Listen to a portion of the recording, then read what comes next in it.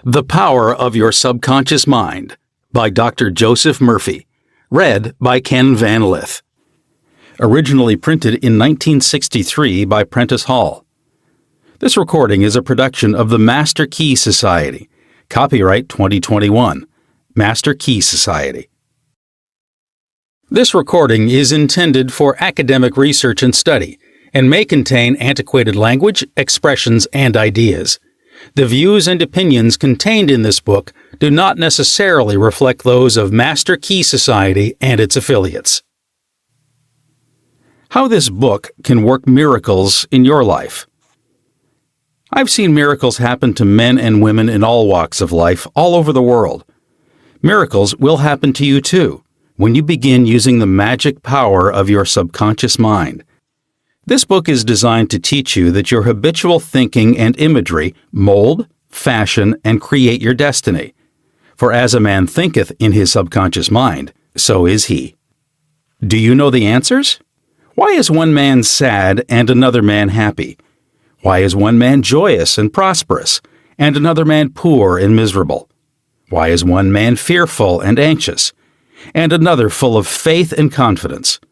Why does one man have a beautiful, luxurious home, while another man lives out a meager existence in a slum? Why is one man a great success and another an abject failure? Why is one speaker outstanding and immensely popular, and another mediocre and unpopular? Why is one man a genius in his work or profession, while the other man toils and moils all his life without doing or accomplishing anything worthwhile? Why is one man healed of a so-called incurable disease and another isn't? Why is it so many good, kind, religious people suffer the tortures of the damned in their mind and body? Why is it many immoral and irreligious people succeed and prosper and enjoy radiant health?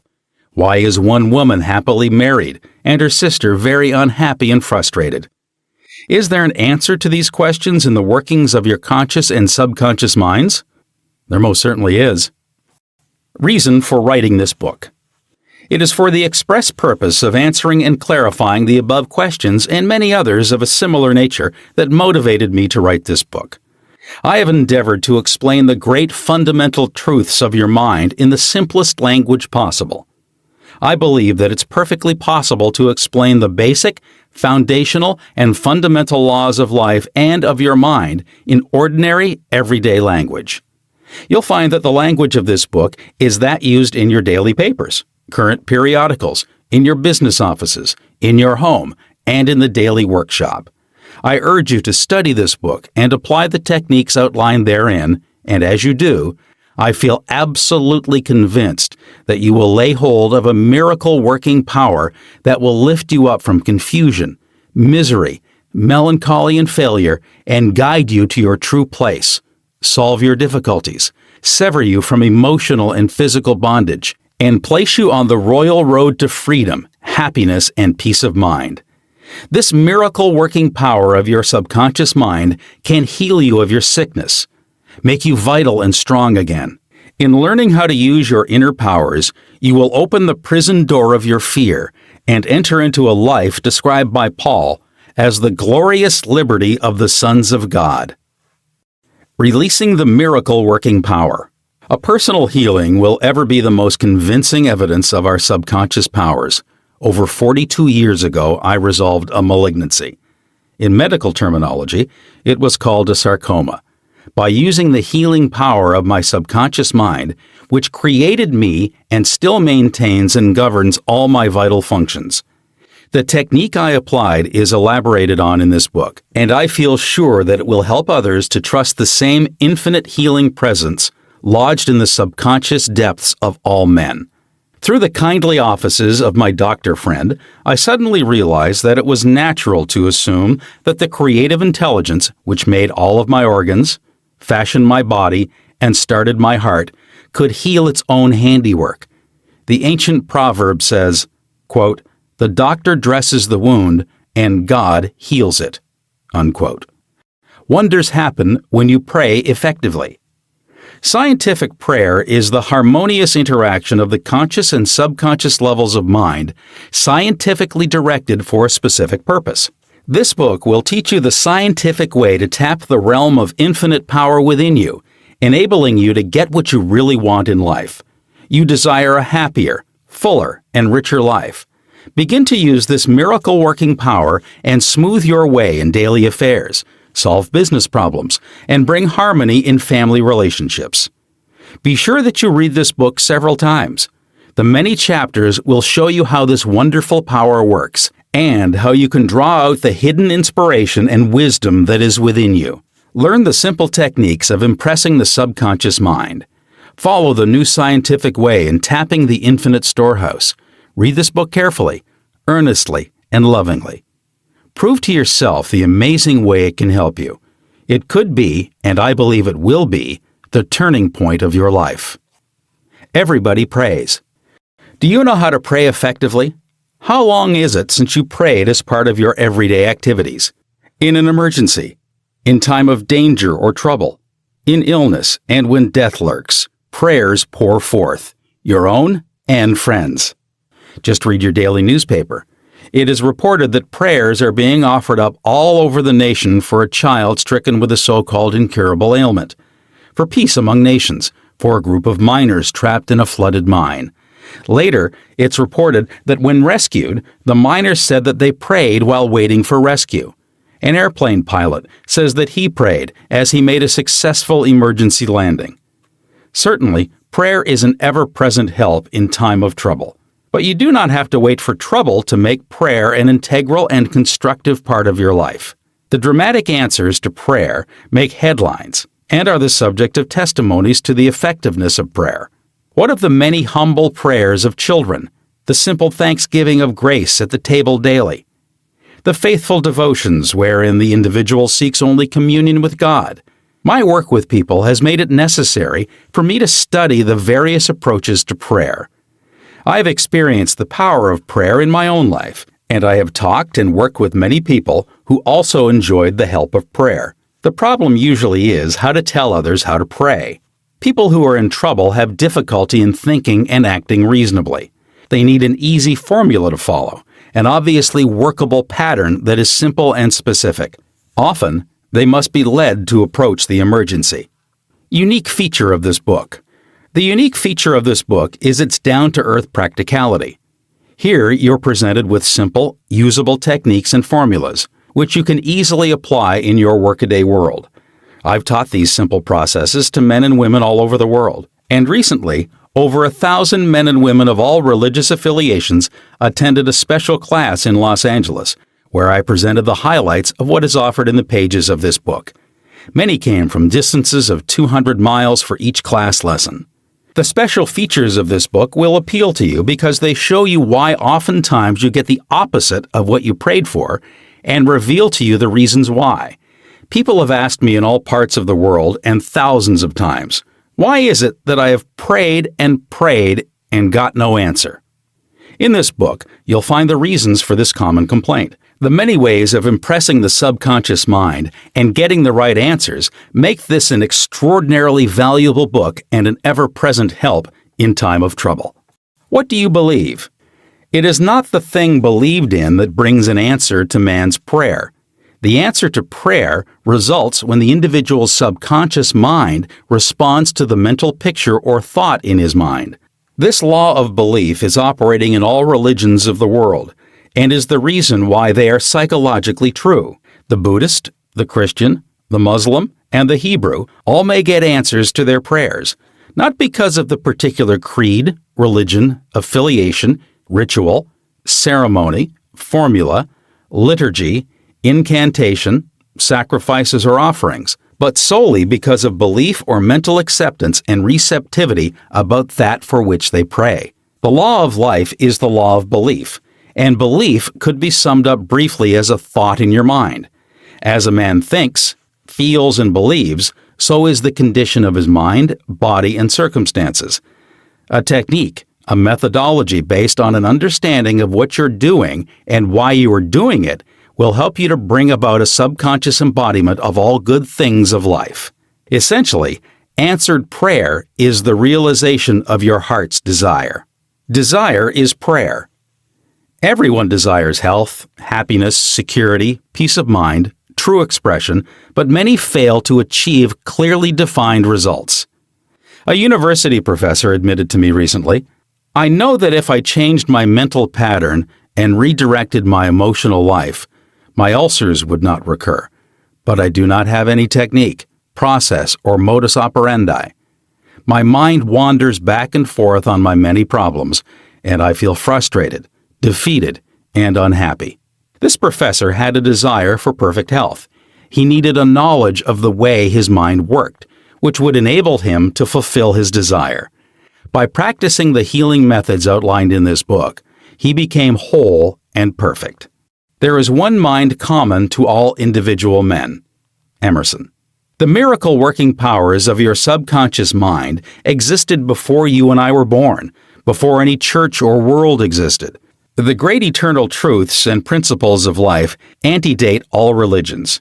It is with these thoughts in mind that I urge you in the following chapters to lay hold of this wonderful, magical, transforming power, which will bind up mental and physical wounds, proclaim liberty to the fear-ridden mind, and liberate you completely from the limitations of poverty, failure, misery, lack, and frustration. All you have to do is unite mentally and emotionally with the good you wish to embody, and the creative powers of your subconscious will respond accordingly. Begin now, today. Let wonders happen in your life. Keep on keeping on until the day breaks and the shadows flee away. Chapter 1. The Treasure House Within You. Infinite riches are all around you, if you will open up your mental eyes and behold the treasure house of infinity within you. There's a gold mine within you from which you can extract everything you need to live life gloriously, joyously, and abundantly. Many are sound asleep because they do not know about this gold mine of infinite intelligence and boundless love within themselves. Whatever you want, you can draw forth. A magnetized piece of steel will lift about 12 times its own weight. And if you demagnetize this same piece of steel, it will not even lift a feather. Similarly, there are two types of men. There is the magnetized man who is full of confidence and faith. He knows that he is born to win and to succeed. Then, there is the type of man who is demagnetized. He is full of fears and doubts. Opportunities come, and he says, "I might fail. I might lose my money. People will laugh at me." This type of man will not get very far in life, because if he is afraid to go forward, he will simply stay where he is. Become a magnetized man and discover the master secret of the ages. The master secret of the ages. What, in your opinion, is the master secret of the ages? The secret of atomic energy? Thermonuclear energy? The neutron bomb? Interplanetary travel? No, not any of these. Then what is this master secret? Where can one find it? And how can it be contacted and brought into action? The answer is extraordinarily simple. This secret is the marvelous miracle-working power found in your own subconscious mind, the last place that most people would seek it. The marvelous power of your subconscious. You can bring into your life more power, more wealth, more health, more happiness, and more joy by learning to contact and release the hidden power of your subconscious mind. You need not acquire this power. You already possess it. But you want to learn how to use it. You want to understand it so that you can apply it in all departments of your life. As you follow the simple techniques and processes set forth in this book, you can gain the necessary knowledge and understanding. You can be inspired by a new light, and you can generate a new force enabling you to realize your hopes and make all your dreams come true. Decide now to make your life grander, greater, richer, and nobler than ever before. Within your subconscious depths lies infinite wisdom, infinite power, and infinite supply of all that is necessary, which is waiting for development and expression. Begin now to recognize these potentialities of your deeper mind, and they will take form in the world without. The infinite intelligence within your subconscious mind can reveal to you everything you need to know at every moment of time and point of space, provided you are open-minded and receptive. You can receive new thoughts and ideas, enabling you to bring forth new inventions, make new discoveries, or write books and plays. Moreover, the infinite intelligence in your subconscious mind can impart to you wonderful kinds of knowledge of an original nature. It can reveal to you and open the way for perfect expression and true place in your life. Through the wisdom of your subconscious mind, you can attract the ideal companion, as well as the right business associate or partner.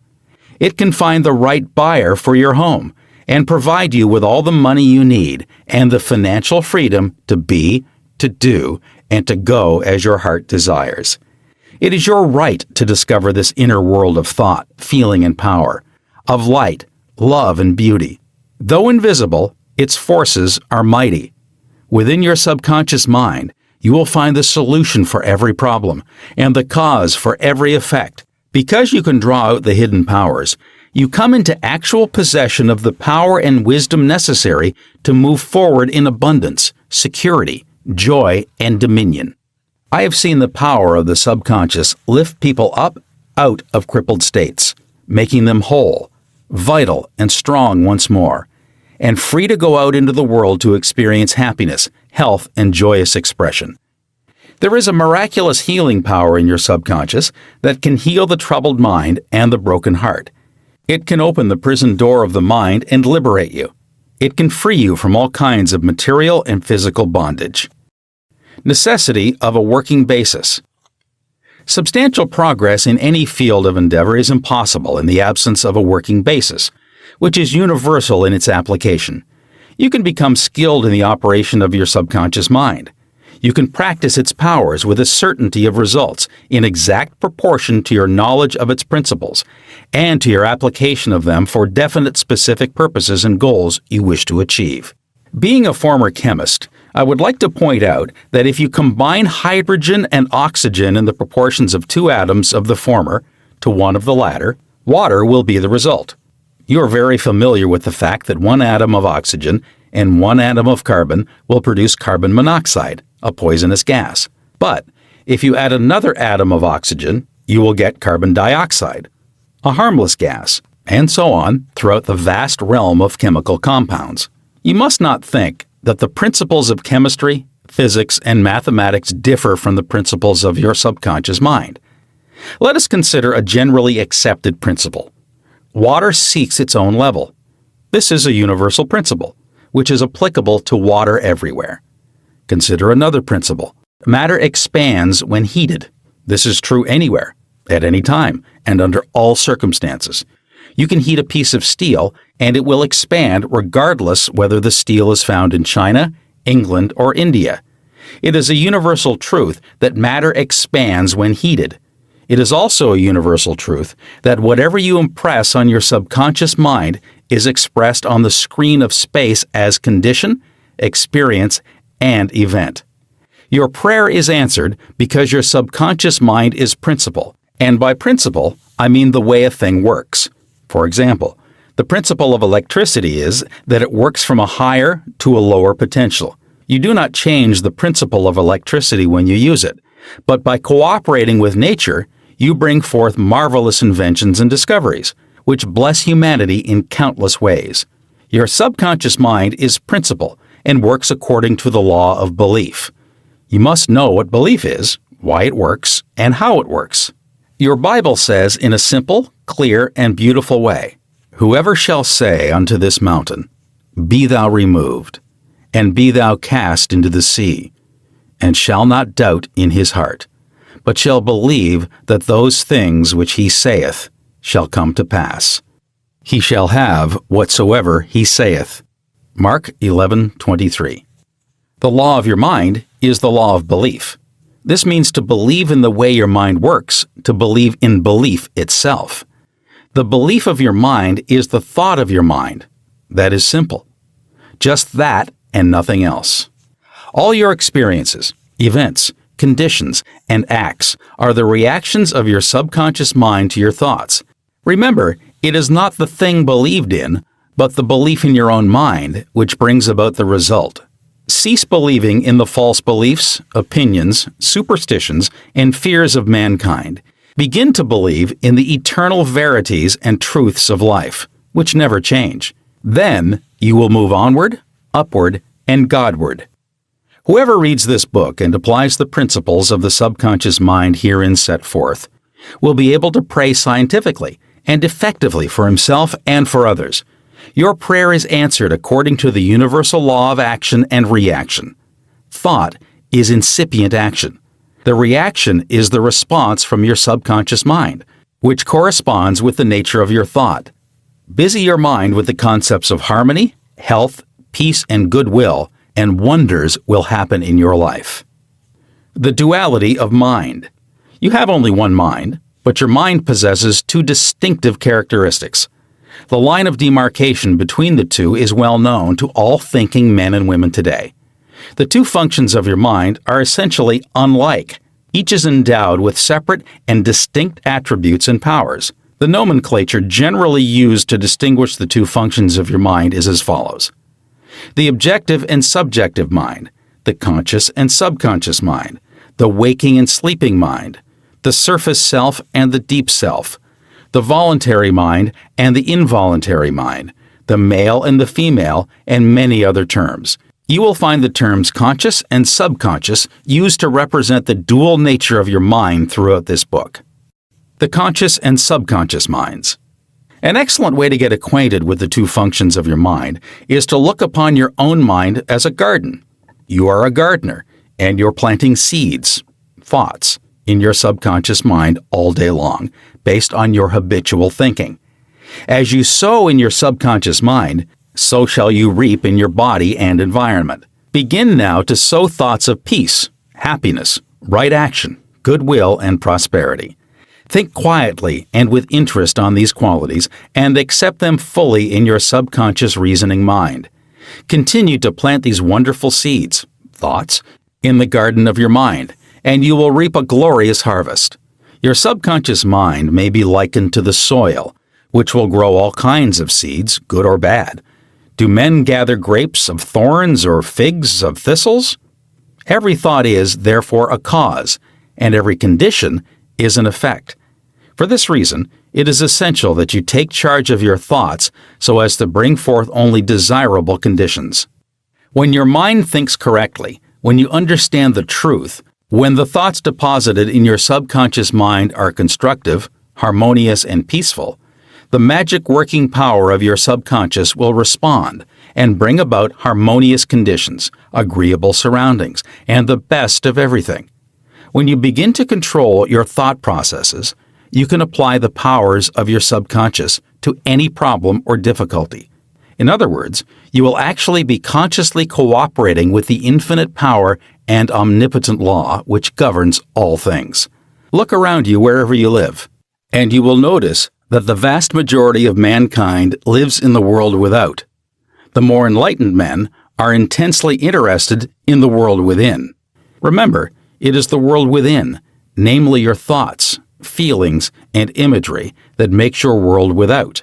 It is, therefore, the only creative power, and everything that you find in your world of expression has been created by you in the inner world of your mind, consciously or unconsciously. A knowledge of the interaction of your conscious and subconscious minds will enable you to transform your whole life. In order to change external conditions, you must change the cause.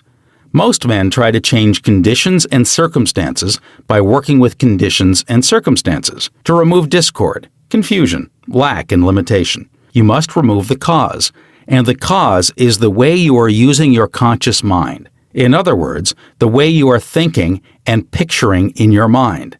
You are living in a fathomless sea of infinite riches. Your subconscious is very sensitive to your thoughts. Your thoughts form the mold or matrix through which the infinite intelligence, wisdom, vital forces, and energies of your subconscious flow. The practical application of the laws of your mind, as illustrated in each chapter of this book, will cause you to experience abundance for poverty, wisdom for superstition and ignorance, peace for pain, joy for sadness, light for darkness, harmony for discord, faith and confidence for fear, success for failure, and freedom from the law of averages. Certainly, there can be no more wonderful blessing than these from a mental, emotional, and material standpoint. Most of the great scientists, artists, poets, singers, writers, and inventors have a deep understanding of the workings of the conscious and subconscious minds. One time Caruso, the great operatic tenor, was struck with stage fright. He said his throat was paralyzed due to spasms caused by intense fear, which constricted the muscles of his throat. Perspiration poured copiously down his face. He was ashamed because in a few minutes he had to go out on stage. Yet he was shaking with fear and trepidation. He said, "They will laugh at me. I can't sing." Then he shouted in the presence of those behind the stage, "The little me wants to strangle the big me within." He said to the little me, "Get out of here. The big me wants to sing through me." By the big me, he meant the limitless power and wisdom of his subconscious mind. And he began to shout, "Get out! Get out! The big me is going to sing." His subconscious mind responded, releasing the vital forces within him. When the call came, he walked out on the stage and sang gloriously and majestically, enthralling the audience. It is obvious to you now that Caruso must have understood the two levels of mind, the conscious or rational and the subconscious or irrational level. Your subconscious mind is reactive and responds to the nature of your thoughts. When your conscious mind, the little me, is full of fear, worry, and anxiety, the negative emotions engendered in your subconscious mind, the big me, are released and flood the conscious mind with a sense of panic, foreboding, and despair. When this happens, you can, like Caruso, speak affirmatively and with a deep sense of authority to the irrational emotions generated in your deeper mind as follows. Be still. Be quiet. I am in control. You must obey me. You are subject to my command. You cannot intrude where you do not belong. It is fascinating and intensely interesting to observe how you can speak authoritatively and with conviction to the irrational movement of your deeper self, bringing silence, harmony, and peace to your mind. The subconscious is subject to the conscious mind, and that is why it is called subconscious or subjective. Outstanding differences and modes of operation. You will perceive the main differences by the following illustrations. The conscious mind is like the navigator or captain at the bridge of a ship. He directs the ship and signals orders to men in the engine room, who in turn control all the boilers, instruments, gauges, etc. The men in the engine room do not know where they're going. They follow orders. They would go on the rocks if the man on the bridge issued faulty or wrong instructions based on his findings with the compass, sextant, or other instruments. The men in the engine room obey him because he is in charge and issues orders, which are automatically obeyed. Members of the crew do not talk back to the captain, they simply carry out orders. The captain is the master of his ship, and his decrees are carried out. Likewise, your conscious mind is the captain and master of your ship, which represents your body, environment, and all your affairs. Your subconscious mind takes the orders you give it based upon what your conscious mind believes and accepts as true. When you repeatedly say to people, "I can't afford it," then your subconscious mind takes that at your word and sees to it that you will not be in a position to purchase what you want. As long as you persist in saying, "Can't afford that car, that trip to Europe, that home, that fur coat, or ermine wrap," you can rest assured that your subconscious mind will follow your orders, and you will go through life experiencing the lack of all these things. Last Christmas Eve, a beautiful young university student looked at an attractive and rather expensive traveling bag in a store window. She was going home to Buffalo, New York for the holidays.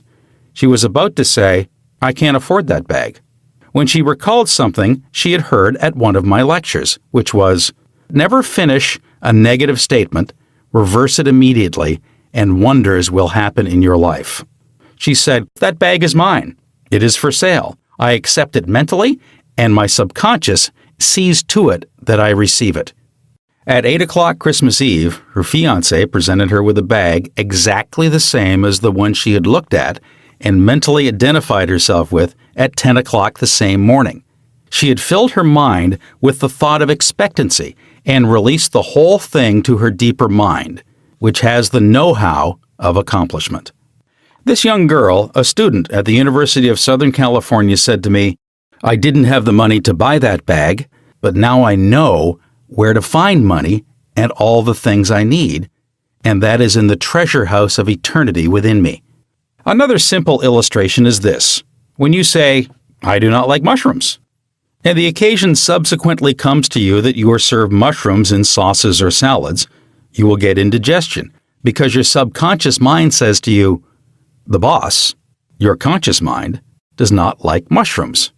This is an amusing example of the outstanding differences in modes of operation of your conscious and subconscious minds. A woman may say, "Wake up at 3 o'clock if I drink coffee at night." Whenever she drinks coffee, her subconscious mind nudges her as if to say, "The boss wants you to stay awake tonight." Your subconscious mind works 24 hours a day and makes provisions for your benefit, pouring all the fruit of your habitual thinking into your lap. How her subconscious responded. A woman wrote me a few months ago as follows. "I am 75 years old, a widow with a grown family. I was living alone and on a pension. I heard your lectures on the powers of the subconscious mind, wherein you said that ideas could be conveyed to the subconscious mind by repetition, faith, and expectancy. I began to repeat frequently with feeling, 'I am wanted. I am happily married to a kind, loving, and spiritual-minded man. I am secure.' I kept on doing this many times a day for about 2 weeks. And one day at the corner drugstore, I was introduced to a retired pharmacist I found to be kind, understanding, and very religious. He was a perfect answer to my prayer. Within a week, he proposed to me, and now we are on our honeymoon in Europe. I know that the intelligence within my subconscious mind brought both of us together in divine order." This woman discovered that the treasure house was within her. Her prayer was felt as true in her heart, and her affirmation sank down by osmosis into her subconscious mind, which is the creative medium.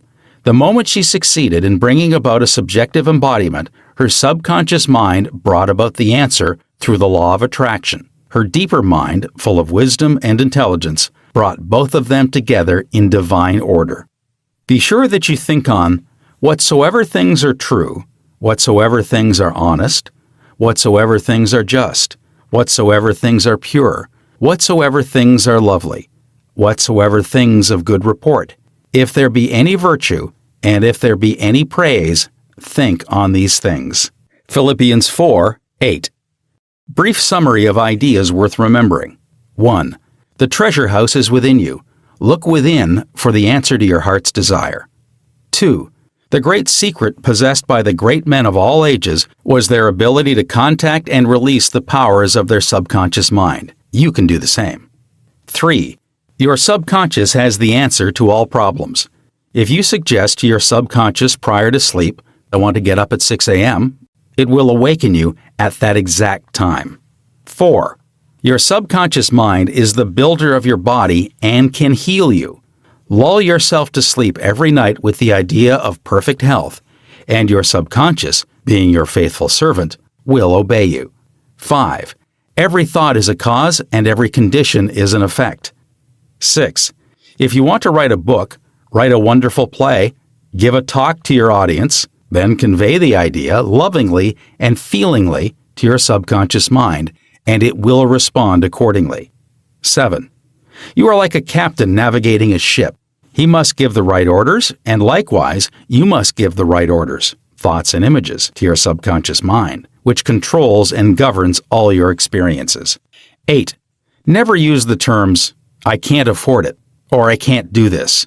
Your subconscious mind takes you at your word and sees to it that you do not have the money or the ability to do what you want to do.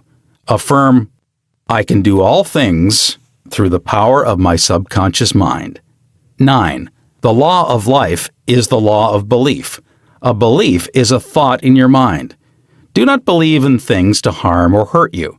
Believe in the power of your subconscious to heal, inspire, strengthen, and prosper you. According to your belief, it is done unto you. 10. Change your thoughts, and you change your destiny. Chapter 2. How your mind works. You have a mind, and you should learn how to use it. There are two levels of your mind, the conscious or rational level, and the subconscious or irrational level. You think with your conscious mind, and whatever you habitually think sinks down into your subconscious mind, which creates according to the nature of your thoughts. Your subconscious mind is the seat of your emotions and is the creative mind. If you think good, good will follow. If you think evil, evil will follow. This is the way your mind works. The main point to remember is once the subconscious mind accepts an idea, it begins to execute it. It is an interesting and subtle truth that the law of the subconscious mind works for good and bad ideas alike. This law, when applied in a negative way, is the cause of failure, frustration, and unhappiness. However, when your habitual thinking is harmonious and constructive, you experience perfect health, success, and prosperity. Peace of mind and a healthy body are inevitable when you begin to think and feel in the right way.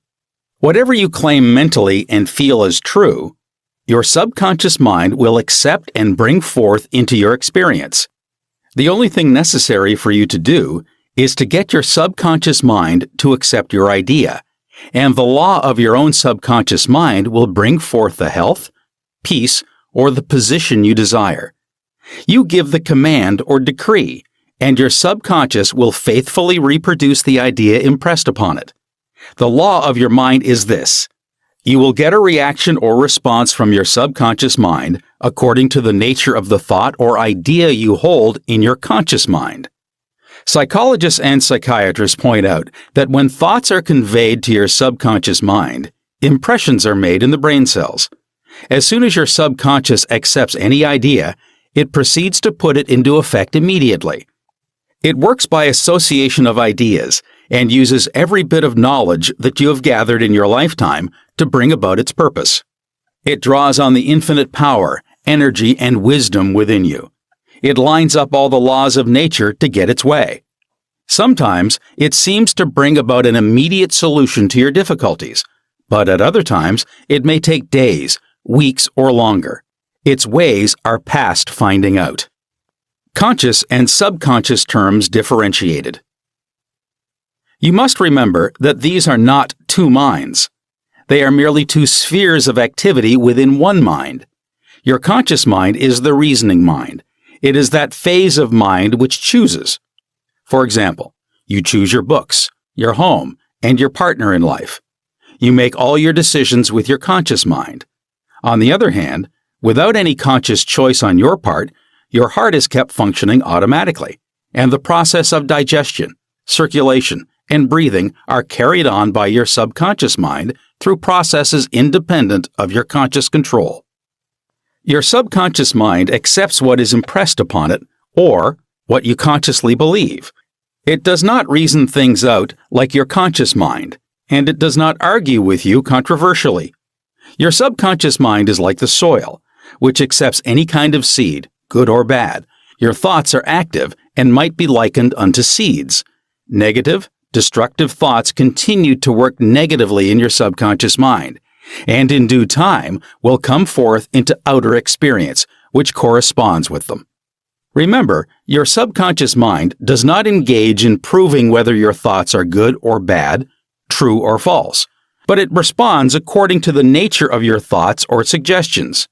For example, if you consciously assume something as true, even though it may be false, your subconscious mind will accept it as true and proceed to bring about results, which must necessarily follow, because you consciously assumed it to be true.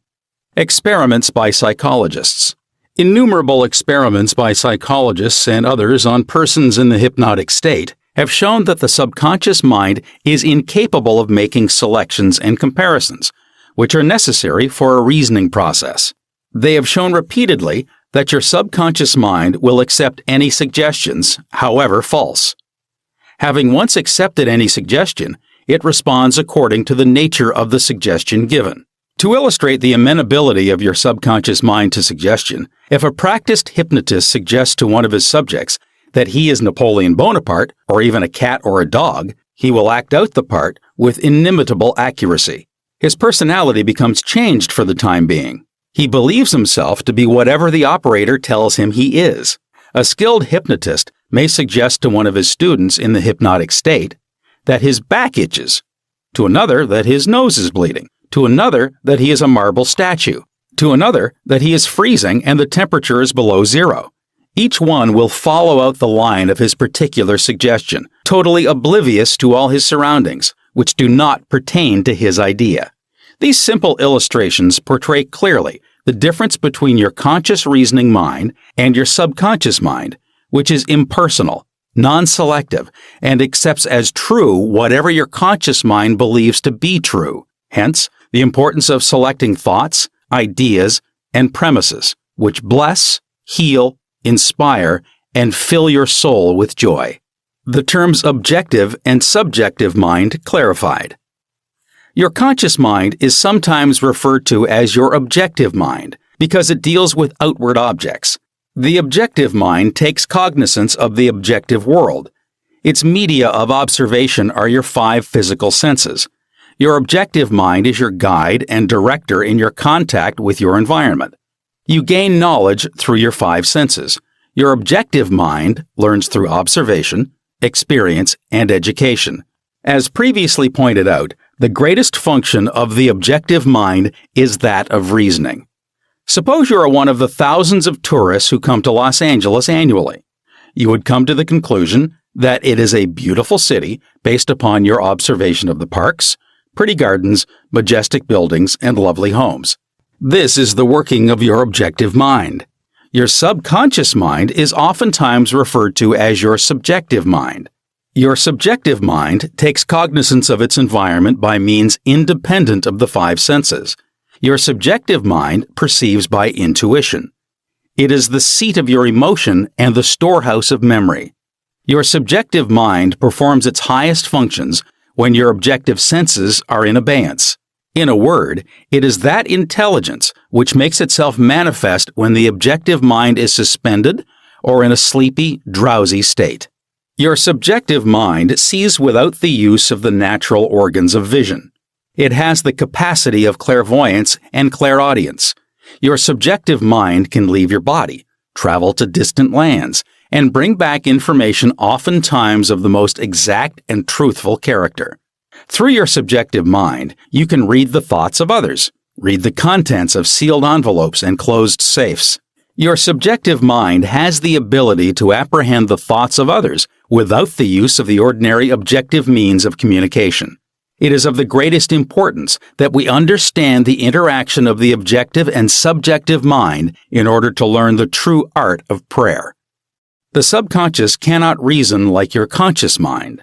Your subconscious mind cannot argue controversially. Hence, if you give it wrong suggestions, it will accept them as true and will proceed to bring them to pass as conditions, experiences, and events. All things that have happened to you are based on thoughts impressed on your subconscious mind through belief. If you have conveyed erroneous concepts to your subconscious mind, the sure method of overcoming them is by the repetition of constructive, harmonious thoughts frequently repeated, which your subconscious mind accepts, thus forming new and healthy habits of thought and life, for your subconscious mind is the seat of habit. The habitual thinking of your conscious mind establishes deep grooves in your subconscious mind. This is very favorable for you if your habitual thoughts are harmonious, peaceful, and constructive. If you have indulged in fear, worry, and other destructive forms of thinking, the remedy is to recognize the omnipotence of your subconscious mind and decree freedom, happiness, and perfect health. Your subconscious mind, being creative and one with your divine source, will proceed to create the freedom and happiness which you have earnestly decreed. The tremendous power of suggestion. You must realize by now that your conscious mind is the watchman at the gate, and its chief function is to protect your subconscious mind from false impressions. You are now aware of one of the basic laws of mind. Your subconscious mind is amenable to suggestion. As you know, your subconscious mind does not make comparisons or contrasts, neither does it reason and think things out for itself. This latter function belongs to your conscious mind. It simply reacts to the impressions given to it by your conscious mind. It does not show a preference for one course of action over another. The following is a classic example of the tremendous power of suggestion. Suppose you approach a timid-looking passenger on board ship and say to him something like this: "You look very ill. How pale you are. I feel certain you are going to be seasick. Let me help you to your cabin." The passenger turns pale. Your suggestion of seasickness associates itself with his own fears and forebodings. He accepts your aid down to the berth, and there your negative suggestion, which was accepted by him, is realized. Different reactions to the same suggestion. It is true that different people will react in different ways to the same suggestion because of their subconscious conditioning or belief. For example, if you go to a sailor on the ship and say to him sympathetically, "My dear fellow, you're looking very ill. Aren't you feeling sick? You look to me as if you were going to be seasick."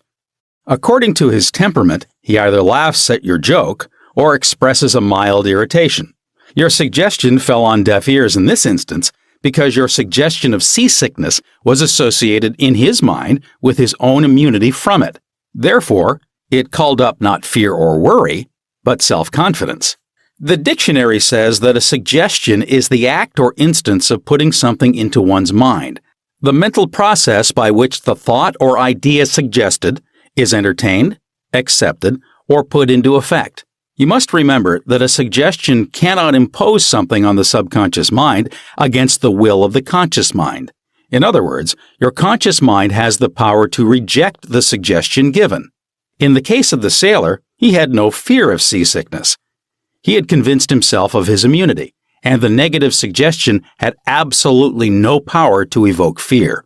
The suggestion of seasickness to the other passenger called forth his indwelling fear of seasickness. Each of us has his own inner fears, beliefs, opinions, and these inner assumptions rule and govern our lives. A suggestion has no power in and of itself, except it is accepted mentally by you. This causes your subconscious powers to flow in a limited and restricted way according to the nature of the suggestion. How he lost his arm. Every 2 or 3 years, I give a series of lectures at the London Truth Forum in Caxton Hall. This is a forum I founded a number of years ago.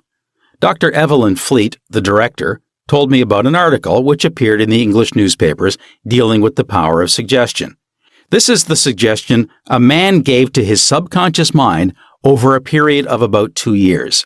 Quote, "I would give my right arm to see my daughter cured." Unquote. It appeared that his daughter had a crippling form of arthritis, together with a so-called incurable form of skin disease.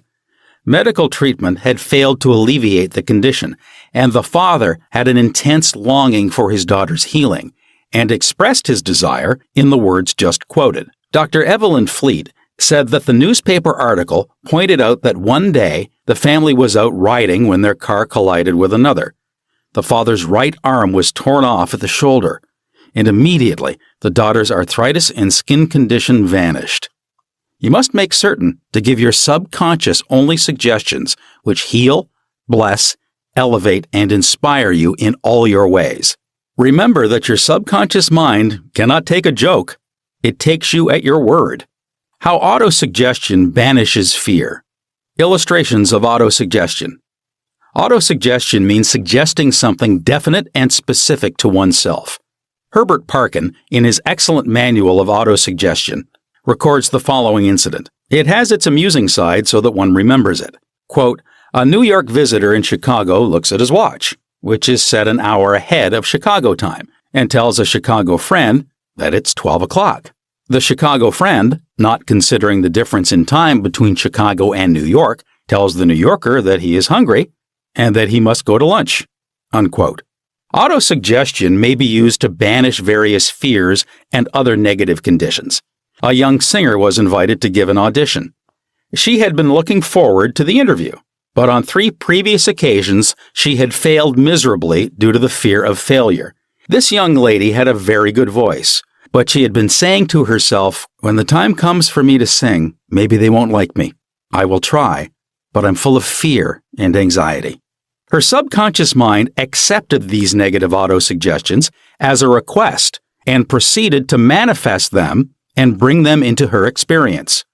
The cause was an involuntary autosuggestion. For example, silent fear thoughts emotionalized and subjectified.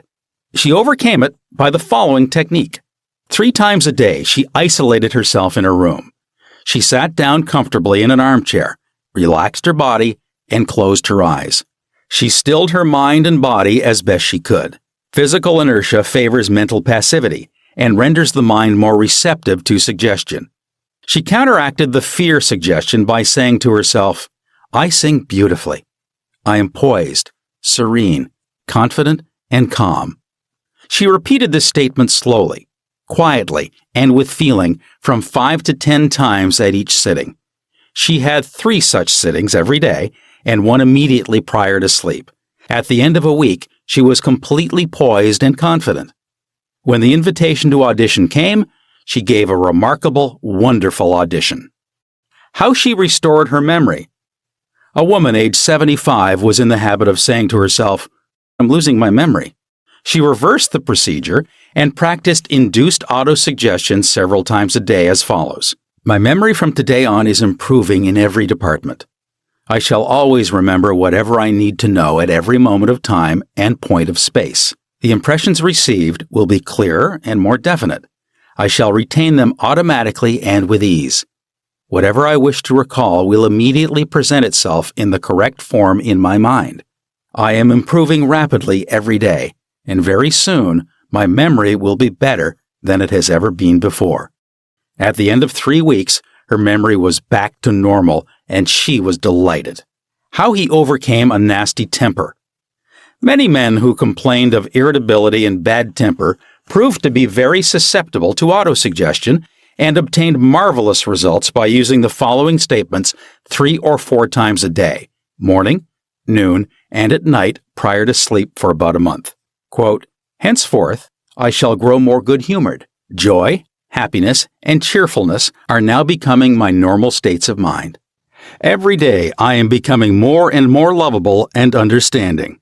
I am now becoming the center of good cheer and goodwill to all those about me, infecting them with good humor. This happy, joyous, and cheerful mood is now becoming my normal, natural state of mind. I am grateful." Unquote. The constructive and destructive power of suggestion. Some illustrations and comments on heterosuggestion. Heterosuggestion means suggestions from another person. In all ages, the power of suggestion has played a part in the life and thought of man in every period of time and in each country of the earth. In many parts of the world, it is the controlling power in religion. Suggestion may be used to discipline and control ourselves, but it can also be used to take control and command over others who do not know the laws of mind. In its constructive form, it is wonderful and magnificent. In its negative aspects, it is one of the most destructive of all the response patterns of the mind, resulting in patterns of misery, failure, suffering, sickness, and disaster. Have you accepted any of these? From infancy on, the majority of us have been given many negative suggestions. Not knowing how to thwart them, we unconsciously accept them. Here are some of the negative suggestions. You can't. You'll never amount to anything. You mustn't. You'll fail. You haven't got a chance. You're all wrong. It's no use. It's not what you know, but who you know. The world is going to the dogs. What's the use? Nobody cares. It's no use trying so hard. You're too old now. Things are getting worse and worse. Life is an endless grind. Love is for the birds. You just can't win. Pretty soon you'll be bankrupt. Watch out, you'll get the virus. You can't trust a soul, etc. Unless as an adult you use constructive autosuggestion, which is a reconditioning therapy, the impressions made on you in the past can cause behavior patterns that cause failure in your personal and social life. Autosuggestion is a means releasing you from the mass of negative verbal conditioning that might otherwise distort your life pattern, making the development of good habits difficult. You can counteract negative suggestions. Pick up the paper any day, and you can read dozens of items that could sow the seeds of futility, fear, worry, anxiety, and impending doom. If accepted by you, these thoughts of fear could cause you to lose the will for life. Knowing that you can reject all of these negative suggestions by giving your subconscious mind constructive autosuggestions, you counteract all of these destructive ideas. Check regularly on the negative suggestions that people make to you. You do not have to be influenced by destructive heterosuggestion. All of us have suffered from it in our childhood and in our teens. If you look back, you can easily recall how parents, friends, relatives, teachers, and associates contributed in a campaign of negative suggestions. Study the things said to you, and you will discover much of it was in the form of propaganda. The purpose of much of what was said was to control you or instill fear into you. This heterosuggestion process goes on in every home, office, factory, and club. You will find that many of these suggestions are for the purpose of making you think, feel, and act as others want you to, and in ways that are to their advantage. How suggestion killed a man. Here is an illustration of heterosuggestion. A relative of mine went to a crystal gazer in India who told him that he had a bad heart and predicted that he would die in the next new moon. He began to tell all members of his family about this prediction, and he arranged his will. This powerful suggestion entered into his subconscious mind because he accepted it completely. My relative also told me that his crystal gazer was believed to have some strange occult powers, and he could do harm or good to a person.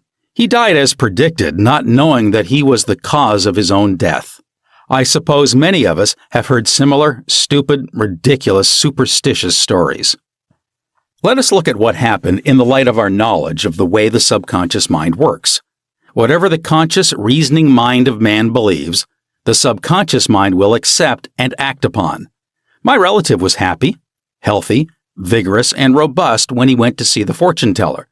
She gave him a very negative suggestion, which he accepted.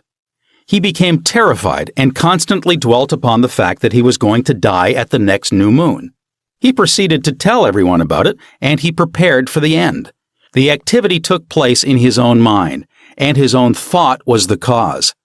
He brought about his own so-called death, or rather destruction of the physical body, by his fear and expectation of the end.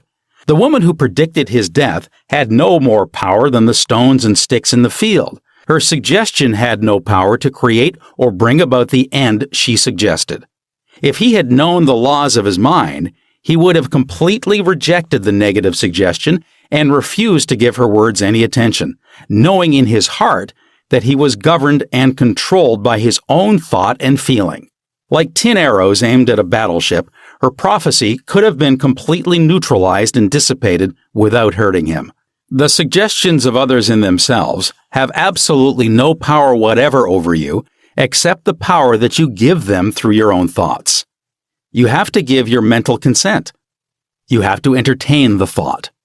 Then it becomes your thought, and you do the thinking. Remember, you have the capacity to choose. Choose life. Choose love. Choose health. Choose abundance. The power of an assumed major premise. Your mind works like a syllogism. This means that whatever major premise your conscious mind assumes to be true determines the conclusion your subconscious mind comes to in regard to any particular question or problem in your mind. If your premise is true, the conclusion must be true, as in the following example. Every virtue is laudable. Kindness is a virtue. Therefore, kindness is laudable. Another example is as follows. All formed things change and pass away. The pyramids of Egypt are formed things. Therefore, someday, the pyramids will pass away. The first statement is referred to as a major premise, and the right conclusion must necessarily follow the right premise. A college professor who attended some of my Science of Mind lectures in May 1962 at Town Hall, New York, said to me, "Everything in my life is topsy-turvy, and I've lost health, wealth, and friends. Everything I touch turns out wrong." I explained to him that he should establish a major premise in his thinking, that the infinite intelligence of his subconscious mind was guiding, directing, and prospering him spiritually, mentally, and materially. Then, his subconscious mind would automatically direct him wisely in his investments. decisions, and also heal his body and restore his mind to peace and tranquility. The professor formulated an overall picture of the way he wanted his life to be, and this was his major premise. Quote, "Infinite intelligence leads and guides me in all my ways. Perfect health is mine, and the law of harmony operates in my mind and body. Beauty, love, peace, and abundance are mine. The principle of right action and divine order govern my entire life. I know my major premise is based on the eternal truths of life, and I know, feel, and believe that my subconscious mind responds according to the nature of my conscious mind thinking." Unquote. He wrote me as follows. "I repeated the above statements slowly, quietly, and lovingly several times a day, knowing that they were sinking deep down into my subconscious mind, and that results must follow. I am deeply grateful for the interview you gave me, and I would like to add that all departments of my life are changing for the better. It works." The subconscious does not argue controversially. Your subconscious mind is all-wise and knows the answers to all questions. It does not argue with you or talk back to you. It does not say, "You must not impress me with that." For example, when you say, "I can't do this. I am too old now. I can't meet this obligation. I was born on the wrong side of the tracks. I don't know the right politician." You are impregnating your subconscious with these negative thoughts, and it responds accordingly. You are actually blocking your own good, thereby bringing lack, limitation, and frustration into your life. When you set up obstacles, impediments, and delays in your conscious mind, you are denying the wisdom and intelligence resident in your subconscious mind. You are actually saying, in effect, that your subconscious mind cannot solve your problem. This leads to mental and emotional congestion, followed by sickness and neurotic tendencies. To realize your desire and overcome your frustration, affirm boldly several times a day, "The infinite intelligence which gave me this desire leads, guides, and reveals to me the perfect plan for the unfolding of my desire.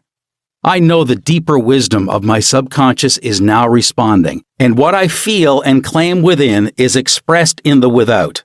There is a balance, equilibrium, and equanimity. If you say, 'There's no way out. I'm lost. There's no way out of this dilemma. I am stymied and blocked,' you will get no answer or response from your subconscious mind. If you want the subconscious mind to work for you, give it the right request and attain its cooperation. It is always working for you. It is controlling your heartbeat this minute and also your breathing. It heals a cut on your finger, and its tendency is lifeward, forever seeking to take care of you and preserve you.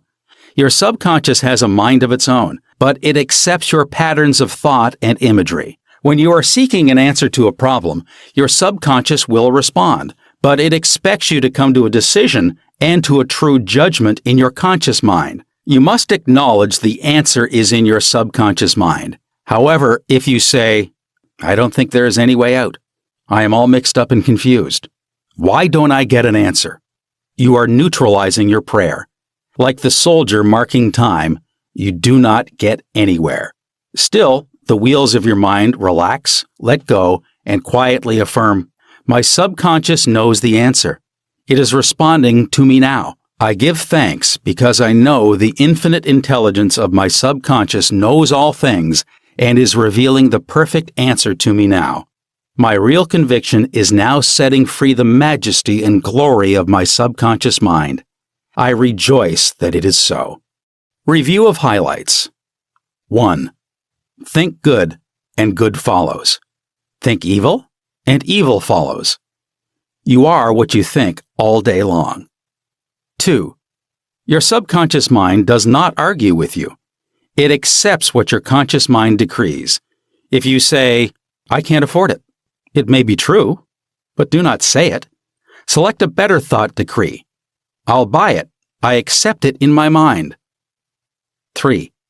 You have the power to choose. Choose health and happiness.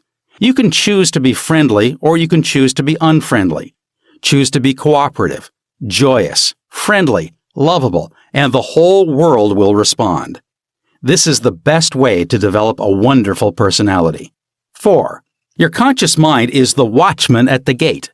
Its chief function is to protect your subconscious mind from false impressions. Choose to believe that something good can happen and is happening now. Your greatest power is your capacity to choose. Choose happiness and abundance. 5. The suggestions and statements of others have no power to hurt you. The only power is the movement of your own thought. You can choose to reject the thoughts or statements of others and affirm the good. You have the power to choose how you will react. 6. Watch what you say. You have to account for every idle word. Never say, "I will fail. I will lose my job. I can't pay the rent." Your subconscious cannot take a joke. It brings all these things to pass. 7. Your mind is not evil. No force of nature is evil. It depends how you use the powers of nature. Use your mind to bless, heal, and inspire all people everywhere. 8. Never say, "I can't." Overcome that fear by substituting the following. I can do all things through the power of my own subconscious mind. 9. Begin to think from the standpoint of the eternal truths and principles of life, and not from the standpoint of fear, ignorance, and superstition. Do not let others do your thinking for you. Choose your own thoughts and make your own decisions. 10. You are the captain of your soul, subconscious mind, and the master of your fate. Remember, you have the capacity to choose. Choose life, choose love, choose health, choose happiness. 11. Whatever your conscious mind assumes and believes to be true, your subconscious mind will accept and bring to pass. Believe in good fortune, divine guidance, right action, and all the blessings of life. Chapter 3. The miracle-working power of your subconscious. The power of your subconscious is enormous. It inspires you, it guides you, and it reveals to you names, facts, and scenes from the storehouse of memory. Your subconscious started with your heartbeat, controls the circulation of your blood, regulates your digestion, assimilation, and elimination. When you eat a piece of bread, your subconscious mind transmutes it into tissue, muscle, bone, and blood. This process is beyond the ken of the wisest man who walks the earth. Your subconscious mind controls all the vital processes and functions of your body and knows the answer to all problems. Your subconscious mind never sleeps and never rests. It is always on the job. You can discover the miracle-working power of your subconscious by plainly stating to your subconscious prior to sleep that you wish a certain specific thing accomplished. You will be delighted to discover that forces within you will be released, leading to the desired result. Here, then, is a source of power and wisdom, which places you in touch with omnipotence, or the power that moves the world, guides the planets in their course, and causes the sun to shine. Your subconscious mind is the source of your ideals, aspirations, and altruistic urges. It was through the subconscious mind that Shakespeare perceived great truths hidden from the average man of his day. Undoubtedly, it was the response of his subconscious mind that caused the Greek sculptor Phidias to portray beauty, order, symmetry, and proportion in marble and bronze. It enabled the Italian artist Raphael to paint Madonnas and Ludwig van Beethoven to compose symphonies. In 1955, I lectured at the Yoga Forest University, Rishikesh, India, and there I chatted with a visiting surgeon from Bombay. He told me about Dr. James Esdale, a Scotch surgeon who worked in Bengal before ether or other modern methods of anesthesia were discovered. Between 1843 and 1846, Dr. Esdale performed about 400 major operations of all kinds, such as amputations, removal of tumors and cancerous growths, as well as operations on the eye, ear, and throat. All operations were conducted under mental anesthesia only. This Indian doctor at Rishikesh informed me that the post-operative mortality rate of patients operated on by Dr. Esdale was extremely low, probably 2 or 3%. Patients felt no pain, and there were no deaths during the operations. Dr. Esdale suggested to the subconscious minds of all his patients, who were in a hypnotic state, that no infection or septic condition would develop. You must remember that this was before Louis Pasteur, Joseph Lister, and others who pointed out the bacterial origin of disease and causes of infection due to unsterilized instruments and virulent organisms. This Indian surgeon said that the reason for the low mortality rate and the general absence of infection, which was reduced to a minimum, was undoubtedly due to the suggestions of Dr. Esdale to the subconscious minds of his patients. They responded according to the nature of his suggestion. It is simply wonderful when you conceive how a surgeon, over 120 years ago, discovered the miraculous wonder-working powers of the subconscious mind. Doesn't it cause you to be seized with a sort of mystic awe when you stop and think of the transcendental powers of your subconscious mind? Consider its extrasensory perceptions, such as its capacity for clairvoyance and clairaudience, its independence of time and space, its capacity to render you free from all pain and suffering, and its capacity to get the answer to all problems, be they what they may. All these and many more reveal to you that there is a power and an intelligence within you that far transcends your intellect, causing you to marvel at the wonders of it all. All these experiences cause you to rejoice and believe in the miracle-working powers of your subconscious mind. Your subconscious is your book of life. Whatever thoughts, beliefs, opinions, theories, or dogmas you write, engrave, or impress on your subconscious mind, you shall experience them as the objective manifestation of circumstances, conditions, and events. What you write on the inside, you will experience on the outside. You have two sides to your life, objective and subjective, visible and invisible, thought and its manifestation. Your thought is received by your brain, which is the organ of your conscious reasoning mind. When your conscious or objective mind accepts the thought completely, it is sent to the solar plexus, called the brain of your mind, where it becomes flesh and is made manifest in your experience. As previously outlined, your subconscious cannot argue. It acts only from what you write on it. It accepts your verdict or the conclusions of your conscious mind as final. This is why you are always writing on the book of life, because your thoughts become your experiences. The American essayist Ralph Waldo Emerson said, quote, "Man is what he thinks all day long," unquote. What is impressed in the subconscious is expressed. William James, the father of American psychology, said that the power to move the world is in your subconscious mind. Your subconscious mind is one with infinite intelligence and boundless wisdom. It is fed by hidden springs and is called the law of life. Whatever you impress upon your subconscious mind, the latter will move heaven and earth to bring it to pass. You must, therefore, impress it with right ideas and constructive thoughts. The reason there is so much chaos and misery in the world is because people do not understand the interaction of their conscious and subconscious minds. When these two principles work in accord, in concord, in peace, and synchronously together, you will have health, happiness, peace, and joy. There is no sickness or discord when the conscious and subconscious work together harmoniously and peacefully.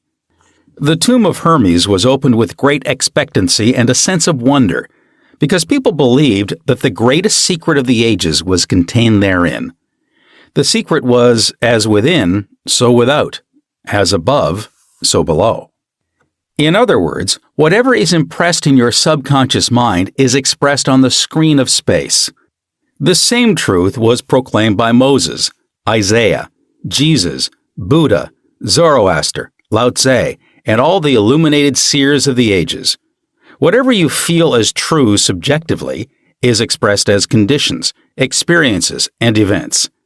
Motion and emotion must balance. As in heaven, your own mind, so on earth, in your own body and environment. This is the great law of life. You will find throughout all nature the law of action and reaction, of rest and motion. These two must balance, then there will be harmony and equilibrium. You are here to let the life principle flow through you rhythmically and harmoniously. The intake and the outgo must be equal. The impression and the expression must be equal. All your frustration is due to unfulfilled desire. If you think negatively, destructively, and viciously, these thoughts generate destructive emotions, which must be expressed and find an outlet. These emotions, being of a negative nature, are frequently expressed as ulcers, heart trouble, tension, and anxieties. What is your idea or feeling about yourself now? Every part of your being expresses that idea. Your vitality, body, financial status, friends, and social status represent a perfect reflection of the idea you have of yourself. This is the real meaning of what is impressed in your subconscious mind, and which is expressed in all phases of your life. We injure ourselves by the negative ideas which we entertain.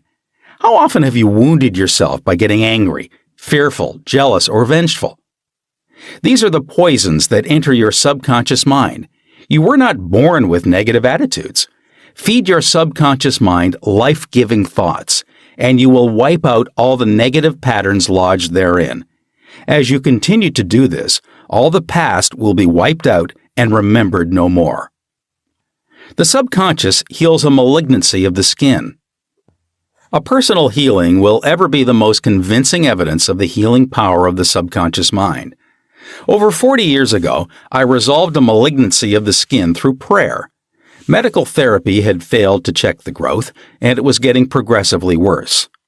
A clergyman with a deep psychological knowledge explained to me the inner meaning of the 139th Psalm, wherein it says, "In thy book all my members were written which in continuance were fashioned, when as yet there were none of them."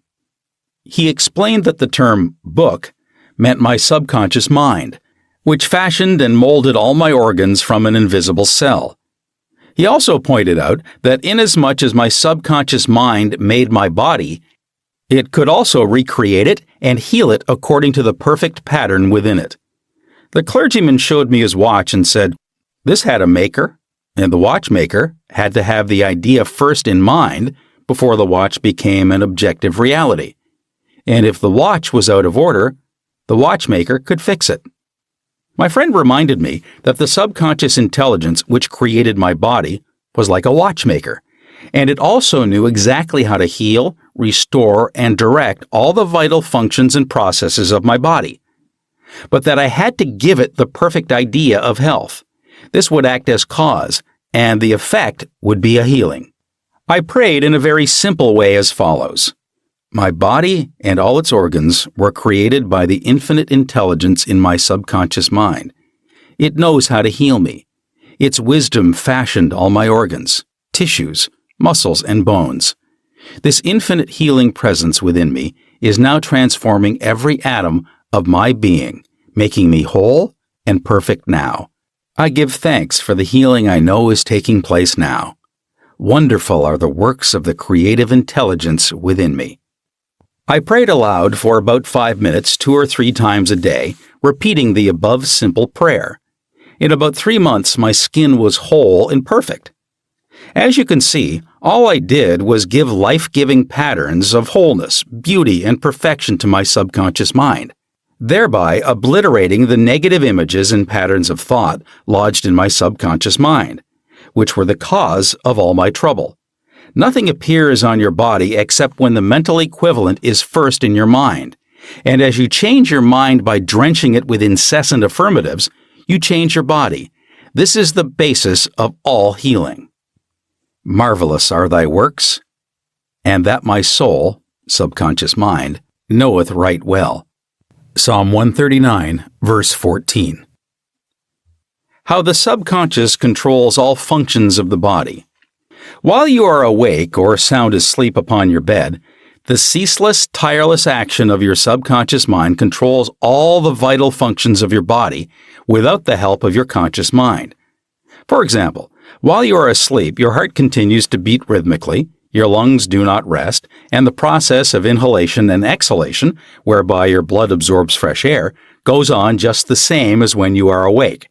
Your subconscious controls your digestive processes and glandular secretions, as well as all the other mysterious operations of your body. The hair on your face continues to grow whether you are asleep or awake.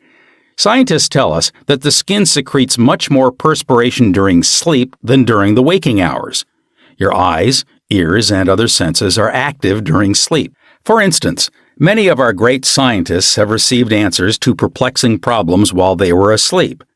They saw the answers in a dream. Oftentimes, your conscious mind interferes with the normal rhythm of your heart, lungs, and functioning of the stomach and intestines by worry, anxiety, fear, and depression.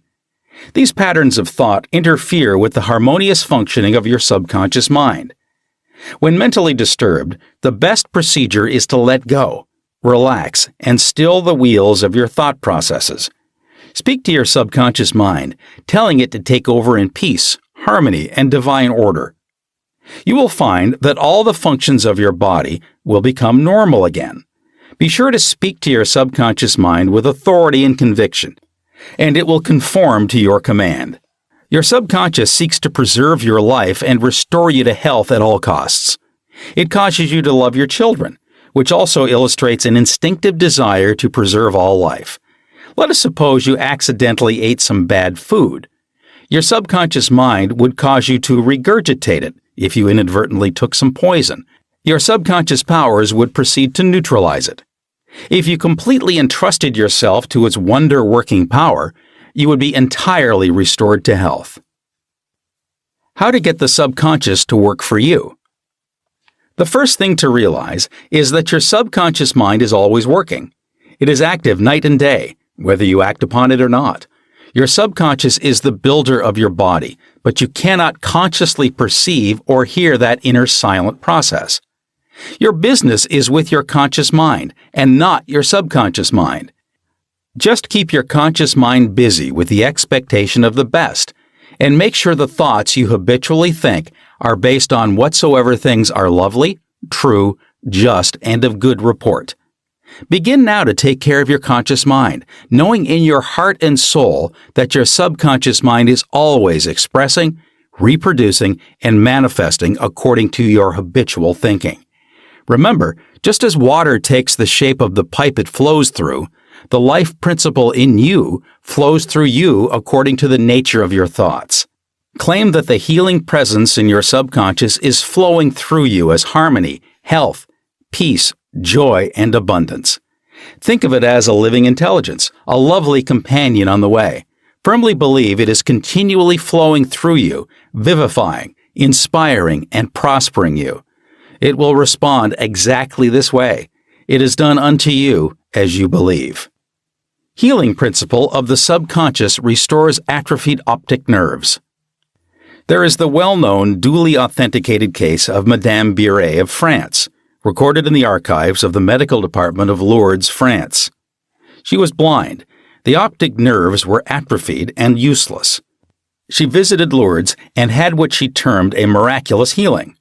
Ruth Cranston, a Protestant young lady who investigated and wrote about healings at Lourdes in McCall's magazine, November 1955, writes about Madame Biret as follows, quote, "At Lourdes, she regained her sight incredibly, with the optic nerves still lifeless and useless, as several doctors could testify after repeated examinations. A month later, upon re-examination, it was found that the seeing mechanism had been restored to normal. But at first, so as far as medical examination could tell, she was seeing with dead eyes." Unquote. I have visited Lourdes several times where I, too, witnessed some healings, and of course, as we shall explain in the next chapter, there is no doubt that healings take place at many shrines throughout the world, Christian and non-Christian. Madame Biret, to whom we just referred, was not healed by the waters of the shrine, but by her own subconscious mind, which responded to her belief.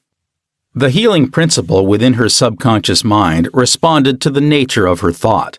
Belief is a thought in the subconscious mind. It means to accept something as true. The thought accepted executes itself automatically. Undoubtedly, Madame Biret went to the shrine with expectancy and great faith, knowing in her heart that she would receive a healing. Her subconscious mind responded accordingly, releasing the ever-present healing forces. The subconscious mind, which created the eye, can certainly bring a dead nerve back to life. What the creative principle created, it can recreate. According to your belief, it is done unto you. How to convey the idea of perfect health to your subconscious mind. A Protestant minister I knew in Johannesburg, South Africa, told me the method he used to convey the idea of perfect health to his subconscious mind. He had cancer of the lung. His technique, as given to me in his own handwriting, is exactly as follows. Several times a day, I would make certain that I was completely relaxed mentally and physically. I relaxed my body by speaking to it as follows. My feet are relaxed. My ankles are relaxed. My legs are relaxed. My abdominal muscles are relaxed. My heart and lungs are relaxed. My head is relaxed. My whole being is completely relaxed. After about 5 minutes, I would be in a sleepy, drowsy state. And then I affirmed the following truth. The perfection of God is now being expressed through me. The idea of perfect health is now filling my subconscious mind. The image God has of me is a perfect image, and my subconscious mind recreates my body in perfect accordance with the perfect image held in the mind of God. This minister had a remarkable healing. This is a simple, easy way of conveying the idea of perfect health to your subconscious mind. Another wonderful way to convey the idea of health to your subconscious is through disciplined or scientific imagination. I told a man who was suffering from functional paralysis to make a vivid picture of himself walking around his office, touching the desk, answering the telephone, and doing all the things he ordinarily would do if he were healed. I explained to him that this idea and mental picture of perfect health would be accepted by his subconscious mind. He lived the role and actually felt himself back in the office. He knew that he was giving his subconscious mind something definite to work upon. His subconscious mind was the film upon which the picture was impressed. One day, after several weeks of frequent conditioning of the mind with his mental picture, the telephone rang by prearrangement and kept ringing while his wife and nurse were out. The telephone was about 12 feet away, but nevertheless he managed to answer it. He was healed at that hour. The healing power of his subconscious mind responded to his mental imagery, and a healing followed. This man had a mental block, which prevented impulses from the brain reaching his legs. Therefore, he said he could not walk. When he shifted his attention to the healing power within him, the power flowed through his focused attention, enabling him to walk. Whatsoever ye shall ask in prayer, believing ye shall receive. Matthew chapter 21, verse 22. Ideas worth remembering. 1. Your subconscious mind controls all the vital processes of your body and knows the answer to all problems. 2. Prior to sleep, turn over a specific request to your subconscious mind and prove its miracle-working power to yourself. 3. Whatever you impress on your subconscious mind is expressed on the screen of space as conditions, experiences, and events. Therefore, you should carefully watch all ideas and thoughts entertained in your conscious mind. 4. The law of action and reaction is universal. Your thought is action, and the reaction is the automatic response of your subconscious mind to your thought. Watch your thoughts. 5. All frustration is due to unfulfilled desires. If you dwell on obstacles, delays, and difficulties, your subconscious mind responds accordingly, and you are blocking your own good. 6. The life principle will flow through you rhythmically and harmoniously if you consciously affirm, I believe that the subconscious power which gave me this desire is now fulfilling it through me. This dissolves all conflicts. 7. You can interfere with the normal rhythm of your heart, lungs, and other organs by worry, anxiety, and fear.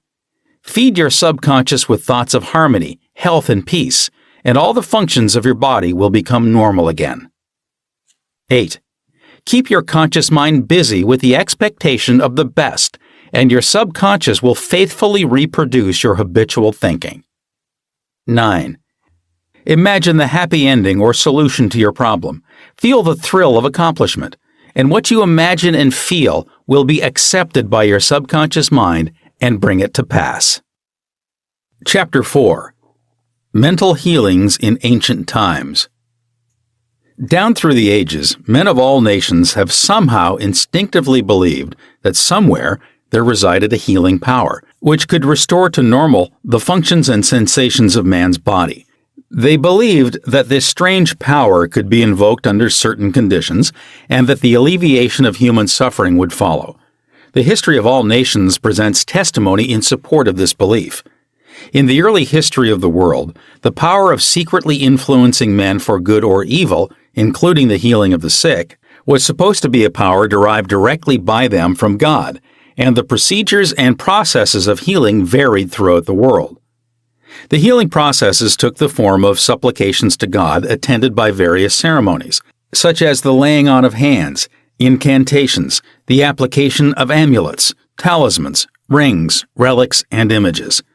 For example, in the religions of antiquity, priests in the ancient temples gave drugs to the patient and practiced hypnotic suggestions prior to the patient's sleep, telling him that the gods would visit him in his sleep and heal him.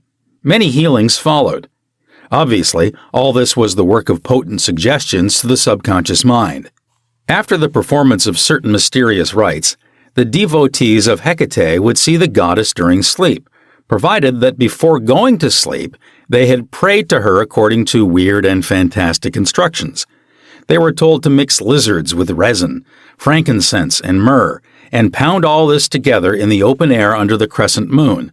Healings were reported in many cases following this grotesque procedure. It is obvious that these strange procedures, as mentioned in the illustrations given, favored suggestion and acceptance by the subconscious mind of these people by making a powerful appeal to their imagination. Actually, in all these healings, the subconscious mind of the subject was the healer. In all ages, unofficial healers have obtained remarkable results in cases where authorized medical skill has failed. This gives cause for thought. How do these healers in all parts of the world affect their cures? The answer to all these healings is due to the blind belief of the sick person, which released the healing power resident in his subconscious mind. Many of the remedies and methods employed were rather strange and fantastic, which fared the imagination of the patients, causing an aroused emotional state. This state of mind facilitated the suggestion of health and was accepted by both the conscious and subconscious mind of the sick. This will be elaborated on further in the next chapter. Biblical accounts of the use of the subconscious powers. What things soever ye desire, when ye pray, believe that ye receive them, and ye shall have them. Mark chapter 11, verse 24. Note the difference in tenses. The inspired writer tells us to believe and accept as true the fact that our desire has already been accomplished and fulfilled, that it is already completed, and that its realization will follow as a thing in the future. The success of this technique depends on the confident conviction that the thought, the idea, the picture is already a fact in mind. In order for anything to have substance in the realm of mind, it must be thought of as actually existing there.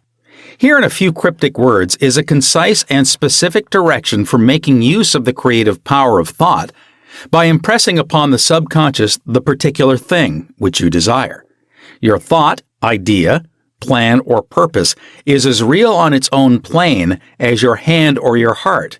In following the biblical technique, you completely eliminate from your mind all consideration of conditions, circumstances, or anything which might imply adverse contingencies. You are planting a seed, concept, in the mind, which, if you leave it undisturbed, will infallibly germinate into external fruition. The prime condition which Jesus insisted upon was faith. Over and over again you read in the Bible, "According to your faith it is done unto you." If you plant certain types of seeds in the ground, you have faith they will grow after their kind. This is the way of seeds, and trusting the laws of growth and agriculture, you know that the seeds will come forth after their kind. Faith, as mentioned in the Bible, is a way of thinking, an attitude of mind, an inner certitude, knowing that the idea you fully accept in your conscious mind will be embodied in your subconscious mind and made manifest. Faith is, in a sense, accepting as true what your reason and senses deny. For example, a shutting out of the little, rational, analytical conscious mind, and embracing an attitude of complete reliance on the inner power of your subconscious mind. A classical instance of Bible technique is recorded in Matthew, chapter 9, verses 28 to 30. And when he was come into the house, the blind men came to him. And Jesus saith unto them, Believe ye that I am able to do this? They said unto him, Yea, Lord. Then touched he their eyes, saying, According to your faith, be it unto you. And their eyes were opened. And Jesus straitly charged them, saying, See that no man know it. In the words, according to your faith, be it unto you, you can see that Jesus was actually appealing to the cooperation of the subconscious mind of the blind men. Their faith was their great expectancy, their inner feeling, their inner conviction that something miraculous would happen, and that their prayer would be answered. And it was. This is the time-honored technique of healing, utilized alike by all healing groups throughout the world, regardless of their religious affiliation. In the words, see that no man know it, Jesus enjoins the newly healed patients not to discuss their healing because they might be subjected to the skeptical and derogatory criticisms of the unbelieving. This might tend to undo the benefits they had received at the hand of Jesus by depositing thoughts of fear, doubt, and anxiety in the subconscious mind. For with authority and power he commandeth the unclean spirits, and they came out. Luke chapter 4, verse 36. When the sick came to Jesus to be healed, they were healed by their faith, together with his faith and understanding of the healing power of the subconscious mind. Whatever he decreed, he felt inwardly to be true. He and the people needing help were in the one universal subjective mind, and his silent inner knowing and conviction of the healing power changed the negative destructive patterns in the patient's subconscious. The resultant healings were the automatic response to the internal mental change. His command was his appeal to the subconscious mind of the patients, plus his awareness, feeling, and absolute trust in the response of the subconscious mind to the words, which he spoke with authority. Miracles at various shrines throughout the world. It is an established fact that cures have taken place at various shrines throughout the world, such as in Japan, India, Europe, and America. I have visited several of the famous shrines in Japan. At the world-famous shrine called Daibutsu is a gigantic divinity of bronze, where Buddha is seated with folded hands, and the head is inclined in an attitude of profound contemplative ecstasy. It is 42 feet in height and is called the Great Buddha. Here I saw young and old making offerings at its feet. Money, fruit, rice, and oranges were offered.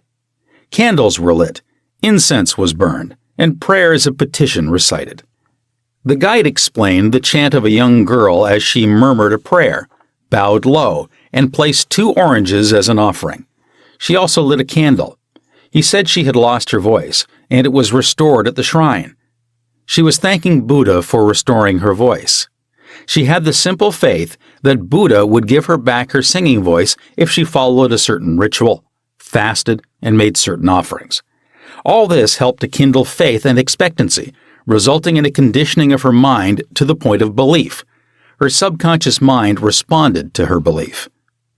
To illustrate further the power of imagination and blind belief, I will relate the case of a relative of mine who had tuberculosis. His lungs were badly diseased. His son decided to heal his father. He came home to Perth, Western Australia, where his father lived, and said to him that he had met a monk who had returned from one of the healing shrines in Europe. This monk sold him a piece of the true cross. He said that he gave the monk the equivalent of $500 for it. This young man had actually picked up a splinter of wood from the sidewalk, went to the jeweler's, and had it set in a ring so that it looked real. He told his father that many were healed just by touching the ring or the cross. He inflamed and fired his father's imagination to the point that the old gentleman snatched the ring from him, placed it over his chest, prayed silently, and went to sleep. In the morning, he was healed. All the clinic's tests proved negative. You know, of course, it was not the splinter of wood from the sidewalk that healed him. It was his imagination aroused to an intense degree, plus the confident expectancy of a perfect healing. Imagination was joined to faith, or subjective feeling, and the union of the two brought about a healing. The father never learned of the trick that had been played upon him. If he had, he probably would have had a relapse. He remained completely cured and passed away 15 years later at the age of 89. One universal healing principle. It is a well-known fact that all of the various schools of healing effect cures of the most wonderful character. The most obvious conclusion, which strikes your mind, is that there must be some underlying principle which is common to them all, namely the subconscious mind, and the one process of healing is faith. It will now be in order to recall to your mind once more the following fundamental truths. First, that you possess mental functions which have been distinguished by designating one, the conscious mind, and the other, the subconscious mind. Secondly, your subconscious mind is constantly amenable to the power of suggestion. Furthermore, your subconscious mind has complete control of the functions, conditions, and sensations of your body. I venture to believe that all the readers of this book are familiar with the fact that symptoms of almost any disease can be induced in hypnotic subjects by suggestion. For example, a subject in the hypnotic state can develop a high temperature, flushed face, or chills according to the nature of the suggestion given. By experiment, you can suggest to the person that he is paralyzed and cannot walk. It will be so. By illustration, you can hold a cup of cold water under the nose of the hypnotic subject and tell him, "This is full of pepper, smell it." He will proceed to sneeze. What do you think caused him to sneeze? The water or the suggestion? If a man says he is allergic to Timothy grass, you can place a synthetic flower or an empty glass in front of his nose when he is in a hypnotic state and tell him it is Timothy grass. He will portray the usual allergic symptoms. This indicates that the cause of the disease is in the mind. The healing of the disease can also take place mentally. You realize that remarkable healings take place through osteopathy, chiropractic medicine, and naturopathy, as well as through all the various religious bodies throughout the world. But it is obvious that all these healings are brought about through the subconscious mind, the only healer there is. Notice how it heals a cut on your face caused by shaving. It knows exactly how to do it. The doctor dresses the wound and says, "Nature heals it." Nature refers to natural law, the law of the subconscious mind, or self-preservation, which is the function of the subconscious mind. The instinct of self-preservation is the first law of nature. Your strongest instinct is the most potent of all autosuggestions. Widely different theories. It would be tedious and unprofitable to discuss to any great extent the numerous theories advanced by different religious sects and prayer therapy groups. There are a great number who claim that because their theory produces results, it is therefore the correct one. This, as explained in this chapter, cannot be true. You are aware that there are all types of healing. Franz Anton Mesmer, an Austrian physician, 1734 to 1815, who practiced in Paris, discovered that by applying magnets to the diseased body, he could cure that disease miraculously. He also performed cures with various other pieces of glass and metals. He discontinued this form of healing and claimed that his cures were due to animal magnetism, theorizing that this substance was projected from the healer to the patient. His method of treating disease from then on was by hypnotism, which was called mesmerism in his day. Other physicians said that all his healings were due to suggestion and nothing else. All of these groups, such as psychiatrists, psychologists, osteopaths, chiropractors, physicians, and all the churches are using the one universal power resident in the subconscious mind. Each may proclaim the healings are due to their theory. The process of all healing is a definite, positive, mental attitude, an inner attitude, or a way of thinking called faith. Healing is due to a confident expectancy, which acts as a powerful suggestion to the subconscious mind, releasing its healing potency. One man does not heal by a different power than another. It is true, he may have his own theory or method. There is only one process of healing, and that is faith. There is only one healing power, namely your subconscious mind. Select the theory and method you prefer. You can, rest assured, if you have faith, you shall get results. Views of Paracelsus. Philippus Paracelsus, a famous Swiss alchemist and physician who lived from 1493 to 1541, was a great healer in his day. He stated what is now an obvious scientific fact when he uttered these words: "Whether the object of your faith be real or false, you will nevertheless obtain the same effects." Thus, if I believed in St. Peter's statue, as I should have believed in St. Peter himself, I shall obtain the same effects that I should have obtained from St. Peter. But that is superstition. Faith, however, produces miracles, and whether it is true or false faith, it will always produce the same wonders. The views of Paracelsus were also entertained in the 16th century by Pietro Pomponazzi, an Italian philosopher and contemporary of Paracelsus, who said, "We can easily conceive the marvelous effects which confidence and imagination can produce, particularly when both qualities are reciprocated between the subjects and the person who influences them.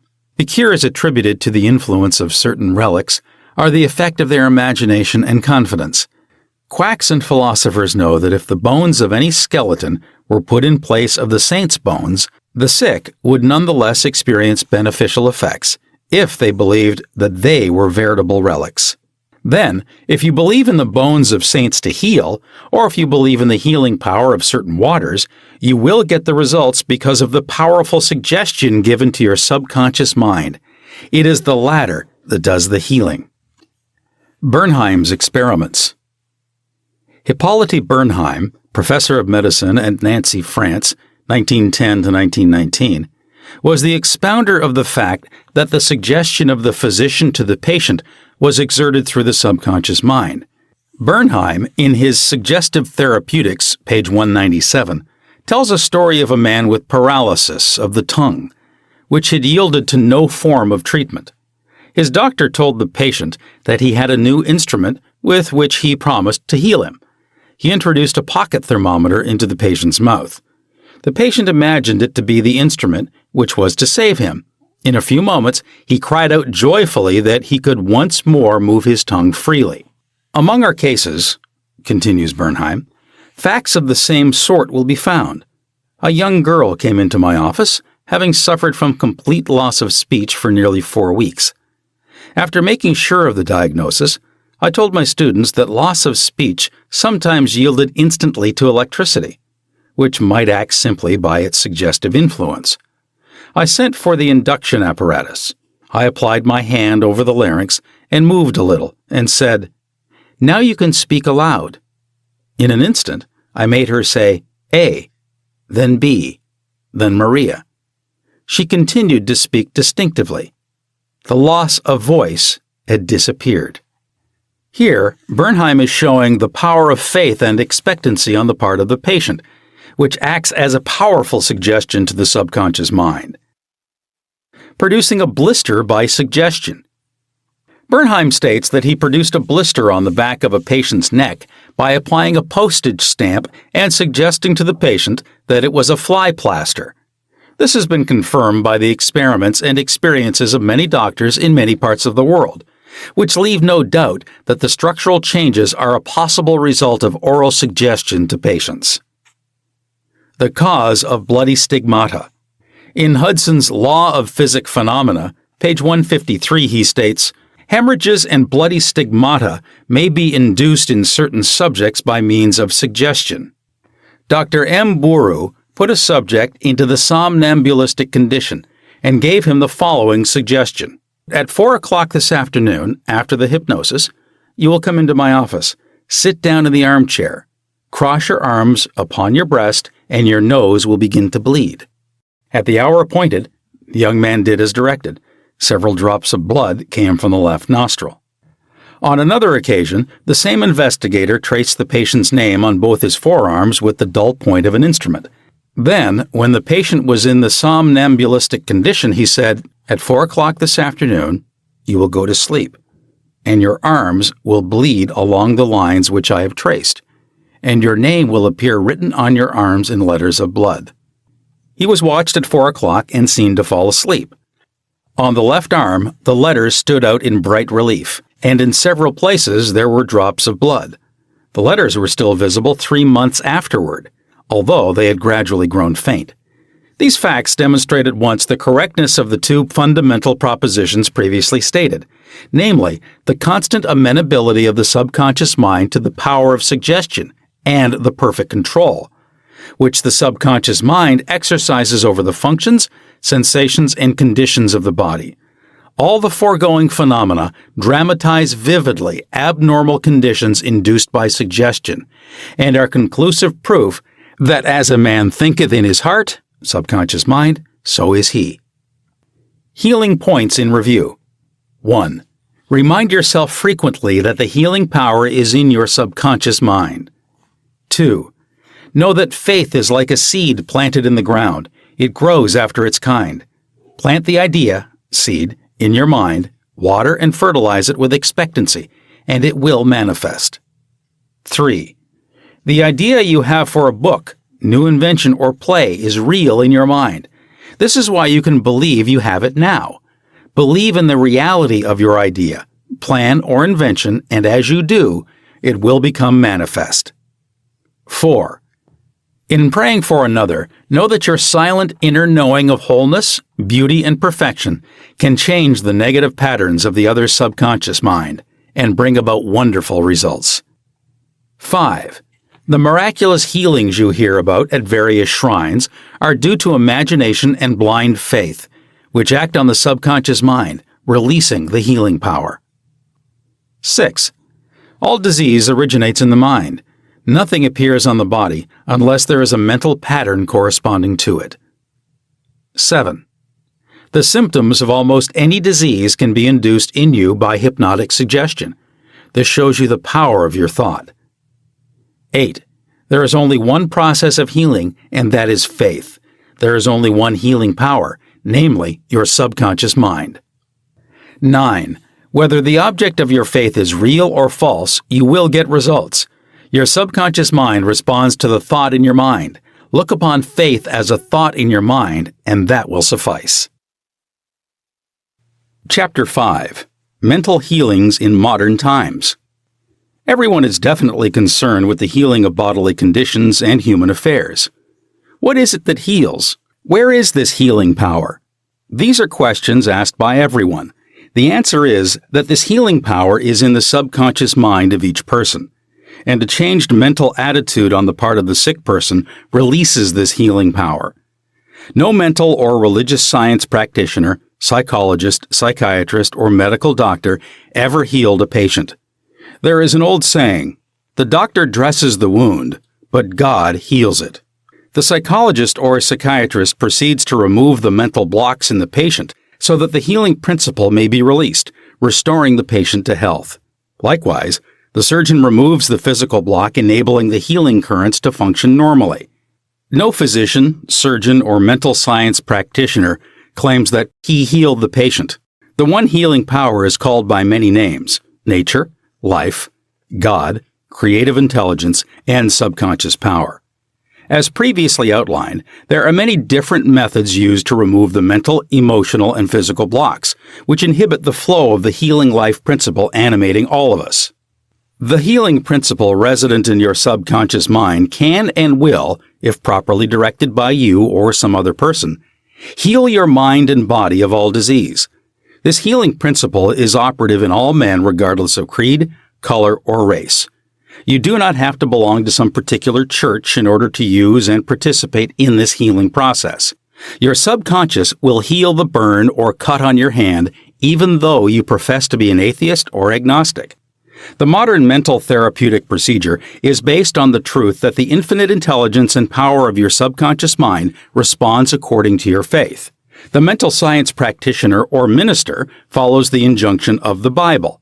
For example, he goes into his closet and shuts the door, which means he stills his mind, relaxes, lets go, and thinks of the infinite healing presence within him. He closes the door of his mind to all outside distractions as well as appearances, and then he quietly and knowingly turns over his request or desire to his subconscious mind, realizing that the intelligence of his mind will answer him according to his specific needs. The most wonderful thing to know is this: Imagine the end desired and feel its reality. Then the infinite life principle will respond to your conscious choice and your conscious request. This is the meaning of belief you have received and you shall receive. This is what the modern mental scientist does when he practices prayer therapy. One process of healing. There is only one universal healing principle operating through everything. The cat, the dog, the tree, the grass, the wind, the earth. For everything is alive.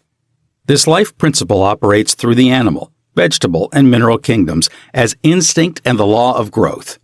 Man is consciously aware of this life principle, and he can consciously direct it to bless himself in countless ways.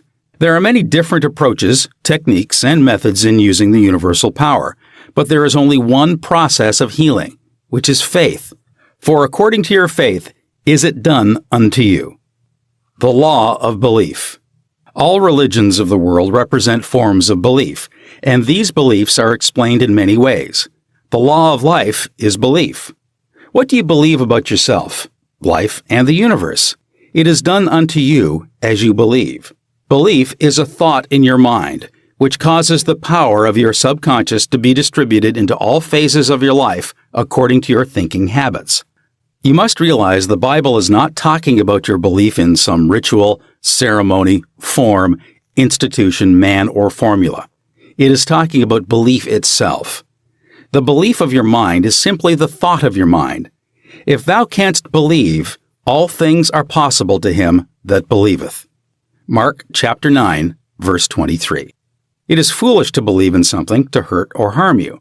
Remember, it is not the thing believed in that hurts or harms you, but the belief or thought in your mind which creates the result. All your experiences, all your actions, and all the events and circumstances of your life are but the reflections and reactions to your own thought. Prayer therapy is the combined function of the conscious and subconscious mind scientifically directed. Prayer therapy is the synchronized, harmonious, and intelligent function of the conscious and subconscious levels of mind specifically directed for a definite purpose.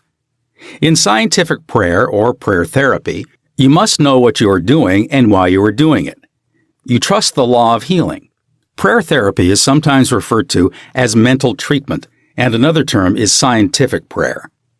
In prayer therapy, you consciously choose a certain idea, mental picture or plan, which you desire to experience. You realize your capacity to convey this idea or mental image to your subconscious by feeling the reality of the state assumed. As you remain faithful in your mental attitude, your prayer will be answered. Prayer therapy is a definite mental action for a definite specific purpose. Let us suppose that you decide to heal a certain difficulty by prayer therapy.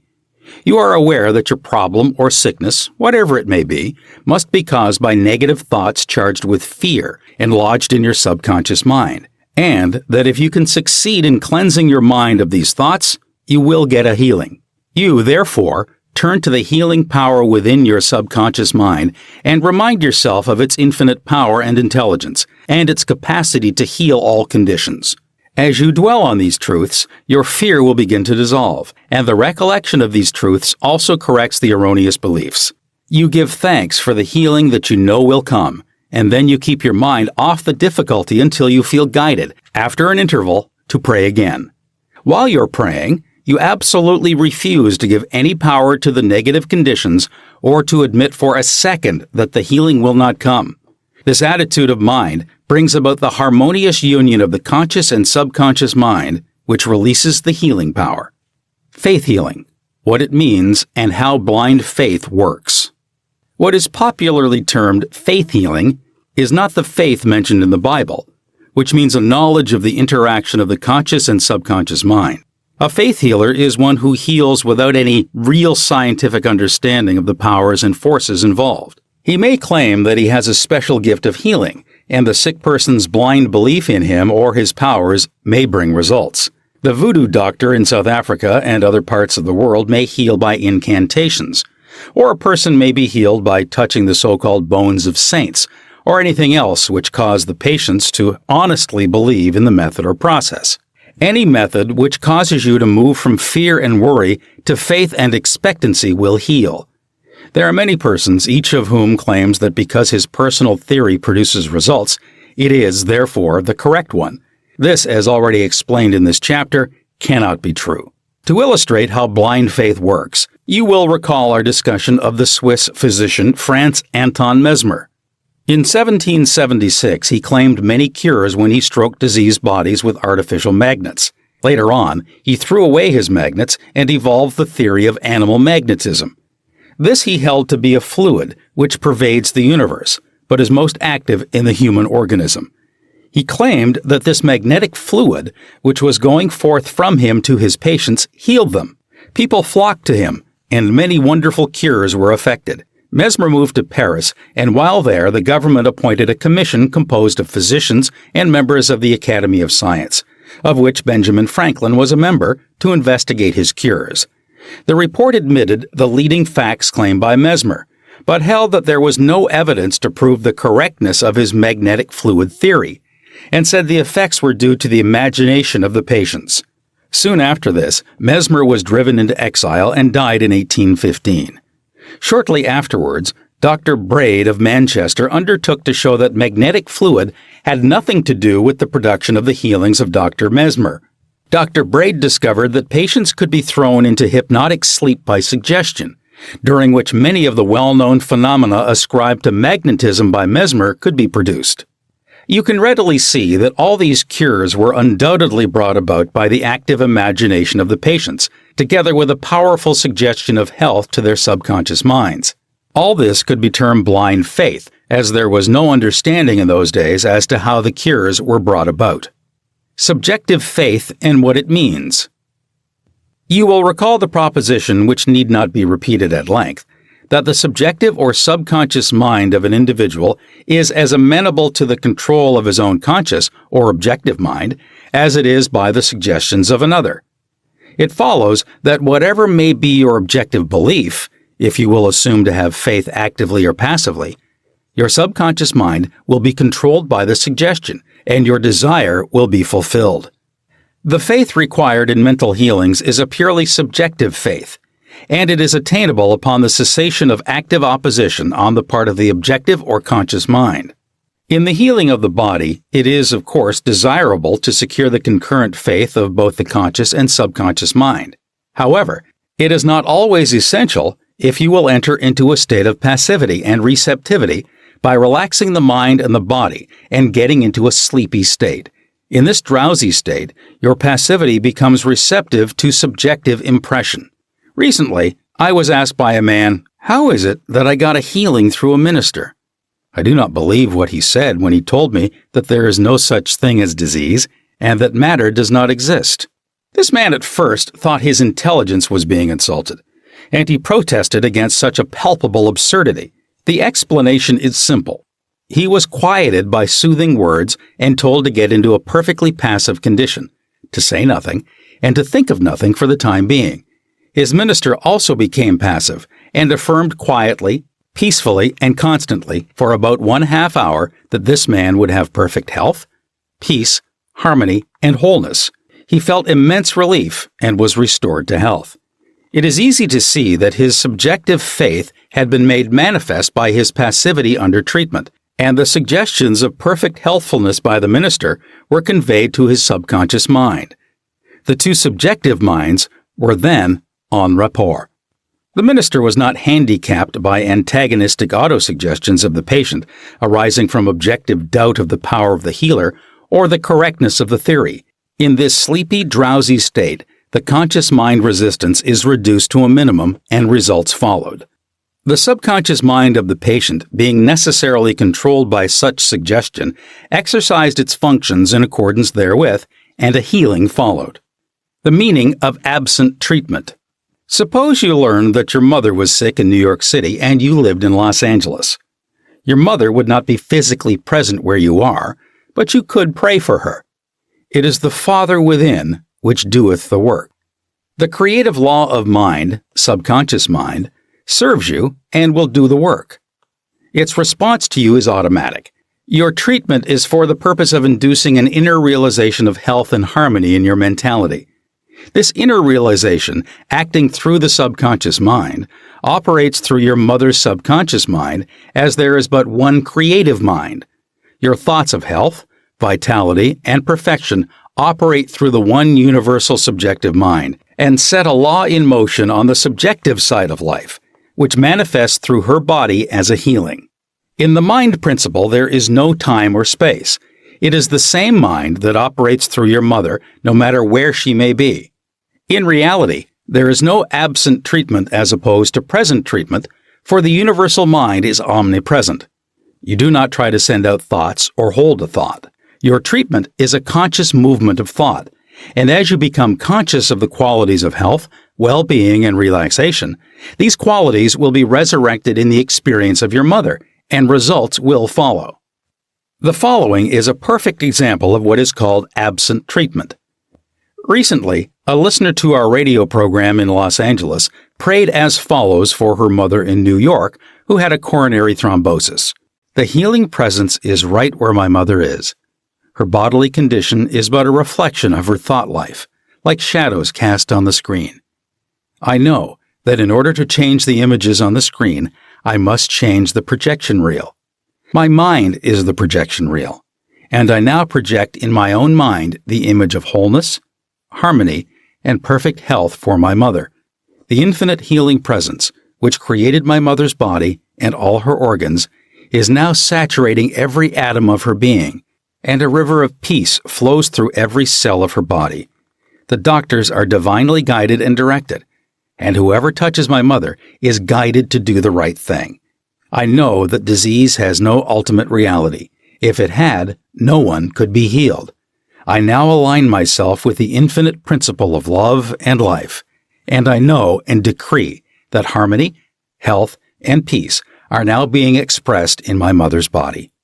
She prayed in the above manner several times daily, and her mother had a most remarkable recovery after a few days, much to the amazement of her specialist.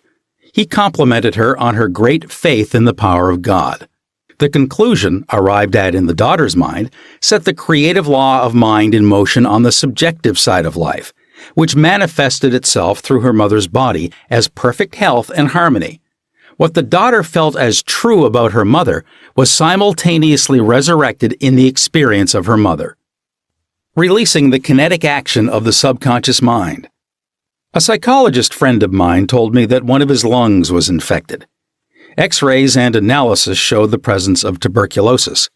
At night, before going to sleep, he would quietly affirm, "Every cell, nerve, tissue, and muscle of my lungs are now being made whole, pure, and perfect. My whole body is being restored to health and harmony." These are not his exact words, but they represent the essence of what he affirmed. A complete healing followed in about a month's time. Subsequent X-rays showed a perfect healing. I wanted to know his method, so I asked him why he repeated the words prior to sleep. Here is his reply. The kinetic action of the subconscious mind continues throughout your sleep time period. Hence, give the subconscious mind something good to work on as you drop off into slumber. This was a very wise answer. In thinking of harmony and perfect health, he never mentioned his trouble by name. I strongly suggest that you cease talking about your ailments or giving them a name. The only sap from which they draw life is your attention and fear of them. Like the above-mentioned psychologist, become a mental surgeon. Then your troubles will be cut off like dead branches are pruned from a tree. If you are constantly naming your aches and symptoms, you inhibit the kinetic action, which means the release of the healing power and energy of your subconscious mind. Furthermore, by the law of your own mind, these imaginings tend to take shape. As the thing I greatly feared, fill your mind with the great truths of life and walk forward in the light of love. Summary of your aids to health. 1. Find out what it is that heals you. Realize that correct directions given to your subconscious mind will heal your mind and body. 2. Develop a definite plan for turning over your requests or desires to your subconscious mind. 3. Imagine the end desired and feel its reality. Follow it through, and you will get definite results. 4. Decide what belief is. Know that belief is a thought in your mind, and what you think, you create. 5. It is foolish to believe in sickness and something to hurt or to harm you. Believe in perfect health, prosperity, peace, wealth, and divine guidance. 6. Great and noble thoughts upon which you habitually dwell become great acts. 7. Apply the power of prayer therapy in your life. Choose a certain plan, idea, or mental picture. Mentally and emotionally unite with that idea, and as you remain faithful to your mental attitude, your prayer will be answered. 8. Always remember, if you really want the power to heal, you can have it through faith, which means a knowledge of the working of your conscious and subconscious mind. Faith comes with understanding. 9. Blind faith means that a person may get results in healing without any scientific understanding of the powers and forces involved. 10. Learn to pray for your loved ones who may be ill. Quiet your mind and your thoughts of health, vitality, and perfection operating through the one universal subjective mind will be felt and resurrected in the mind of your loved one. Chapter 6. Practical Techniques in Mental Healings. An engineer has a technique and a process for building a bridge or an engine. Like the engineer, your mind also has a technique for governing, controlling, and directing your life. You must realize that methods and techniques are primary. In building the Golden Gate Bridge, the chief engineer understood mathematical principles, stresses, and strains. Secondly, he had a picture of the ideal bridge across the bay. The third step was his application of tried and proven methods by which the principles were implemented until the bridge took form and we drive on it. There also are techniques and methods by which your prayers are answered. If your prayer is answered, there is a way in which it is answered, and this is a scientific way. Nothing happens by chance. This is a world of law and order. In this chapter, you will find practical techniques for the unfolding and nurture of your spiritual life. Your prayers must not remain up in the air like a balloon. They must go somewhere and accomplish something in your life. When we come to analyze prayer, we discover there are many different approaches and methods. We will not consider in this book the formal, ritual prayers used in religious services. These have an important place in group worship. We are immediately concerned with the methods of personal prayer as it is applied to your daily life and as it is used to help others. Prayer is the formulation of an idea concerning something we wish to accomplish. Prayer is the soul's sincere desire. Your desire is your prayer. It comes out of your deepest needs, and it reveals the things you want in life. Blessed are they that hunger and thirst after righteousness, for they shall be filled. That is really prayer, life's hunger and thirst for peace, harmony, health, joy, and all the other blessings of life. The passing over technique for impregnating the subconscious. This consists essentially in inducing the subconscious mind to take over your request as handed it by the conscious mind. This passing over is best accomplished in the reverie-like state. Know that in your deeper mind, it is infinite intelligence and infinite power. Just calmly think over what you want. See it coming into fuller fruition from this moment forward. Be like the little girl who had a very bad cough and a sore throat. She declared firmly and repeatedly, "It is passing away now. It is passing away now." It passed away in about an hour. Use this technique with complete simplicity and naivete. Your subconscious will accept your blueprint. If you were building a new home for yourself and family, you know that you would be intensely interested in regard to the blueprint for your home. You would see to it that the builders conform to the blueprint. You would watch the material and select only the best wood, steel, in fact, the best of everything. What about your mental home and your mental blueprint for happiness and abundance? All your experiences and everything that enters into your life depend upon the nature of the mental building blocks, which you use in the construction of your mental home. If your blueprint is full of mental patterns of fear, worry, anxiety, or lack, and if you are despondent, doubtful, and cynical, then the texture of the mental material you are weaving into your mind will come forth as more toil, care, tension, anxiety, and limitation of all kinds. The most fundamental and the most far-reaching activity in life is that which you build into your mentality every waking hour. Your word is silent and invisible. Nevertheless, it is real.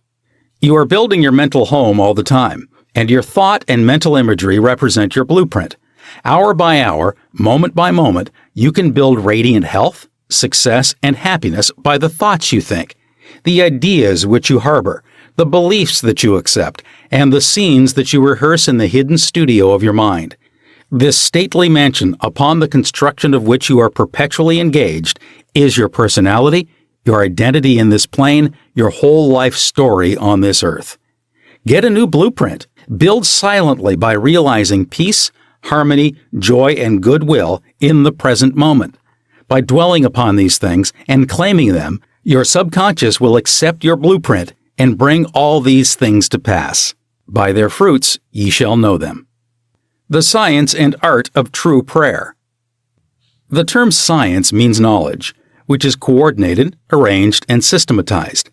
Let us think of the science and art of true prayer as it deals with the fundamental principles of life and the techniques and processes by which they can be demonstrated in your life, as well as in the life of every human being when he applies them faithfully. The art is your technique or process, and the science behind it is the definite response of creative mind to your mental picture or thought. Ask, and it shall be given you.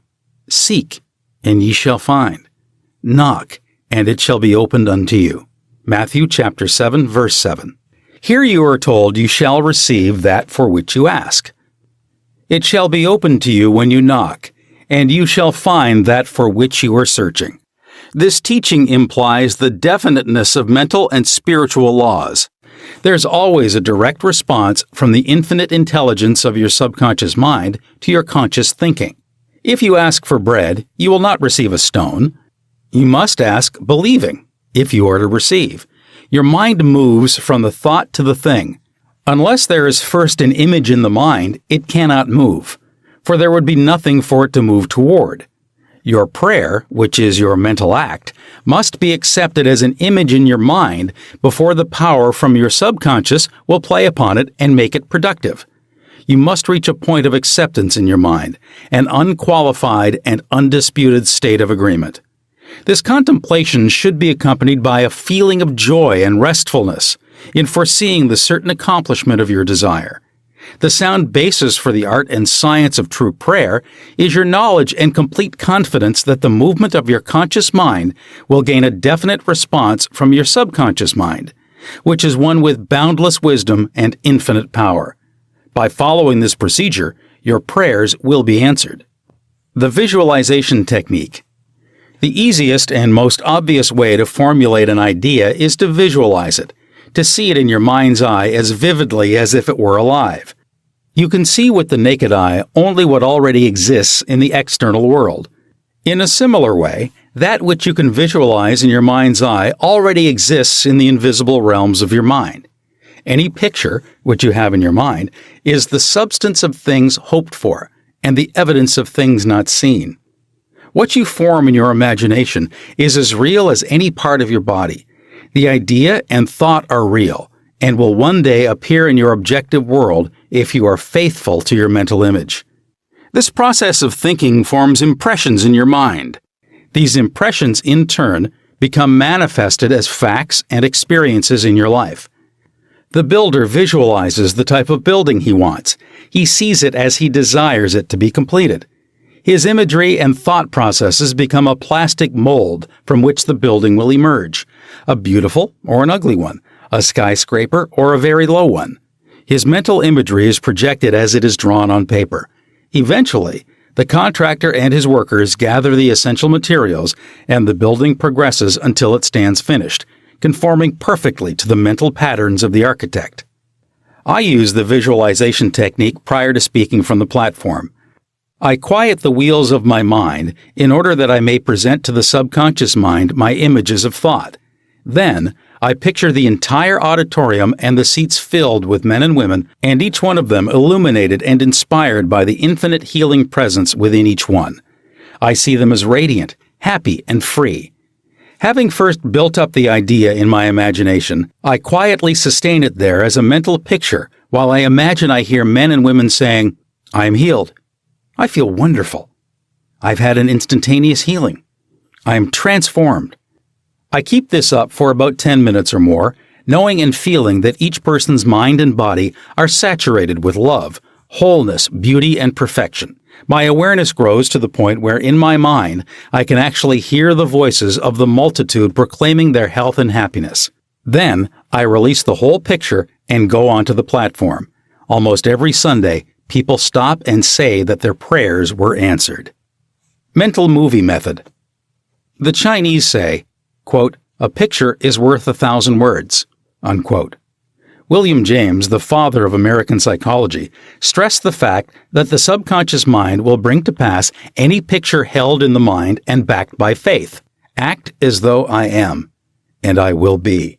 A number of years ago, I was in the Middle West lecturing in several states, and I desired to have a permanent location in the general area from which I could serve those who desired help. I traveled far, but the desire did not leave my mind. One evening, while in a hotel in Spokane, Washington, I relaxed completely on a couch, immobilized my attention, and in a quiet, passive manner, imagined that I was talking to a large audience, saying in effect, "I am glad to be here. I have prayed for the ideal opportunity." I saw in my mind's eye the imaginary audience, and I felt the reality of it all. I played the role of the actor, dramatized this mental movie, and felt satisfied that this picture was being conveyed to my subconscious mind, which would bring it to pass in its own way. The next morning, on awakening, I felt a great sense of peace and satisfaction, and in a few days' time, I received a telegram asking me to take over an organization in the Midwest, which I did, and I enjoyed it immensely for several years. The method outlined here appeals to many who have described it as the mental movie method. I have received numerous letters from people who listen to my radio talks and weekly public lectures, telling me of the wonderful results they get using this technique in the sale of their property. I suggest to those who have homes or property for sale that they satisfy themselves in their own mind that their price is right. Then, I claim that the infinite intelligence is attracting to them the buyer who really wants to have the property and who will love it and prosper in it. After having done this, I suggest that they quiet their mind, relax, let go, and get into a drowsy, sleepy state, which reduces all mental effort to a minimum. Then, they are to picture the check in their hands, rejoice in the check, give thanks for the check, and go off to sleep feeling the naturalness of the whole mental movie created in their own mind. They must act as though it were an objective reality, and the subconscious mind will take it as an impression, and through the deeper currents of the mind, the buyer and the seller are brought together. A mental picture held in the mind, backed by faith, will come to pass. The Baudouin Technique. Charles Baudouin was a professor at the Rousseau Institute in France. He was a brilliant psychotherapist and a research director of the New Nancy School of Healing, who in 1910 taught that the best way to impress the subconscious mind was to enter into a drowsy, sleepy state or a state akin to sleep in which all effort was reduced to a minimum. Then, in a quiet, passive, receptive way, by reflection, he would convey the idea to the subconscious. The following is his formula. Quote, "A very simple way of securing this impregnation of the subconscious mind is to condense the idea, which is to be the object of suggestion, to sum it up in a brief phrase, which can be readily graven on the memory, and to repeat it over and over again as a lullaby." Unquote. Some years ago, a young lady in Los Angeles was engaged in a prolonged bitter family lawsuit over a will. Her husband had bequeathed his entire estate to her, and his sons and daughters by a previous marriage were bitterly fighting to break the will. The Baudouin technique was outlined to her, and this is what she did. She relaxed her body in an armchair, entered into the sleepy state, and as suggested, condensed the idea of her need into a phrase consisting of 6 words easily graven on the memory. "It is finished in divine order." The significance to her of these words meant that infinite intelligence operating through the laws of her subconscious mind would bring about a harmonious adjustment through the principle of harmony. She continued this procedure every night for about 10 nights. After she got into a sleepy state, she would affirm slowly, quietly, and feelingly the statement, "It is finished in divine order," over and over again, feeling a sense of inner peace and an all-pervading tranquility. Then she went off into her deep, normal sleep. On the morning of the 11th day, following the use of the above technique, she awakened with a sense of well-being, a conviction that it was finished. Her attorney called her the same day, saying that the opposing attorney and his clients were willing to settle. A harmonious agreement was reached, and litigation was discontinued.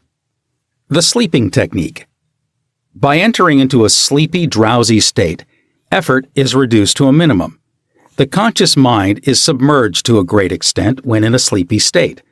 The reason for this is that the highest degree of outcropping of the subconscious occurs prior to sleep and just after we awaken. In this state, the negative thoughts, which tend to neutralize your desire and so prevent acceptance by your subconscious mind, are no longer present. Suppose you want to get rid of a destructive habit. Assume a comfortable posture, relax your body, and be still. Get into a sleepy state, and in that sleepy state, say quietly, over and over again as a lullaby, "I am completely free from this habit. Harmony and peace of mind reign supreme." Repeat the above slowly, quietly, and lovingly for 5 or 10 minutes, night and morning. Each time you repeat the words, the emotional value becomes greater. When the urge comes to repeat the negative habit, repeat the above formula out loud by yourself. By this means, you induce the subconscious to accept the idea, and a healing follows. The thank you technique. In the Bible, Paul recommends that we make known our requests with praise and thanksgiving. Some extraordinary results follow this simple method of prayer. The thankful heart is always close to the creative forces of the universe, causing countless blessings to flow toward it by the law of reciprocal relationship, based on a cosmic law of action and reaction. For instance, a father promises his son a car for graduation. The boy has not yet received the car, but he is very thankful and happy, and is as joyous as though he had actually received the car. He knows his father will fulfill his promise, and he is full of gratitude and joy, even though he has not yet received the car, objectively speaking. He has, however, received it with joy and thankfulness in his mind. I shall illustrate how Mr. Broke applied this technique with excellent results. He said, "Bills are piling up. I am out of work. I have 3 children and no money. What shall I do?" Regularly, every night and morning, for a period of about 3 weeks, he repeated the words, "Thank you, Father, for my wealth," in a relaxed, peaceful manner until the feeling or mood of thankfulness dominated his mind. He imagined he was addressing the infinite power and intelligence within him, knowing, of course, that he could not see the creative intelligence or infinite mind. He was seeing with the inner eye of spiritual perception, realizing that his thought image of wealth was the first cause. Relative to the money, position, and food he needed, his thought feeling was the substance of wealth untrammeled by antecedent conditions of any kind. By repeating, "Thank you, Father," over and over again, his mind and heart were lifted up to the point of acceptance, and when fear, thoughts of lack, poverty, and distress came into his mind, he would say, "Thank you, Father," as often as necessary. He knew that as he kept up the thankful attitude, he would recondition his mind to the idea of wealth, which is what happened. The sequel to his prayer is very interesting. After praying in the above-mentioned manner, he met a former employer of his on the street whom he had not seen for 20 years. The man offered him a very lucrative position and advanced him $500 on a temporary loan. Today, Mr. Broke is vice president of the company for which he works. His recent remark to me was, "I shall never forget the wonders of Thank You, Father. It has worked wonders for me." The affirmative method. The effectiveness of an affirmation is determined largely by your understanding of the truth and the meaning back of the words, "In praying, use not vain repetition." Therefore, the power of your affirmation lies in the intelligent application of definite and specific positives. For example, a boy adds 3 and 3 and puts down 7 on the blackboard. The teacher affirms with mathematical certainty that 3 and 3 are 6. Therefore, the boy changes his figures accordingly. The teacher's statement did not make 3 and 3 equal 6 because the latter was already a mathematical truth. The mathematical truth caused the boy to rearrange the figures on the blackboard. It is abnormal to be sick. It is normal to be healthy. Health is the truth of your being. When you affirm health, harmony, and peace for yourself or another, and when you realize these are universal principles of your own being, you will rearrange the negative patterns of your subconscious mind based on your faith and understanding of that which you affirm. The result of the affirmative process of prayer depends on your conforming to the principles of life, regardless of appearances. Consider for the moment that there is a principle of mathematics and none of error. There is a principle of truth, but none of dishonesty. There is a principle of intelligence, but none of ignorance. There is a principle of harmony and none of discord. There is a principle of health, but none of disease. And there is a principle of abundance, but none of poverty. The affirmative method was chosen by the author for use on his sister, who was to be operated on for the removal of gallstones in a hospital in England. The condition described was based on the diagnosis of hospital tests and the usual X-ray procedures. She asked me to pray for her. We were separated geographically about 6,500 miles, but there is no time or space in the mind principle. Infinite mind or intelligence is present in its entirety at every point simultaneously. I withdrew all thought from the contemplation of symptoms and from the corporeal personality altogether. I affirmed as follows: "This prayer is for my sister Catherine. She is relaxed and at peace, poised, balanced, serene, and calm. The healing intelligence of her subconscious mind, which created her body, is now transforming every cell, nerve, tissue, muscle, and bone of her being, according to the perfect pattern of all organs lodged in her subconscious mind.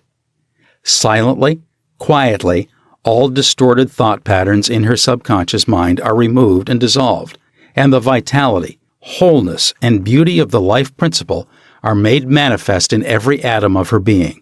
She is now open and receptive to the healing currents, which are flowing through her like a river, restoring her to perfect health, harmony, and peace. All distortions and ugly images are now washed away by the infinite ocean of love and peace flowing through her, and it is so." I affirmed the above several times a day, and at the end of 2 weeks my sister had an examination which showed a remarkable healing, and the X-ray proved negative. To affirm is to state that it is so, and as you maintain this attitude of mind as true, regardless of all evidence to the contrary, you will receive an answer to your prayer. Your thought can only affirm, for even if you deny something, you are actually affirming the presence of what you deny. Repeating an affirmation, knowing what you are saying and why you are saying it, leads the mind to the state of consciousness where it accepts that which you state as true. Keep on affirming the truths of life until you get the subconscious reaction, which satisfies. The argumentative method. This method is just what the word implies. It stems from the procedure of Dr. Phineas Parkhurst Quimby of Maine. Dr. Quimby, a pioneer in mental and spiritual healing, lived and practiced in Belfast, Maine, about 100 years ago. A book called The Quimby Manuscripts, published in 1921 by Thomas Y. Crowell Company, New York City, and edited by Horatio Dresser, is available in your library. This book gives newspaper accounts of this man's remarkable results in prayer treatment of the sick. Quimby duplicated many of the healing miracles recorded in the Bible.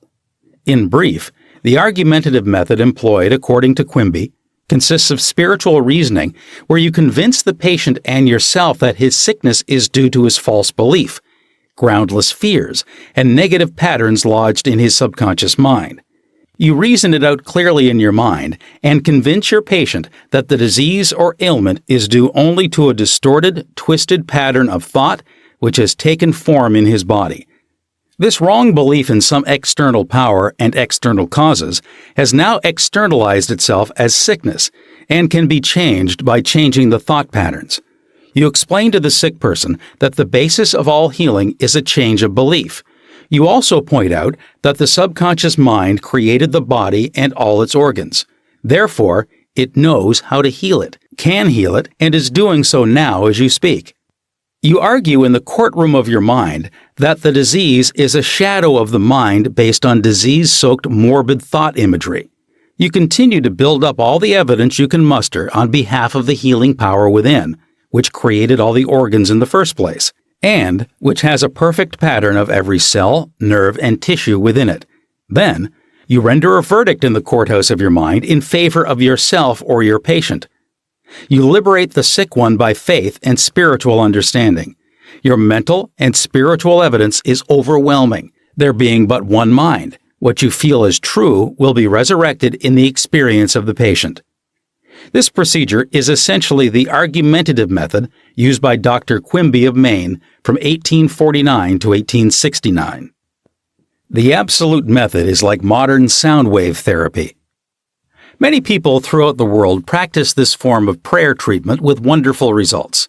The person using the absolute method mentions the name of the patient, such as John Jones, then quietly and silently thinks of God and His qualities and attributes such as God is all bliss, boundless love, infinite intelligence, all-powerful, boundless wisdom, absolute harmony, indescribable beauty, and perfection. As he quietly thinks along these lines, he is lifted up in consciousness into a new spiritual wavelength, at which time he feels the infinite ocean of God's love is now dissolving everything unlike itself in the mind and body of John Jones for whom he is praying. He feels all the power and love of God are now focused on John Jones, and whatever is bothering or vexing him is now completely neutralized in the presence of the infinite ocean of life and love.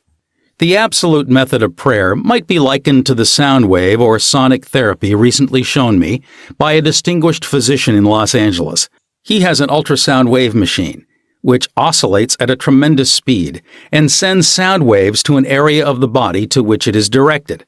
These sound waves can be controlled, and he told me of achieving remarkable results in dissolving arthritic calcareous deposits, as well as the healing and removal of other disturbing conditions. To the degree that we rise in consciousness by contemplating qualities and attributes of God, do we generate spiritual electronic waves of harmony, health, and peace. Many remarkable healings follow this technique of prayer. A cripple walks. Dr. Phineas Parkhurst Quimby, of whom we spoke previously in this chapter, used the absolute method in the latter years of his healing career. He was really the father of psychosomatic medicine and the first psychoanalyst.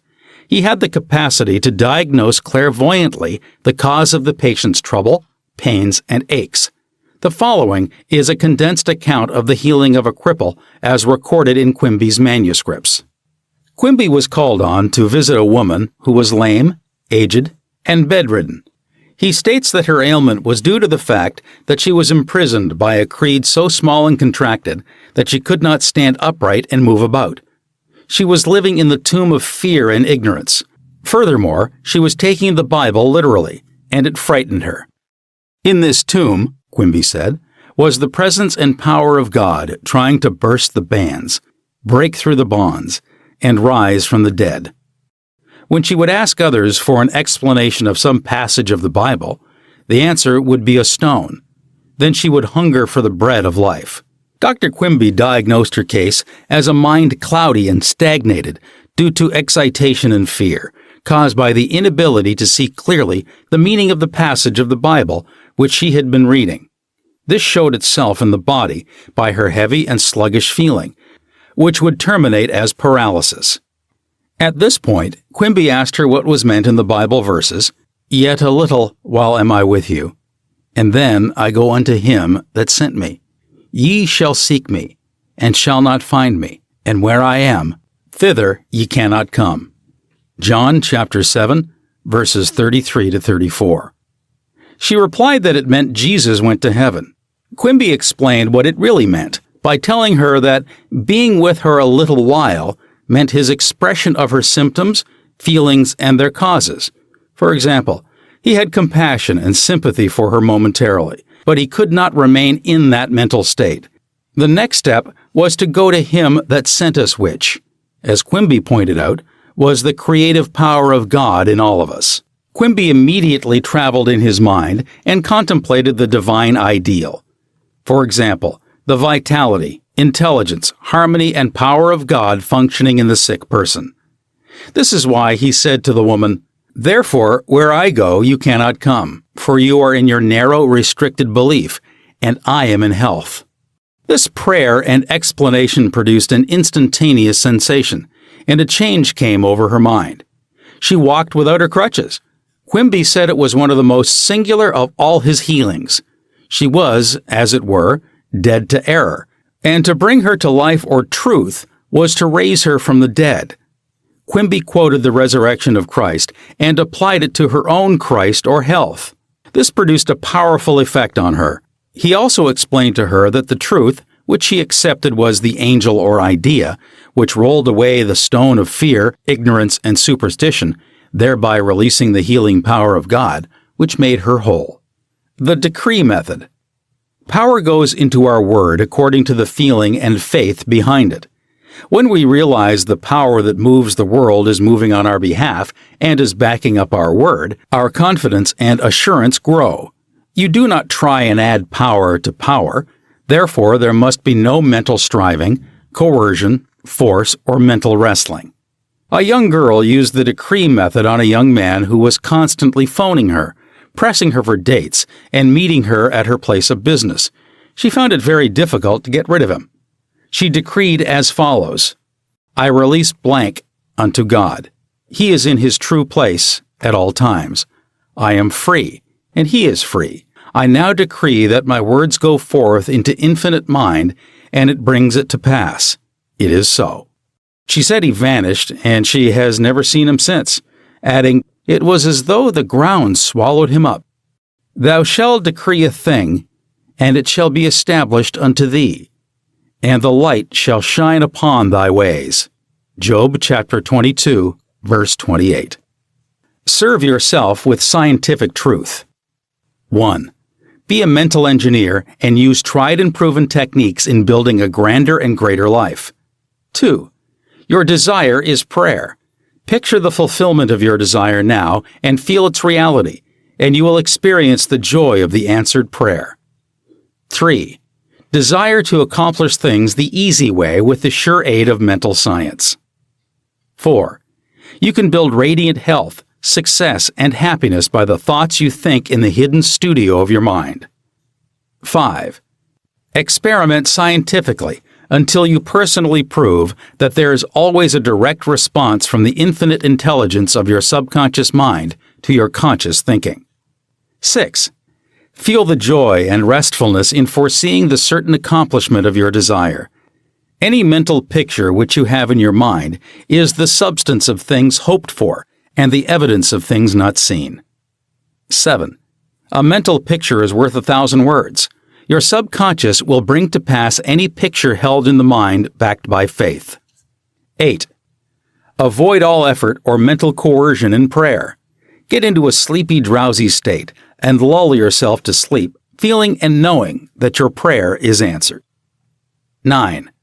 Remember that the thankful heart is always close to the riches of the universe. 10. To affirm is to state that it is so, and as you maintain this attitude of mind as true, regardless of all evidence to the contrary, you will receive an answer to your prayer. 11. Generate electronic waves of harmony, health, and peace by thinking of the love and the glory of God. 12. What you decree and feel as true will come to pass. Decree harmony, health, peace, and abundance. Chapter 7. The tendency of the subconscious is lifeward. Over 90% of your mental life is subconscious, so men and women who fail to make use of this marvelous power live within very narrow limits. Your subconscious processes are always lifeward and constructive. Your subconscious is the builder of your body and maintains all its vital functions. It is on the job 24 hours a day and never sleeps. It is always trying to help and preserve you from harm. Your subconscious mind is in touch with infinite life and boundless wisdom, and its impulses and ideas are always lifeward. The great aspirations, inspirations, and visions for a grander and nobler life spring from the subconscious. Your profoundest convictions are those you cannot argue about rationally because they do not come from your conscious mind. They come from your subconscious mind. Your subconscious speaks to you in intuitions, impulses, hunches, intimations, urges, and ideas, and it is always telling you to rise, transcend, grow, advance, adventure, and move forward to greater heights. The urge to love, to save the lives of others, comes from the depths of your subconscious.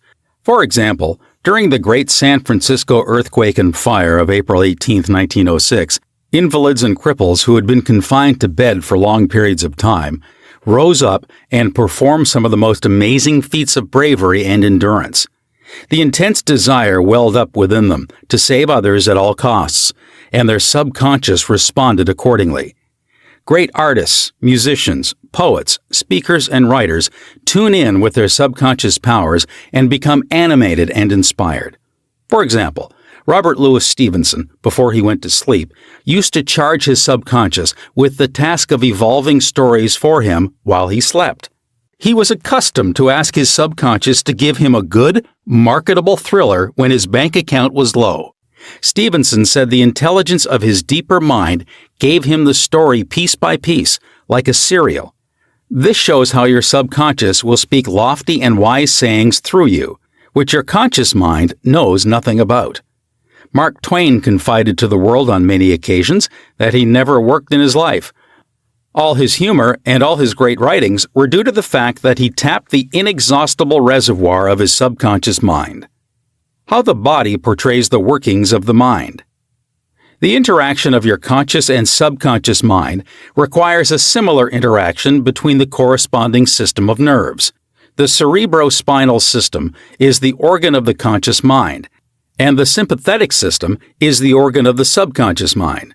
The cerebrospinal system is the channel through which you receive conscious perception by means of your 5 physical senses and exercise control over the movement of your body. This system has its nerves in the brain, and it is the channel of your volitional and conscious mental action. The sympathetic system, sometimes referred to as the involuntary nervous system, has its center in a ganglionic mass at the back of the stomach known as the solar plexus, and is sometimes spoken of as the abdominal brain. It is the channel of that mental action which unconsciously supports the vital functions of the body.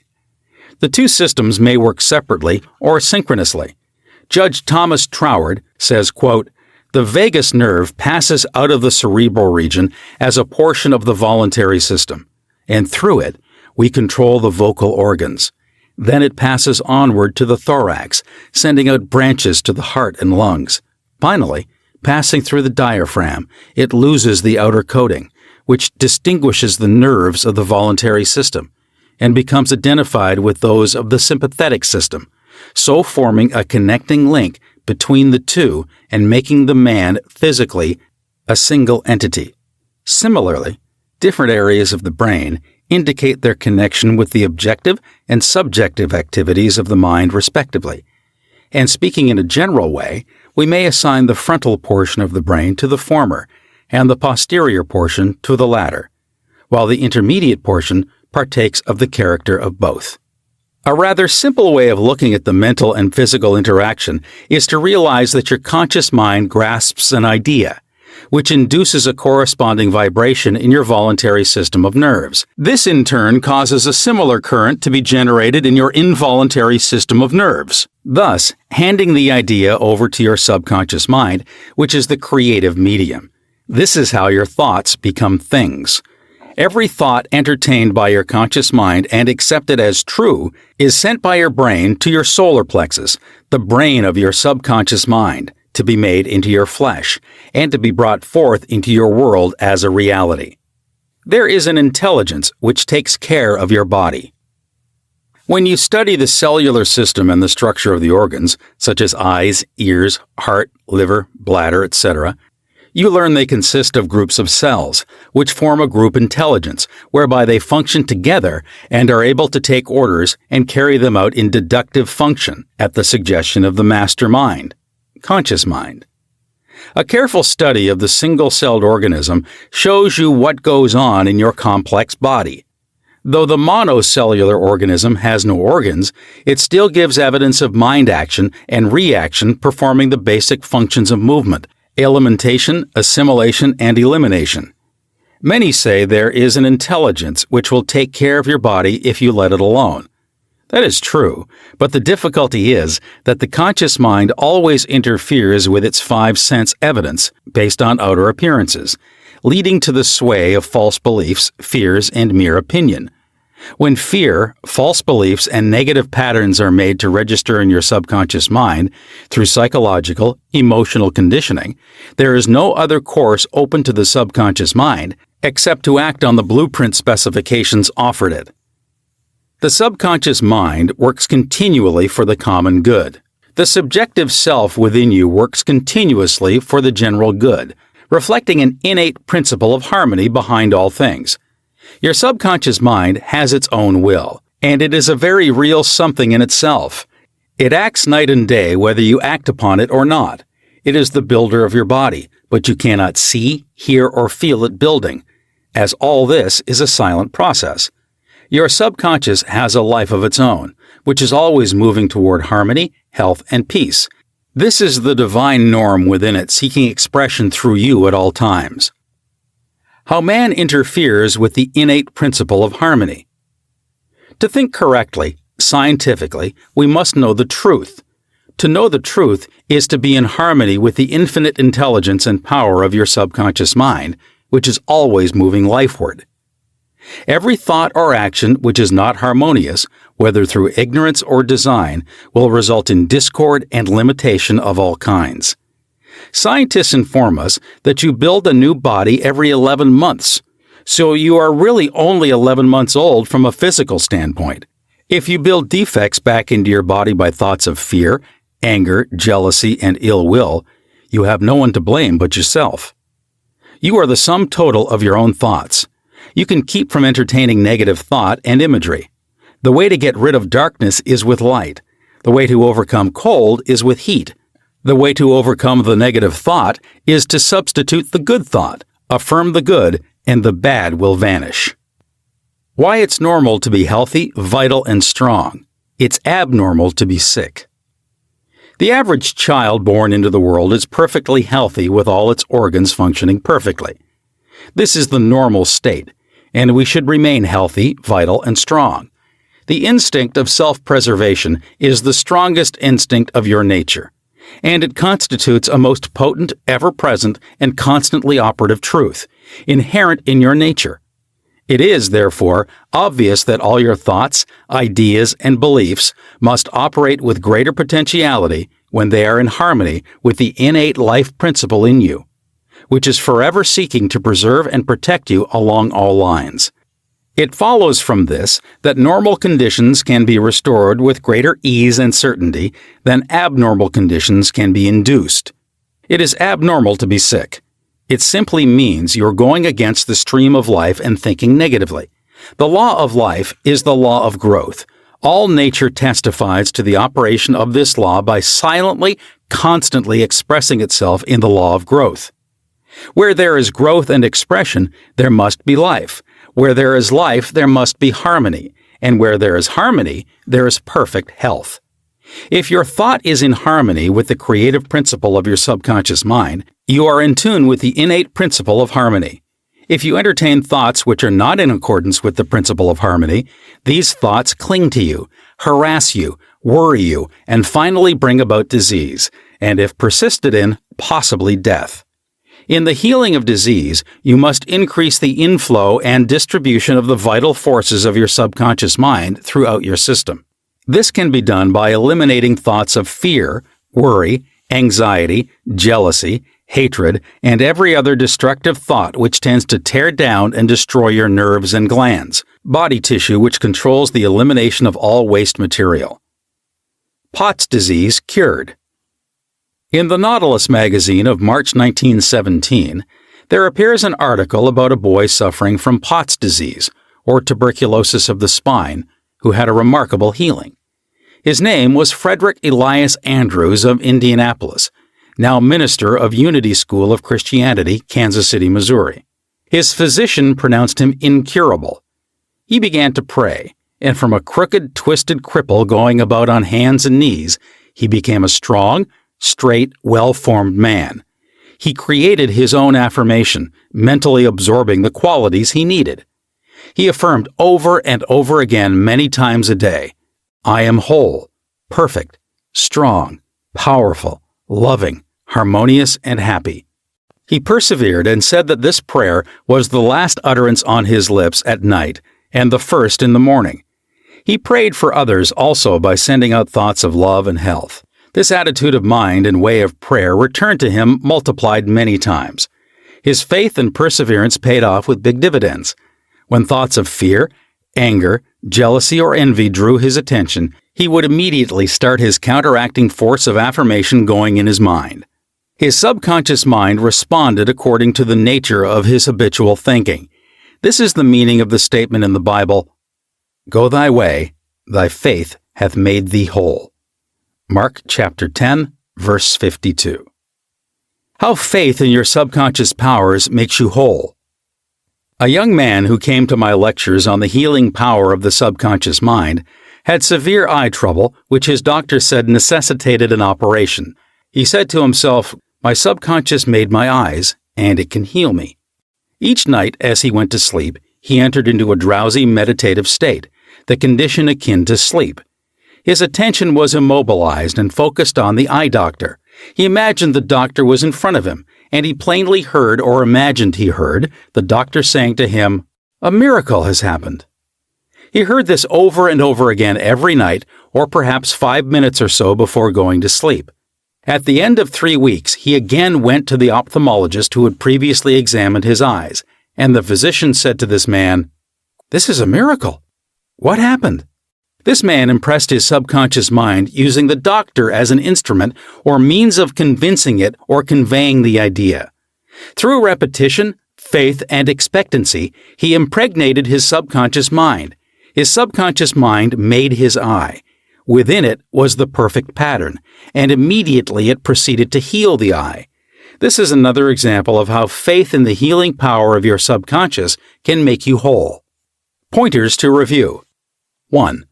Your subconscious is the builder of your body and is on the job 24 hours a day. You interfere with its life-giving patterns by negative thinking. 2. Charge your subconscious with the task of evolving an answer to any problem prior to sleep, and it will answer you. 3. Watch your thoughts. Every thought accepted as true is sent by your brain to your solar plexus, your abdominal brain, and is brought into your world as a reality. 4. Know that you can remake yourself by giving a new blueprint to your subconscious mind. 5. The tendency of your subconscious is always lifeward.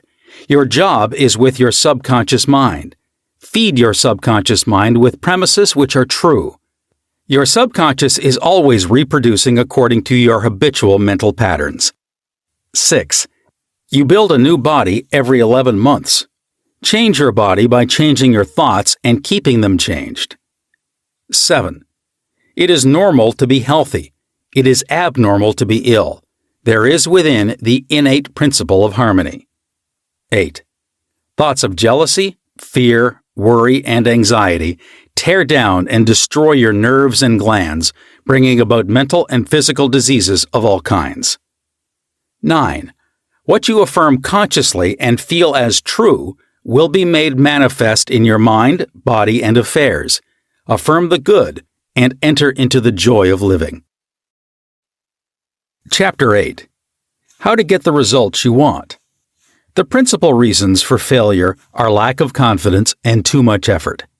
Many people block answers to their prayers by failing to fully comprehend the workings of their subconscious mind. When you know how your mind functions, you gain a measure of confidence. You must remember, whenever your subconscious mind accepts an idea, it immediately begins to execute it. It uses all its mighty resources to that end and mobilizes all the mental and spiritual laws of your deeper mind. This law is true for good or bad ideas. Consequently, if you use it negatively, it brings trouble, failure, and confusion. When you use it constructively, it brings guidance, freedom, and peace of mind. The right answer is inevitable when your thoughts are positive, constructive, and loving. From this, it is perfectly obvious that the only thing you have to do in order to overcome failure is to get your subconscious to accept your idea or request by feeling its reality now, and the law of your mind will do the rest. Turn over your request with faith and confidence, and your subconscious will take over and answer for you. You will always fail to get results by trying to use mental coercion. Your subconscious mind does not respond to coercion. It responds to your faith or conscious mind acceptance. Your failure to get results may also arise from such statements as, "Things are getting worse. I will never get an answer. I see no way out. It is hopeless. I don't know what to do. I'm all mixed up." When you use such statements, you get no response or cooperation from your subconscious mind. Like a soldier marking time, you neither go forward nor backward. In other words, you don't get anywhere. If you get into a taxi and give a half dozen different directions to the driver in 5 minutes, he would become hopelessly confused and probably would refuse to take you anywhere. It is the same when working with your subconscious mind. There must be a clear-cut idea in your mind. You must arrive at the definite decision that there is a way out, a solution to the vexing problem in sickness. Only the infinite intelligence within your subconscious knows the answer. When you come to that clear-cut conclusion in your conscious mind, your mind is then made up, and according to your belief, it is done unto you. Easy does it. A house owner once remonstrated with a furnace repairman for charging $200 for fixing the boiler. The mechanic said, "I charged 5 cents for the missing bolt and $199.95 for knowing what was wrong." Similarly, your subconscious mind is the master mechanic, the all-wise one, who knows ways and means of healing any organ of your body as well as your affairs. Decree health, and your subconscious will establish it. But relaxation is the key. Easy does it. Do not be concerned with details and means, but know the end result. Get the feel of the happy solution to your problem, whether it is health, finances, or employment. Remember how you felt after you had recovered from a severe state of illness? Bear in mind that your feeling is the touchstone of all subconscious demonstration. Your new idea must be felt subjectively in a finished state, not the future, but as coming about now. Infer no opponent. Use imagination and not willpower. In using your subconscious mind, you infer no opponent. You use no willpower. You imagine the end and the freedom state. You will find your intellect trying to get in the way, but persist in maintaining a simple, childlike, miracle-making faith. Picture yourself without the ailment or problem. Imagine the emotional accompaniment of the freedom state you crave. Cut out all the red tape from the process. The simple way is the best. How disciplined imagination works wonders. A wonderful way to get a response from your subconscious mind is through disciplined or scientific imagination. As previously pointed out, your subconscious mind is the builder of the body and controls all its vital functions. The Bible says, "Whatsoever ye shall ask in prayer, believing, ye shall receive." To believe is to accept something as true, or to live in the state of being it. As you sustain this mood, you shall experience the joy of the answered prayer. The 3 steps to success in prayer. The usual procedure is as follows. 1. Take a look at the problem. 2. Turn to the solution or way out known only to the subconscious mind. 3. Rest in a sense of deep conviction that it is done. Do not weaken your prayer by saying, "I wish I might be healed. I hope so." Your feeling about the work to be done is the boss. Harmony is yours. Know that health is yours. Become intelligent by becoming a vehicle for the infinite healing power of the subconscious mind. Pass on the idea of health to your subconscious mind to the point of conviction, then relax. Get yourself off your hands. Say to the condition and circumstance, "This too shall pass."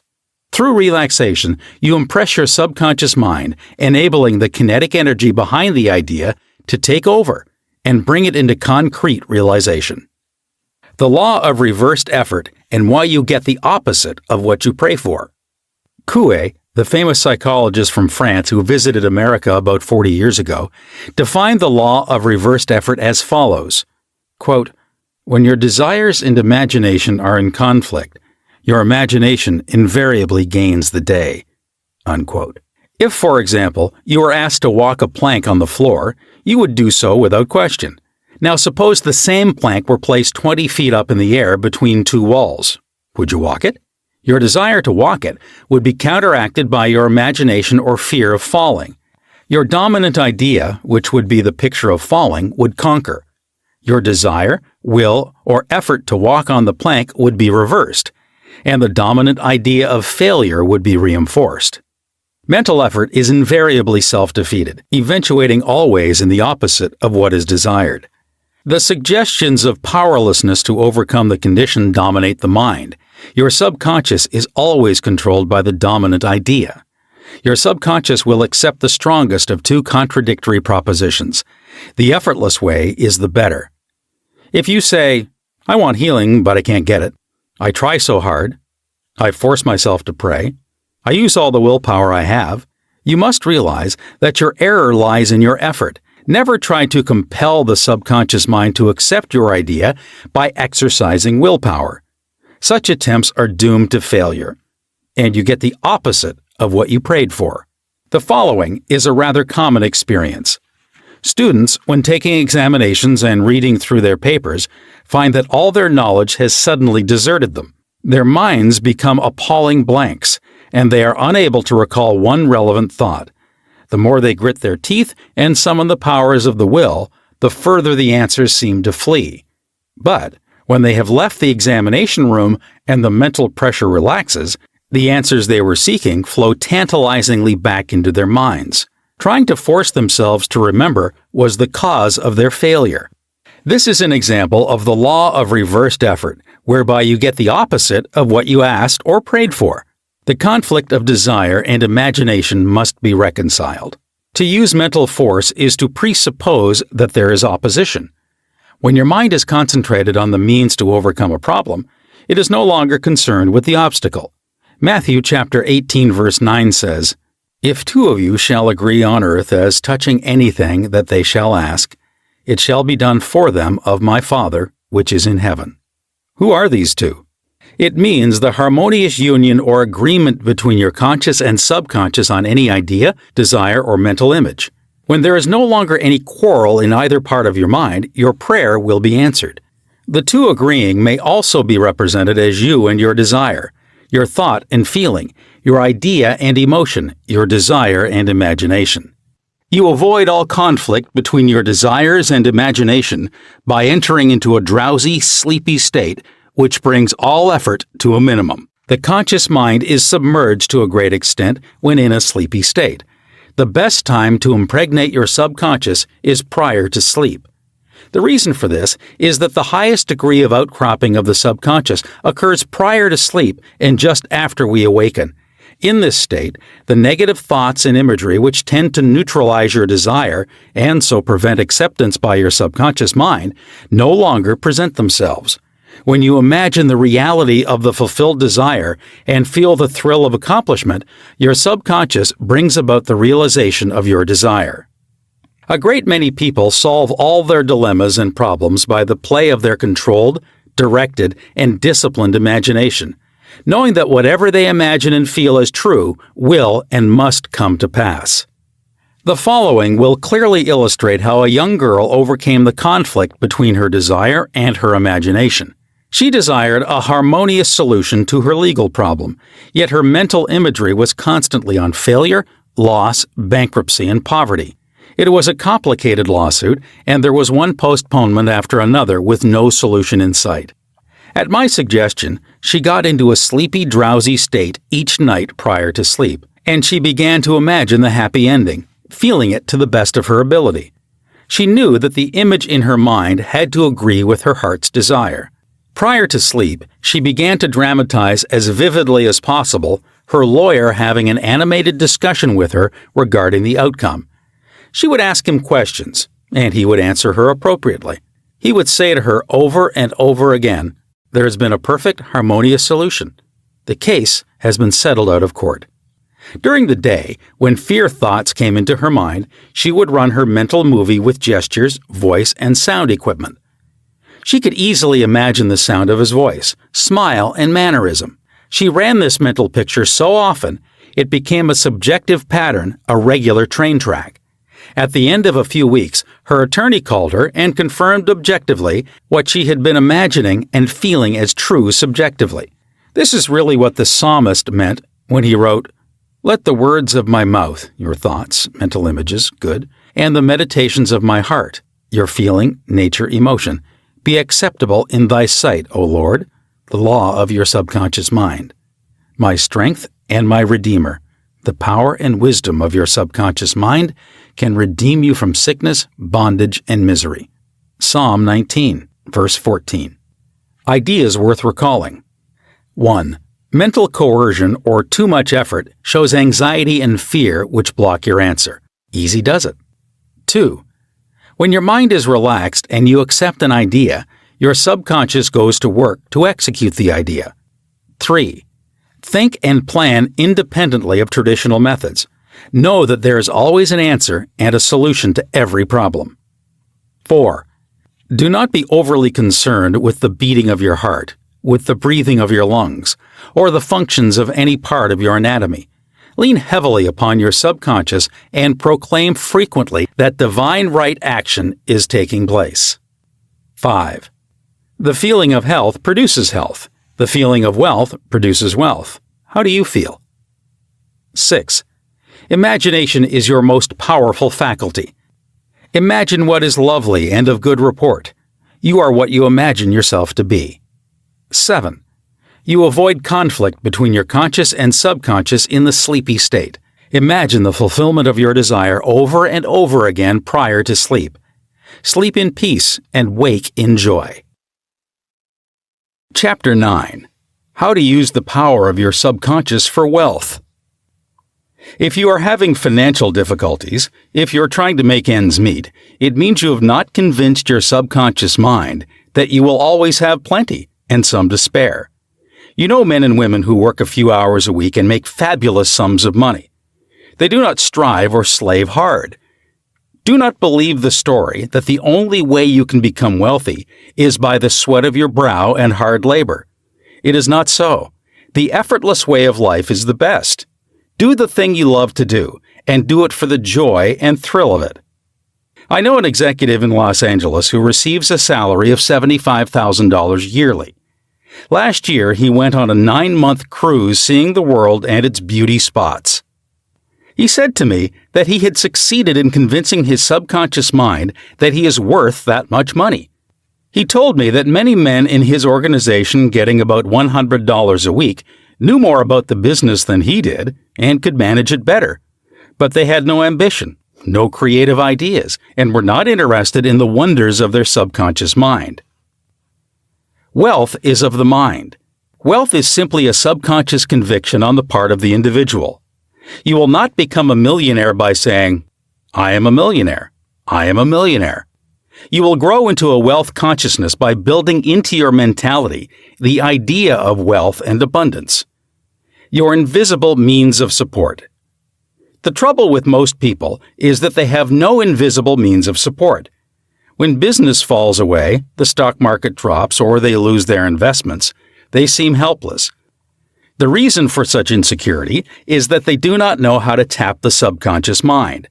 They are unacquainted with the inexhaustible storehouse within. A man with a poverty-type mind finds himself in poverty-stricken conditions. Another man with a mind filled with ideas of wealth is surrounded with everything he needs. It was never intended that man should lead a life of indigence. You can have wealth, everything you need, and plenty to spare. Your words have power to cleanse your mind of wrong ideas and to instill right ideas in their place. The ideal method for building wealth consciousness. Perhaps you are saying as you read this chapter, "I need wealth and success." This is what you do. Repeat for about 5 minutes to yourself 3 or 4 times a day, wealth, success. These words have tremendous power. They represent the inner power of the subconscious mind. Anchor your mind on this substantial power within you. Then conditions and circumstances corresponding to their nature and quality will be manifested in your life. You are not saying, "I am wealthy." You are dwelling on real powers within you. There is no conflict in the mind when you say, wealth. Furthermore, the feeling of wealth will well up within you as you dwell on the idea of wealth. The feeling of wealth produces wealth. Keep this in mind at all times. Your subconscious mind is like a bank, a sort of universal financial institution. It magnifies whatever you deposit or impress upon it, whether it is the idea of wealth or of poverty. Choose wealth. Why your affirmations for wealth fail. I have talked to many people during the past 35 years whose usual complaint is, I have said for weeks and weeks, I am wealthy, I am prosperous, and nothing has happened. I discovered that when they said, I am prosperous, I am wealthy, they felt within that they were lying to themselves. One man told me, I have affirmed that I am prosperous until I'm tired. Things are now worse. I knew when I made the statement that it was obviously not true. His statements were rejected by the conscious mind, and the very opposite of what he outwardly affirmed and claimed was made manifest. Your affirmation succeeds best when it is specific and when it does not produce a mental conflict or argument. Hence, the statements made by this man made matters worse because they suggested his lack. Your subconscious accepts what you really feel to be true, not just idle words or statements. The dominant idea or belief is always accepted by the subconscious mind. How to avoid mental conflict. The following is the ideal way to overcome this conflict for those who have this difficulty. Make this practical statement frequently, particularly prior to sleep. By day and by night, I am being prospered in all of my interests. This affirmation will not arouse any argument because it does not contradict your subconscious mind's impression of financial lack. I suggested to one businessman whose sales and finances were very low and who was greatly worried that he sit down in his office, become quiet, and repeat this statement over and over again. My sales are improving every day.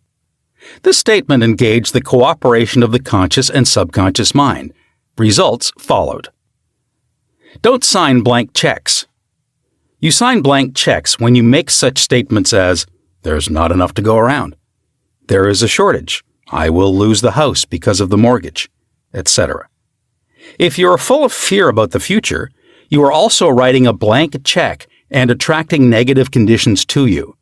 Your subconscious mind takes your fear and negative statement as your request and proceeds in its own way to bring obstacles, delays, lack, and limitation into your life.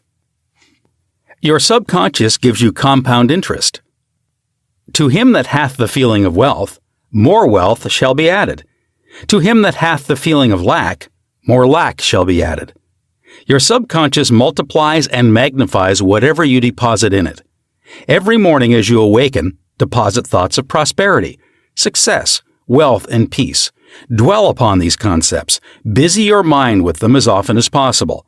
These constructive thoughts will find their way as deposits in your subconscious mind and bring forth abundance and prosperity. Why nothing happened? I can hear you saying, oh, I did that, nothing happened. You did not get results because you indulged in fear thoughts, perhaps 10 minutes later, and neutralized the good you had affirmed. When you place a seed in the ground, you do not dig it up. You let it take root and grow. Suppose, for example, you say, I shall not be able to make that payment. Before you get further than I shall, stop the sentence and dwell on a constructive statement such as, by day and by night, I am prospered in all my ways. True source of wealth. Your subconscious mind is never short of ideas. There are within it an infinite number of ideas ready to flow into your conscious mind and appear as cash in your pocketbook in countless ways. This process will continue to go on in your mind regardless of whether the stock market goes up or down, or whether the pound sterling or dollar drops in value. Your wealth is never truly dependent on bonds, stocks, or money in the bank. These are really only symbols, necessary and useful, of course, but only symbols. The point I wish to emphasize is that if you convince your subconscious mind that wealth is yours and that it is always circulating in your life, you will always and inevitably have it. regardless of the form it takes. Trying to make ends meet and the real cause. There are people who claim that they are always trying to make ends meet. They seem to have a great struggle to meet their obligations. Have you listened to their conversation? In many instances, their conversation runs along this vein. They are constantly condemning those who have succeeded in life and who have raised their heads above the crowd. Perhaps they are saying, "Oh, that fellow has a racket. He is ruthless. He's a crook. This is why they lack." They are condemning the thing that they desire and want. The reason they speak critically of their more prosperous associates is because they are envious and covetous of the other's prosperity. The quickest way to cause wealth to take wings and fly away is to criticize and condemn others who have more wealth than you.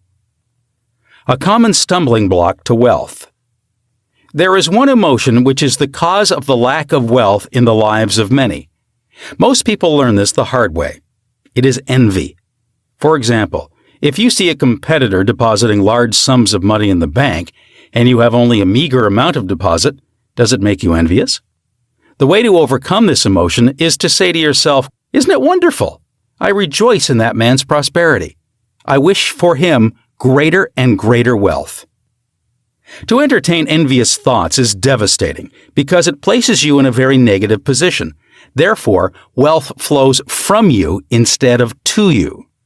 If you are ever annoyed or irritated by the prosperity or great wealth of another, claim immediately that you truly wish for him greater wealth in every possible way. This will neutralize the negative thoughts in your mind and cause an ever greater measure of wealth to flow to you by the law of your own subconscious mind. Rubbing out a great mental block to wealth. If you're worried and critical about someone who you claim is making money dishonestly, cease worrying about him. You know such a person is using the law of mind negatively. The law of mind takes care of him. Be careful not to criticize him for the reasons previously indicated. Remember, the block or obstacle to wealth is in your own mind. You can now destroy that mental block. This you may do by getting on mental good terms with everyone. Sleep and grow rich. As you go to sleep at night, practice the following technique. Repeat the word wealth quietly, easily, and feelingly. Do this over and over again, just like a lullaby. Lull yourself to sleep with the one word, wealth. You should be amazed at the result. Wealth should flow to you in avalanches of abundance. This is another example of the magic power of your subconscious mind. Serve yourself with the powers of your mind. 1. Decide to be wealthy the easy way, with the infallible aid of your subconscious mind. 2. Trying to accumulate wealth by the sweat of your brow and hard labor is one way to become the richest man in the graveyard. You do not have to strive or slave hard. 3. Wealth is a subconscious conviction. Build into your mentality the idea of wealth. 4. The trouble with most people is that they have no invisible means of support. 5. Repeat the word wealth to yourself slowly and quietly for about 5 minutes prior to sleep, and your subconscious will bring wealth to pass in your experience. 6. The feeling of wealth produces wealth. Keep this in mind at all times. 7. Your conscious and subconscious minds must agree. Your subconscious accepts what you really feel to be true. The dominant idea is always accepted by your subconscious mind. The dominant idea should be wealth, not poverty. 8. You can overcome any mental conflict regarding wealth by affirming frequently, by day and by night, I am being prospered in all of my interests. 9. Increase your sales by repeating this statement over and over again. My sales are improving every day. I am advancing, progressing, and getting wealthier every day. 10. Stop writing blank checks such as, "There's not enough to go around," or "There is a shortage," etc. Such statements magnify and multiply your loss. 11. Deposit thoughts of prosperity, wealth, and success in your subconscious mind, and the latter will give you compound interest. 12. What you consciously affirm, you must not mentally deny a few moments later. This will neutralize the good you have affirmed. 13. Your true source of wealth consists of the ideas in your mind. You can have an idea worth millions of dollars. Your subconscious will give you the idea you seek. 14. Envy and jealousy are stumbling blocks to the flow of wealth. Rejoice in the prosperity of others. 15. The block to wealth is in your own mind. Destroy that block now by getting on good mental terms with everyone. Chapter 10. Your right to be rich. It is your right to be rich. You are here to lead the abundant life and be happy, radiant, and free. You should, therefore, have all the money you need to lead a full, happy, and prosperous life. You are here to grow, expand, and unfold spiritually, mentally, and materially. You have the inalienable right to fully develop and express yourself along all lines. You should surround yourself with beauty and luxury. Why be satisfied with just enough to go around when you can enjoy the riches of your subconscious mind? In this chapter, you can learn to make friends with money, and you should always have a surplus. Your desire to be rich is a desire for a fuller, happier, more wonderful life. It is a cosmic urge. It is not only good, but very good. Money is a symbol. Money is a symbol of exchange. It means to you not only freedom from want, but beauty, luxury, abundance, and refinement. It is merely a symbol of the economic health of the nation. When your blood is circulating freely in your body, you are healthy. When money is circulating freely in your life, you are economically healthy. When people begin to hoard money, to put it away in tin boxes, and become charged with fear, there is economic illness. Money has taken many forms as a medium of exchange down through the centuries, such as salt, beads, and trinkets of various kinds. In early times, a man's wealth was determined by the number of sheep and oxen he had. Now, we use currency and other negotiable instruments, as it is much more convenient to write a check than carry some sheep around with you to pay bills. How to walk the royal road to riches.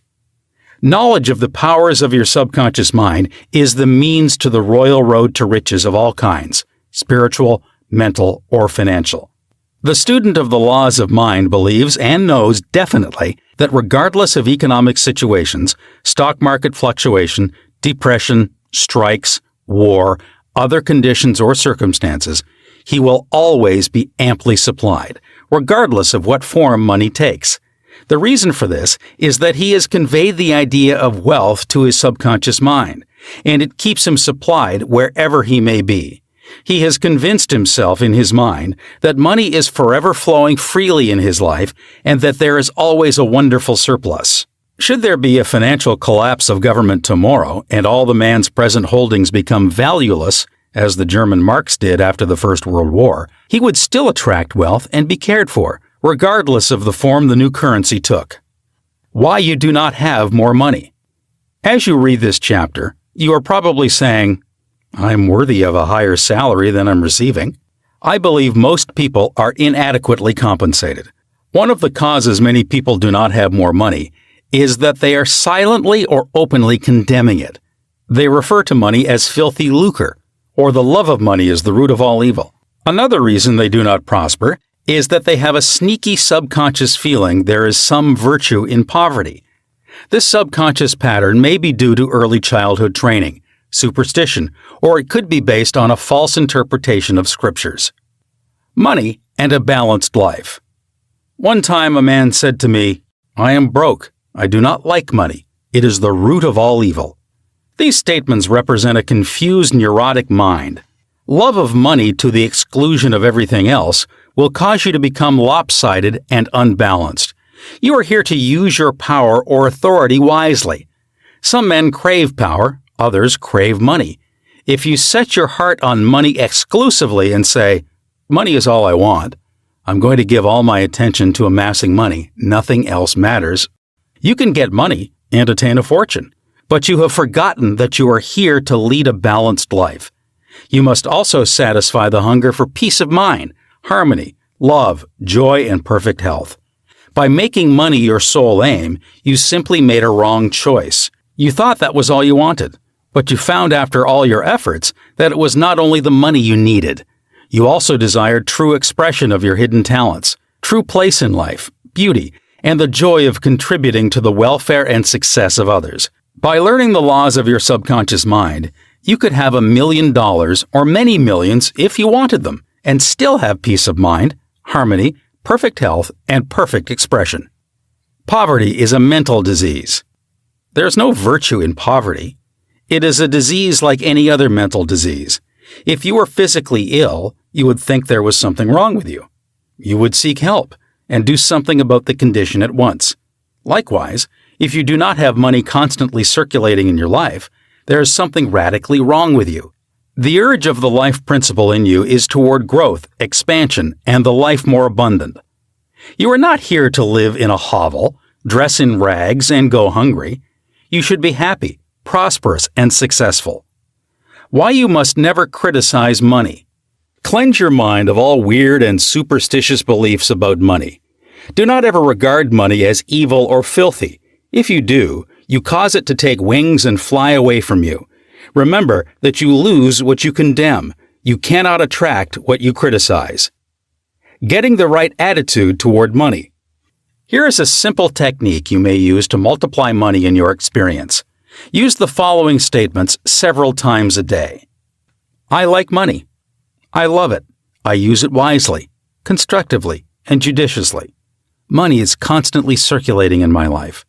I release it with joy, and it returns to me multiplied in a wonderful way. It is good and very good. Money flows to me in avalanches of abundance. I use it for good only, and I am grateful for my good and for the riches of my mind. How the scientific thinker looks at money. Suppose, for example, you found gold, silver, lead, copper, or iron in the ground. Would you pronounce these things evil? All evil comes from man's darkened understanding, from his ignorance, from his false interpretation of life, and from his misuse of his subconscious mind. Uranium, lead, or some other metal could have been used as a medium of exchange. We use paper bills, checks, nickel, and silver. Surely these are not evil. Physicists and chemists know today that the only difference between one metal and another is the number and rate of motion of electrons revolving around a central nucleus. They can now change one metal into another through a bombardment of the atoms in the powerful cyclotron. Gold, under certain conditions, becomes mercury. I believe that our modern scientists in the near future will be able to make gold, silver, and other metals synthetically in the chemical laboratory. The cost may be prohibitive now, but it can be done. I cannot imagine any intelligent person seeing anything evil in electrons, neutrons, protons, and isotopes. The piece of paper in your pocket is composed of atoms and molecules, with their electrons and protons arranged differently. Their number and rate of motion are different. That is the only way the paper differs from the silver in your pocket. How to attract the money you need. Many years ago, I met a young boy in Australia who wanted to become a physician and surgeon, but he had no money. I explained to him how a seed deposited in the soil attracts to itself everything necessary for its unfolding, and that all he had to do was to take a lesson from the seed and deposit the required idea in his subconscious mind. For expenses, this young, brilliant boy used to clean out doctors' offices, wash windows, and do odd repair jobs. He told me that every night, as he went to sleep, he used to picture in his mind's eye a medical diploma on a wall with his name on it, in big, bold letters. He used to clean and shine the framed diplomas in the medical building where he worked. It was not hard for him to engrave the image of a diploma in his mind and develop it there. Definite results followed as he persisted with his mental picture every night for about 4 months. The sequel of this story was very interesting. One of the doctors took a great liking to this young boy, and after training him in the art of sterilizing instruments, giving hypodermic injections, and other miscellaneous first aid work, he employed him as a technical assistant in his office. The doctor later sent him to medical school at his own expense. Today, this young man is a prominent medical doctor in Montreal, Canada. He discovered the law of attraction by using his subconscious mind the right way. He operated an age-old law which says, quote, "Having seen the end, you have willed the means to the realization of the end." Unquote. The end, in this case, was to become a medical doctor. This young man was able to imagine, see, and feel the reality of being a doctor. He lived with that idea, sustained it, nourished it, and loved it until through his imagination it penetrated the layers of his subconscious mind and became a conviction, thereby attracting to him everything necessary for the fulfillment of his dream. Why some men do not get a raise in pay. If you are working in a large organization and you are silently thinking of and resenting the fact you are underpaid, that you are not appreciated, and that you deserve more money and greater recognition, you are subconsciously severing the ties with that organization. You are setting a law in motion, and the superintendent or manager will say to you, "We have to let you go." Actually, you dismissed yourself. The manager was simply the instrument through which your own negative mental state was confirmed. It was an example of the law of action and reaction. The action was your thought, and the reaction was the response of your subconscious mind. Obstacles and impediments on the pathway to riches. I am sure you have heard men say, "That fellow has a racket. He is a racketeer. He is getting money dishonestly. He is a faker. I knew him when he had nothing. He is a crook, a thief, and a swindler." If you analyze the man who talks like that, you discover he is usually in want or suffering from some financial or physical illness. Perhaps his former college friends went up the ladder of success and excelled him. Now he is bitter and envious of their progress. In many instances, this is the cause of his downfall. Thinking negatively of these classmates and condemning their wealth causes the wealth and prosperity he is praying for to vanish and flee away. He is condemning the thing he is praying for. He is praying two ways. On the one hand, he is saying, "Wealth is flowing to me now." And in the next breath, silently or audibly, he is saying, "I resent that fellow's wealth." Always make it a special point to rejoice in the wealth of the other person. Protect your investments. If you are seeking wisdom regarding investments, or if you are worried about your stocks or bonds, quietly claim, "Infinite intelligence governs and watches over all my financial transactions, and whatsoever I do shall prosper." Do this frequently, and you will find that your investments will be wise. Moreover, you will be protected from loss, as you will be prompted to sell your securities or holdings before any loss accrues to you. You cannot get something for nothing. In large stores, the management employs store detectives to prevent people from stealing. They catch a number of people every day trying to get something for nothing. All such people are living in the mental atmosphere of lack and limitation, and are stealing from themselves peace, harmony, faith, honesty, integrity, goodwill, and confidence. Furthermore, they are attracting to themselves all manner of loss, such as loss of character, prestige, social status, and peace of mind. These people lack faith in the source of supply and the understanding of how their minds work. If they would mentally call on the powers of their subconscious mind and claim that they are guided to their true expression, they would find work and constant supply. Then by honesty, integrity, and perseverance, they would become a credit to themselves and to society at large. Your constant supply of money. Recognizing the powers of your subconscious mind and the creative power of your thought or mental image is the way to opulence, freedom, and constant supply. Accept the abundant life in your own mind. Your mental acceptance and expectancy of wealth has its own mathematics and mechanics of expression. As you enter into the mood of opulence, all things necessary for the abundant life will come to pass. Let this be your daily affirmation. Write in your heart, quote, "I am one with the infinite riches of my subconscious mind. It is my right to be rich, happy, and successful. Money flows to me freely, copiously, and endlessly. I am forever conscious of my true worth. I give of my talents freely, and I am wonderfully blessed financially. It is wonderful." Unquote. Step up this way to riches.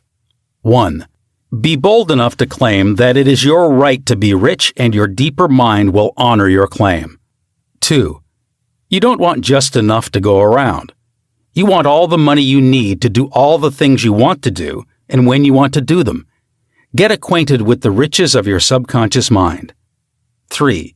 When money is circulating freely in your life, you are economically healthy. Look at money like the tide, and you will always have plenty of it.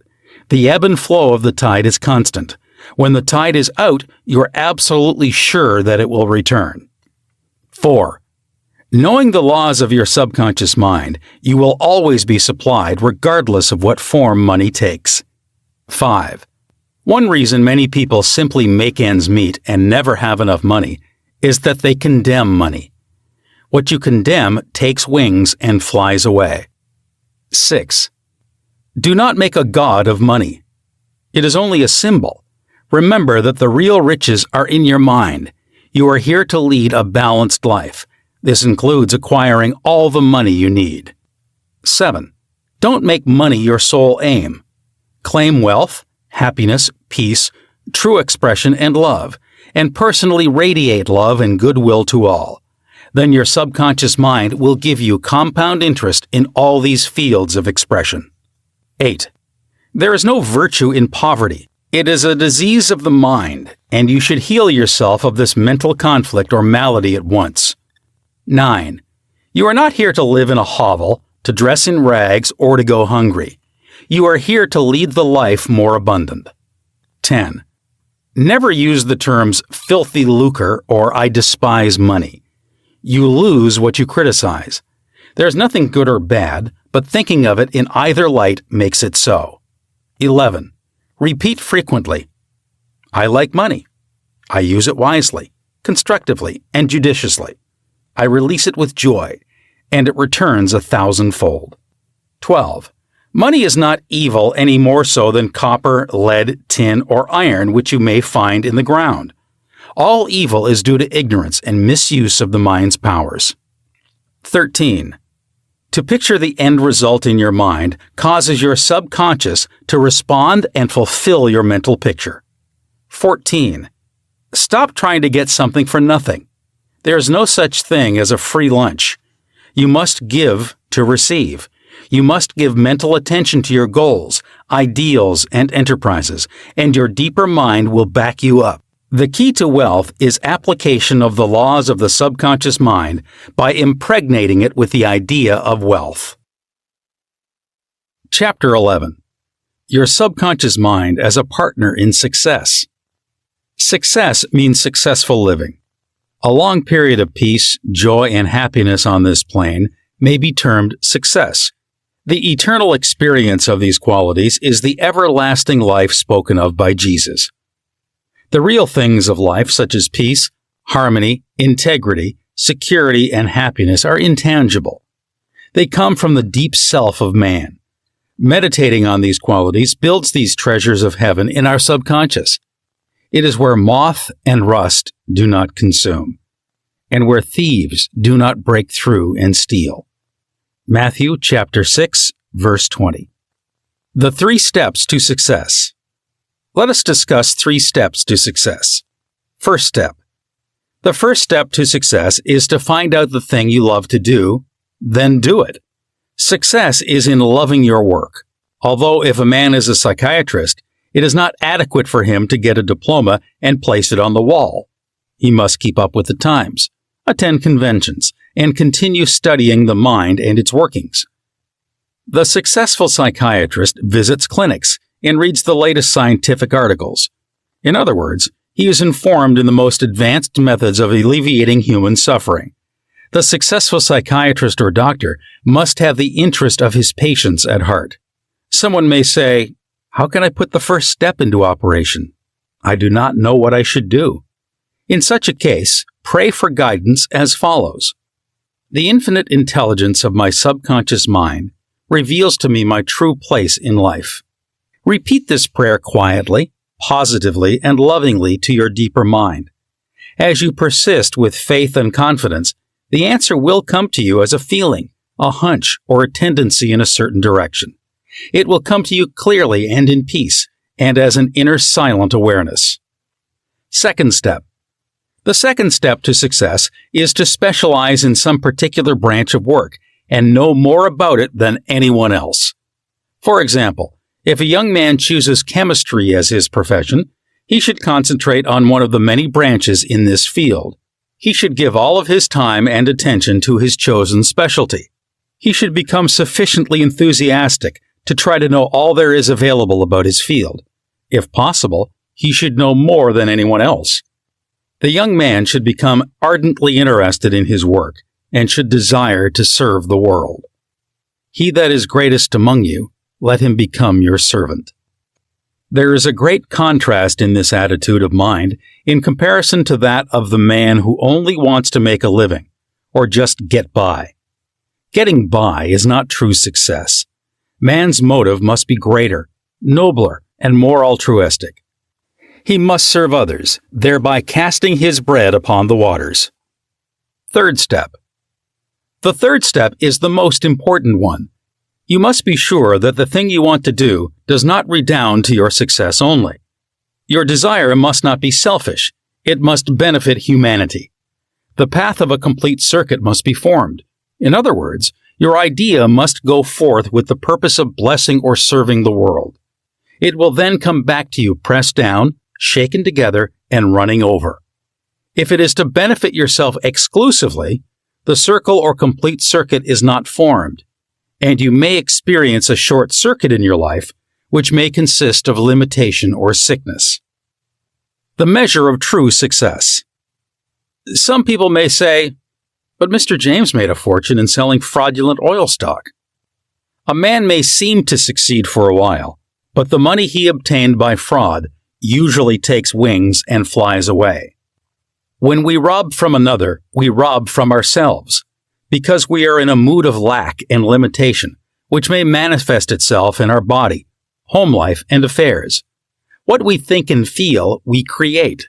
We create what we believe. Even though a man may have accumulated a fortune fraudulently, he is not successful. There is no success without peace of mind. What good is man's accumulated wealth if he cannot sleep nights, is sick, or has a guilt complex? I knew a man in London who told me of his exploits. He had been a professional pickpocket and had amassed a large amount of money.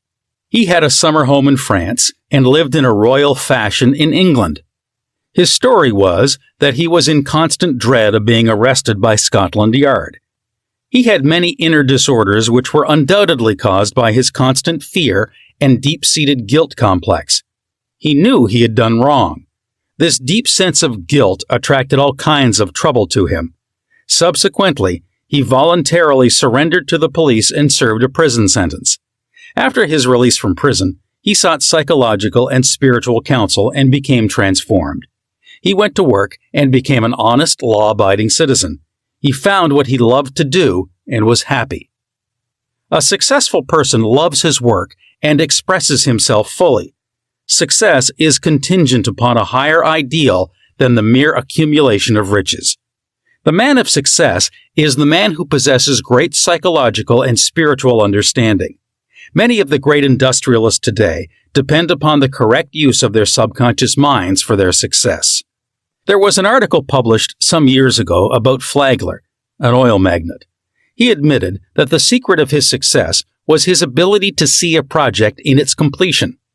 For instance, in his case, he closed his eyes, imagined a big oil industry, saw trains running on tracks, heard whistles blowing, and saw smoke. Having seen and felt the fulfillment of his prayer, his subconscious mind brought about its realization. If you imagine an objective clearly, you will be provided with the necessities, in ways you know not of, through the wonder-working power of your subconscious mind. In considering the 3 steps to success, you must never forget the underlying power of the creative forces of your subconscious mind. This is the energy in back of all steps in any plan of success. Your thought is creative. Thought fused with feeling becomes a subjective faith or belief, and according to your belief, is it done unto you. Matthew chapter 9, verse 29. A knowledge of a mighty force in you which is capable of bringing to pass all your desires gives you confidence and a sense of peace. Whatever your field of action may be, you should learn the laws of your subconscious mind. When you know how to apply the powers of your mind, and when you are expressing yourself fully and giving of your talents to others, you are on the sure path to true success. If you are about God's business, or any part of it, God, by his very nature, is for you. So who can be against you? With this understanding, there is no power in heaven or on earth to withhold success from you. How he made his dream come true. A movie actor told me that he had very little education, but he had a dream as a boy of becoming a successful movie actor. Out in the field mowing hay, driving the cows home, or even when milking them, he said, "I would constantly imagine I saw my name in big lights at a large theater. I kept this up for years, until finally I ran away from home. I got extra jobs in the motion picture field, and the day finally came when I saw my name in great big lights as I did when I was a boy." Then he added, "I know the power of sustained imagination to bring success." His dream pharmacy became a reality. 30 years ago, I knew a young pharmacist who was receiving $40 a week plus commission on sales. "After 25 years, he said to me, I will get a pension and retire." I said to this young man, "Why don't you own your own store? Get out of this place. Raise your sights. Have a dream for your children. Maybe your son wants to be a doctor. Perhaps your daughter desires to be a great musician." His answer was that he had no money. He began to awaken to the fact that whatever he could conceive as true, he could give conception. The first step toward his goal was his awakening to the powers of his subconscious mind, which I briefly elaborated on for his benefit. His second step was his realization that if he could succeed in conveying an idea to his subconscious mind, the latter would somehow bring it to pass. He began to imagine that he was in his own store. He mentally arranged the bottles, dispensed prescriptions, and imagined several clerks in the store waiting on customers. He also visualized a big bank balance. Mentally, he worked in that imaginary store. Like a good actor, he lived the role. Act as though I am, and I will be. This pharmacist put himself wholeheartedly into the act, living, moving, and acting on the assumption that he owned the store. The sequel was interesting. He was discharged from his position. He found new employment with a large chain store, became manager, and later on district manager. He saved enough money in 4 years to provide a down payment on a drugstore of his own. He called it his dream pharmacy. It was, he said, exactly the store I saw in my imagination. He became a recognized success in his chosen field and was happy doing what he loved to do. Using the subconscious mind in business. Some years ago, I gave a lecture to a group of businessmen on the powers of imagination and the subconscious mind. In this lecture, I pointed out how Goethe used his imagination wisely when confronted with difficulties and predicaments. His biographers point out that he was accustomed to fill many hours quietly holding imaginary conversations. It is well known that his custom was to imagine one of his friends before him in a chair, answering him in the right way. In other words, if he were concerned over any problems, he imagined his friend giving him the right or appropriate answer, accompanied with the usual gestures and tonal qualities of the voice, and he made the entire imaginary scene as real and as vivid as possible. One of the men present at this lecture was a young stockbroker. He proceeded to adopt the technique of Goethe. He began to have mental, imaginary conversations with a multimillionaire banker friend of his, who used to congratulate him on his wise and sound judgment, and compliment him on his purchase of the right stocks. He used to dramatize this imaginary conversation until he had psychologically fixed it as a form of belief in his mind. This broker's inner talking and controlled imagination certainly agreed with his aim, which was to make sound investments for his clients. His main purpose in life was to make money for his clients and to see them prosper financially by his wise counsel. He is still using his subconscious mind in his business, and he is a brilliant success in his field of endeavor. Boy of 16 years turns failure into success. A young boy who was attending high school said to me, "I'm getting very poor grades. My memory is failing. I do not know what is the matter." I discovered that the only thing wrong with this boy was his attitude. which was one of indifference and resentment towards some of his teachers and fellow students. I taught him how to use his subconscious mind and how to succeed in his studies. He began to affirm certain truths several times a day, particularly at night prior to sleep, and also in the morning after awakening. These are the best times to impregnate the subconscious mind. He affirmed as follows: I realize that my subconscious mind is a storehouse of memory. It retains everything I read and hear from my teachers. I have a perfect memory, and the infinite intelligence in my subconscious mind constantly reveals to me everything I need to know at all my examinations, whether written or oral. I radiate love and goodwill to all my teachers and fellow students.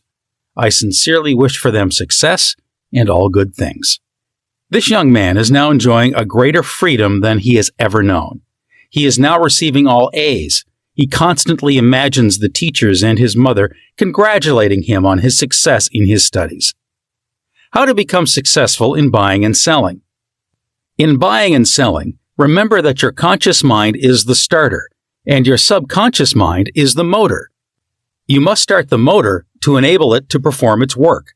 Your conscious mind is the dynamo that awakens the power of your subconscious mind. The first step in conveying your clarified desire, idea, or image to the deeper mind is to relax, immobilize the attention, get still, and be quiet.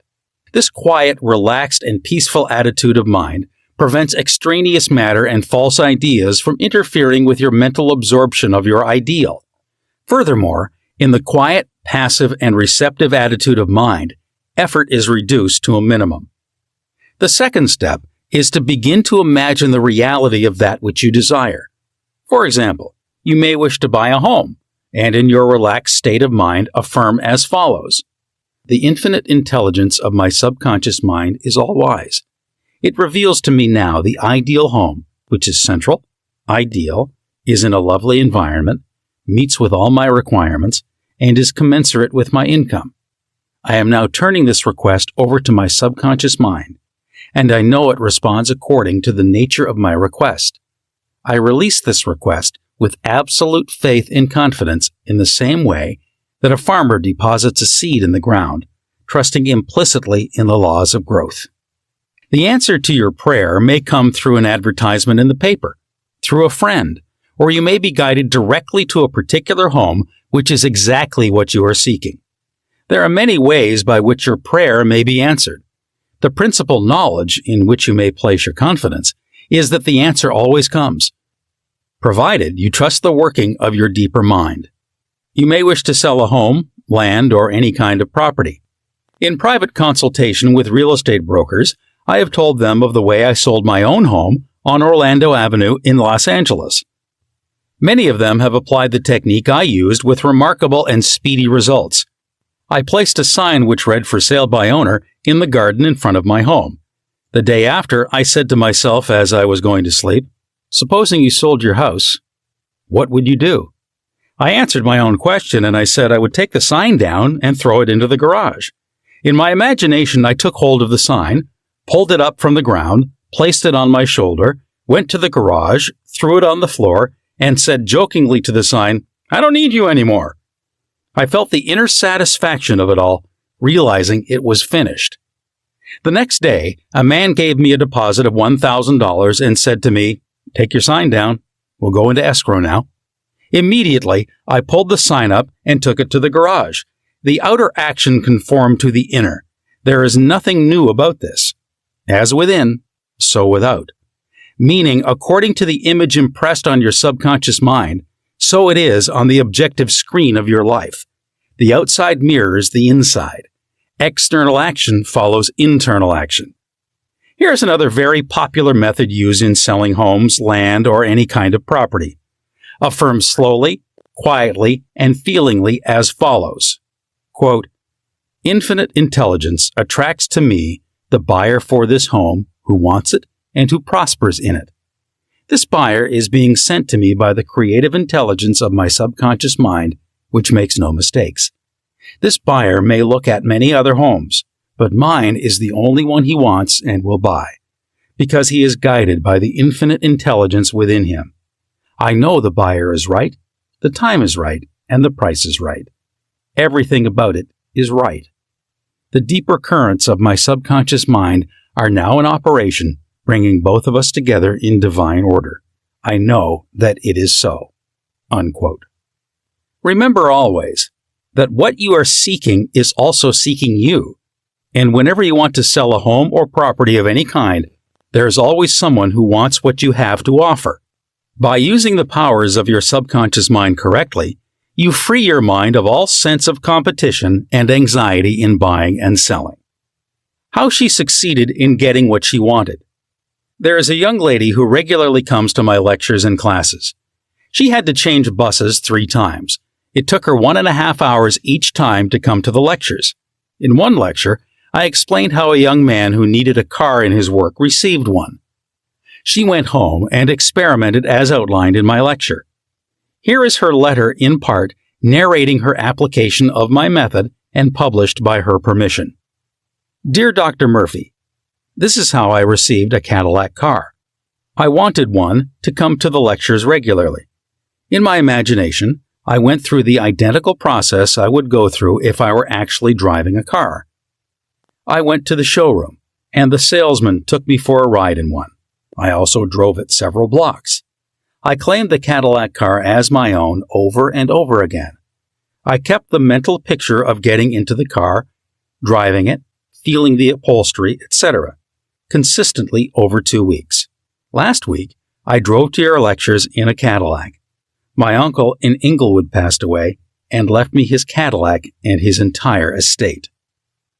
A success technique employed by many outstanding executives and businessmen.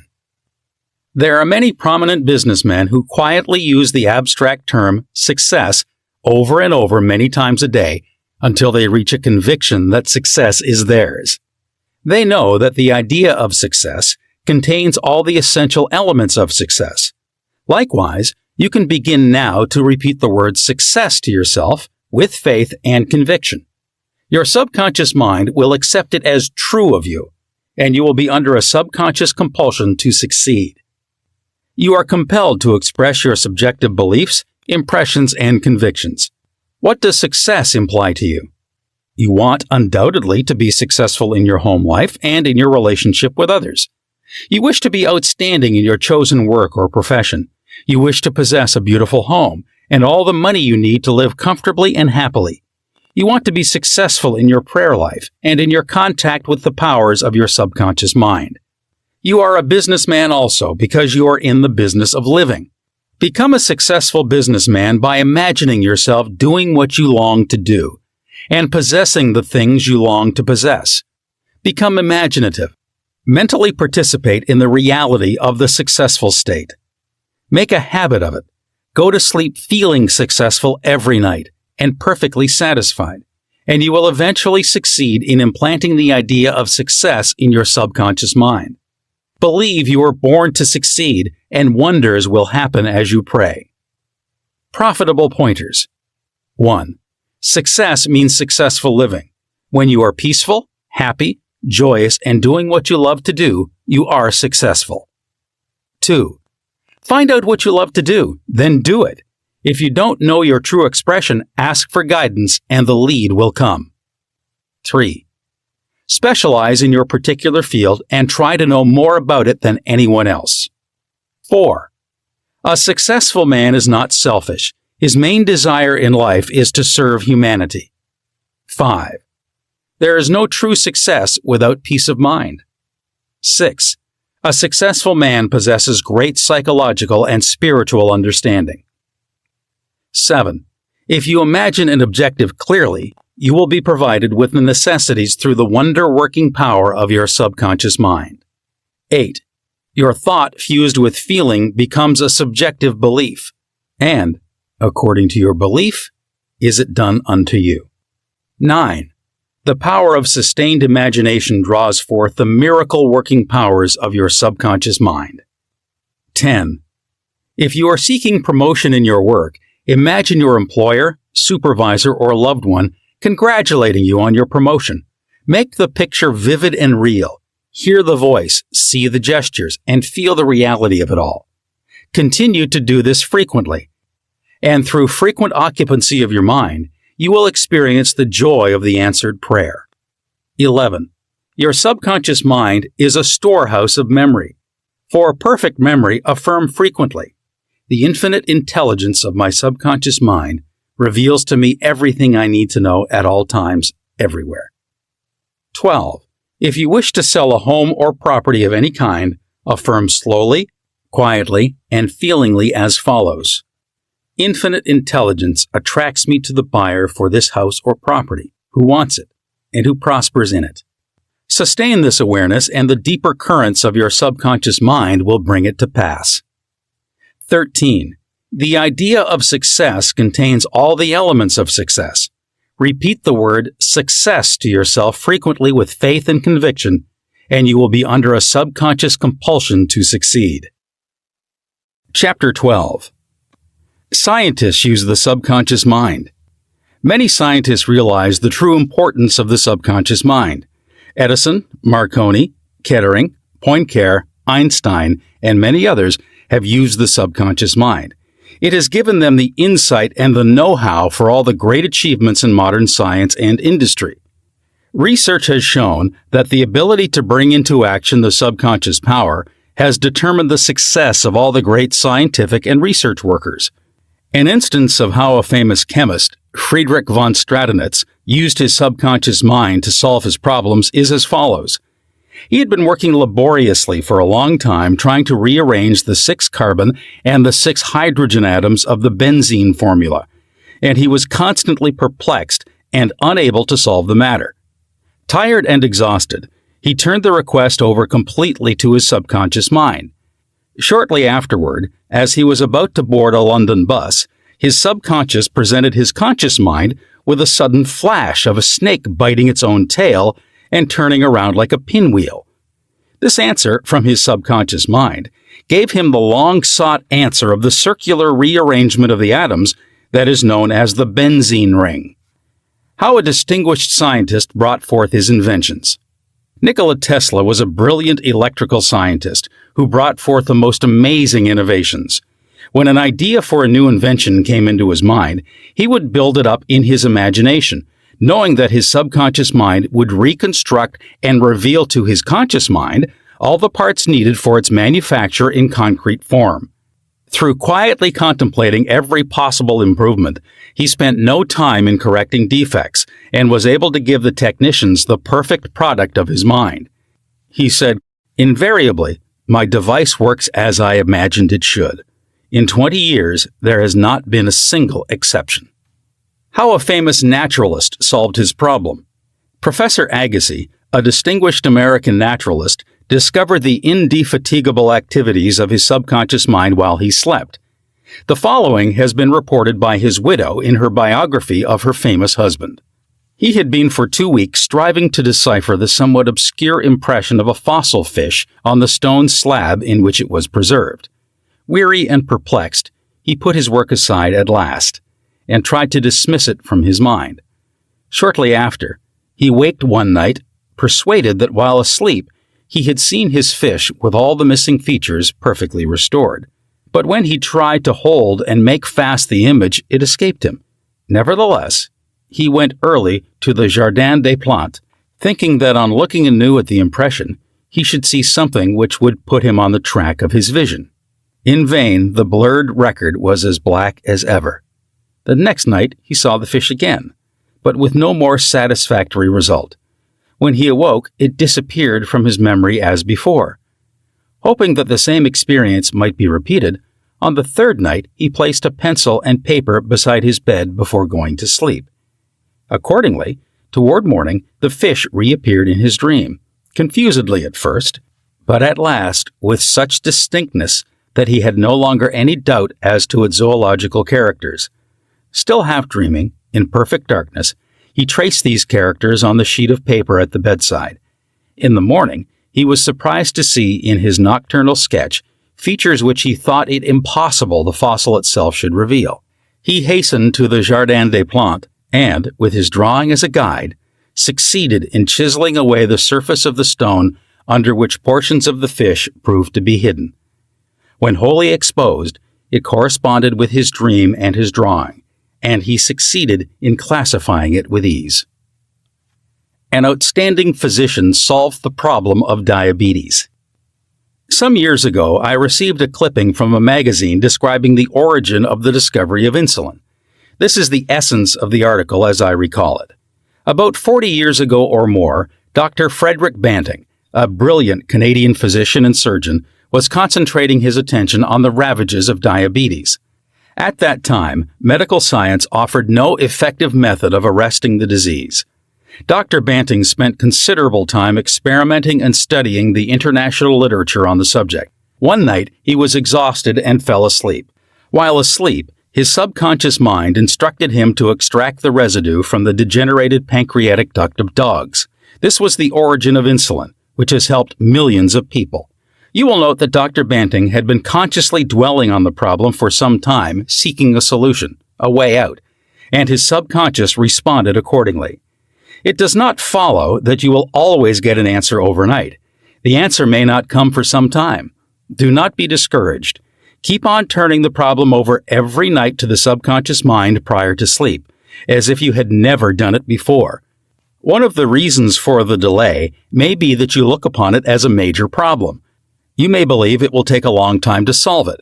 Your subconscious mind is timeless and spaceless. Go to sleep believing you have the answer now. Do not postulate the answer in the future. Have an abiding faith in the outcome. Become convinced now as you read this book that there is an answer and a perfect solution for you. How a famous scientist and physicist escaped from a Russian concentration camp. Dr. Lothar von Blank-Schmidt, a member of the Rocket Society and an outstanding research electronic engineer, gives the following condensed summary of how he used his subconscious mind to free himself from certain death at the hands of brutal guards in a Russian prison camp coal mine. He states as follows: I was a prisoner of war in a coal mine in Russia, and I saw men dying all around me in that prison compound.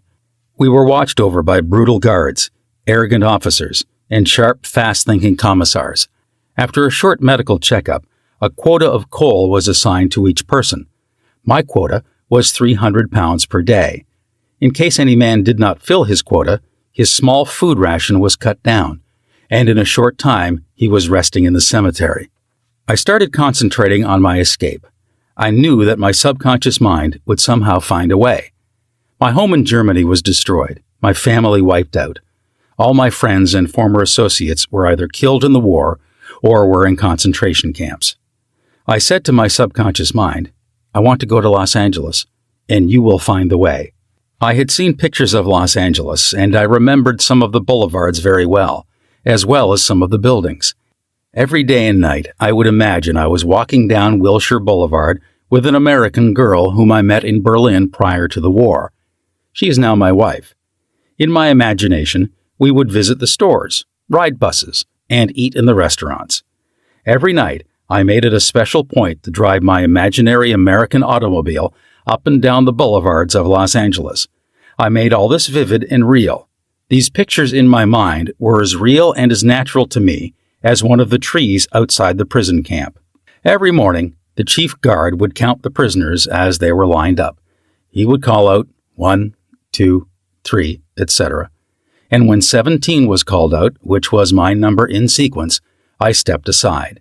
In the meantime, the guard was called away for a minute or so, and on his return, he started my mistake on the next man as 17. When the crew returned in the evening, the number of men was the same, and I was not missed, and the discovery would take a long time. I walked out of the camp undetected and kept walking for 24 hours, resting in a deserted town the next day. I was able to live by fishing and killing some wildlife. I found coal trains going to Poland and traveled on them by night, until finally I reached Poland. With the help of friends, I made my way to Lucerne, Switzerland. One evening at the Palace Hotel, Lucerne, I had a talk with a man and his wife from the United States of America. This man asked me if I would care to be a guest at his home in Santa Monica, California. I accepted, and when I arrived in Los Angeles, I found that their chauffeur drove me along Wilshire Boulevard and many other boulevards which I had imagined so vividly in the long months in the Russian coal mines. I recognized the buildings which I had seen in my mind so often. It actually seemed as if I had been in Los Angeles before. I had reached my goal. I will never cease to marvel at the wonders of the subconscious mind. Truly, it has ways we know not of. How archaeologists and paleontologists reconstruct ancient scenes. These scientists know that their subconscious mind has a memory of everything that has ever transpired. As they study the ancient ruins and fossils through their imaginative perception, their subconscious mind aids them in reconstructing the ancient scenes. The dead past becomes alive and audible once more. Looking at these ancient temples and studying the pottery, statuary, tools, and household utensils of these ancient times, the scientist tells us of an age when there was no language. Communication was done by grunts, groans, and signs. The keen concentration and disciplined imagination of the scientist awakens the latent powers of his subconscious mind, enabling him to clothe the ancient temples with roofs and surround them with gardens, pools, and fountains. The fossil remains are clothed with eyes, sinews, and muscles, and they again walk and talk. The past becomes the living present, and we find that in mind there is no time or space. Through disciplined, controlled, and directed imagination, you can be a companion of the most scientific and inspired thinkers of all time. How to receive guidance from your subconscious.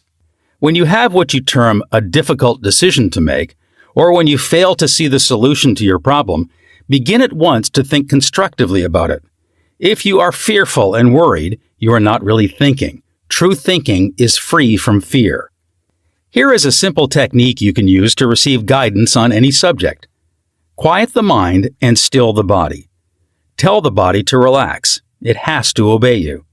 It has no volition, initiative, or self-conscious intelligence. Your body is an emotional disk which records your beliefs and impressions. Mobilize your attention.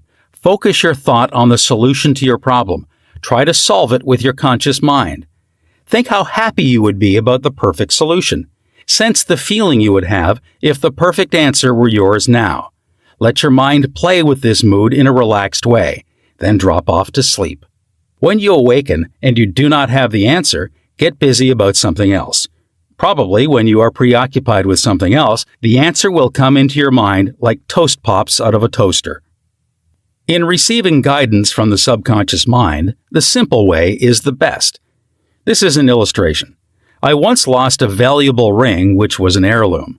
I looked everywhere for it and could not locate it.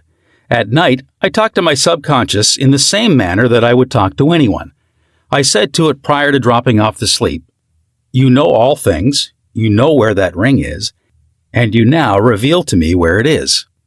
In the morning, I awoke suddenly with the words ringing in my ear, "Ask Robert." I thought it very strange that I should ask Robert, a young boy about 9 years of age. However, I followed the inner voice of intuition. Robert said, "Oh yes, I picked it up in the yard while I was playing with the boys. I placed it on the desk in my room. I did not think it worth anything, so I did not say anything about it." The subconscious mind will always answer you if you trust it. His subconscious revealed the location of his father's will. A young man who attends my lectures had this experience. His father died and apparently left no will. However, this man's sister told him that their father had confided to her that a will had been executed which was fair to all. Every attempt to locate the will failed. Prior to sleep, he talked to his deeper mind as follows. I now turn this request over to the subconscious mind. It knows just where that will is and reveals it to me. Then he condensed his request down to one word, answer, repeating it over and over again as a lullaby. He lulled himself to sleep with the word answer. The next morning, this young man had an overpowering hunch to go to a certain bank in Los Angeles, where he found a safe deposit vault registered in the name of his father, the contents of which solved all his problems. Your thought, as you go to sleep, arouses the powerful latency which is within you. For example, let us suppose you are wondering whether to sell your home, buy a certain stock, sever partnership, move to New York, or stay in Los Angeles, dissolve the present contract, or take a new one. Do this. Sit quietly in your armchair or at the desk in your office. Remember that there is a universal law of action and reaction. The action is your thought. The reaction is the response from your subconscious mind. The subconscious mind is reactive and reflexive. This is its nature. It rebounds, rewards, and repays.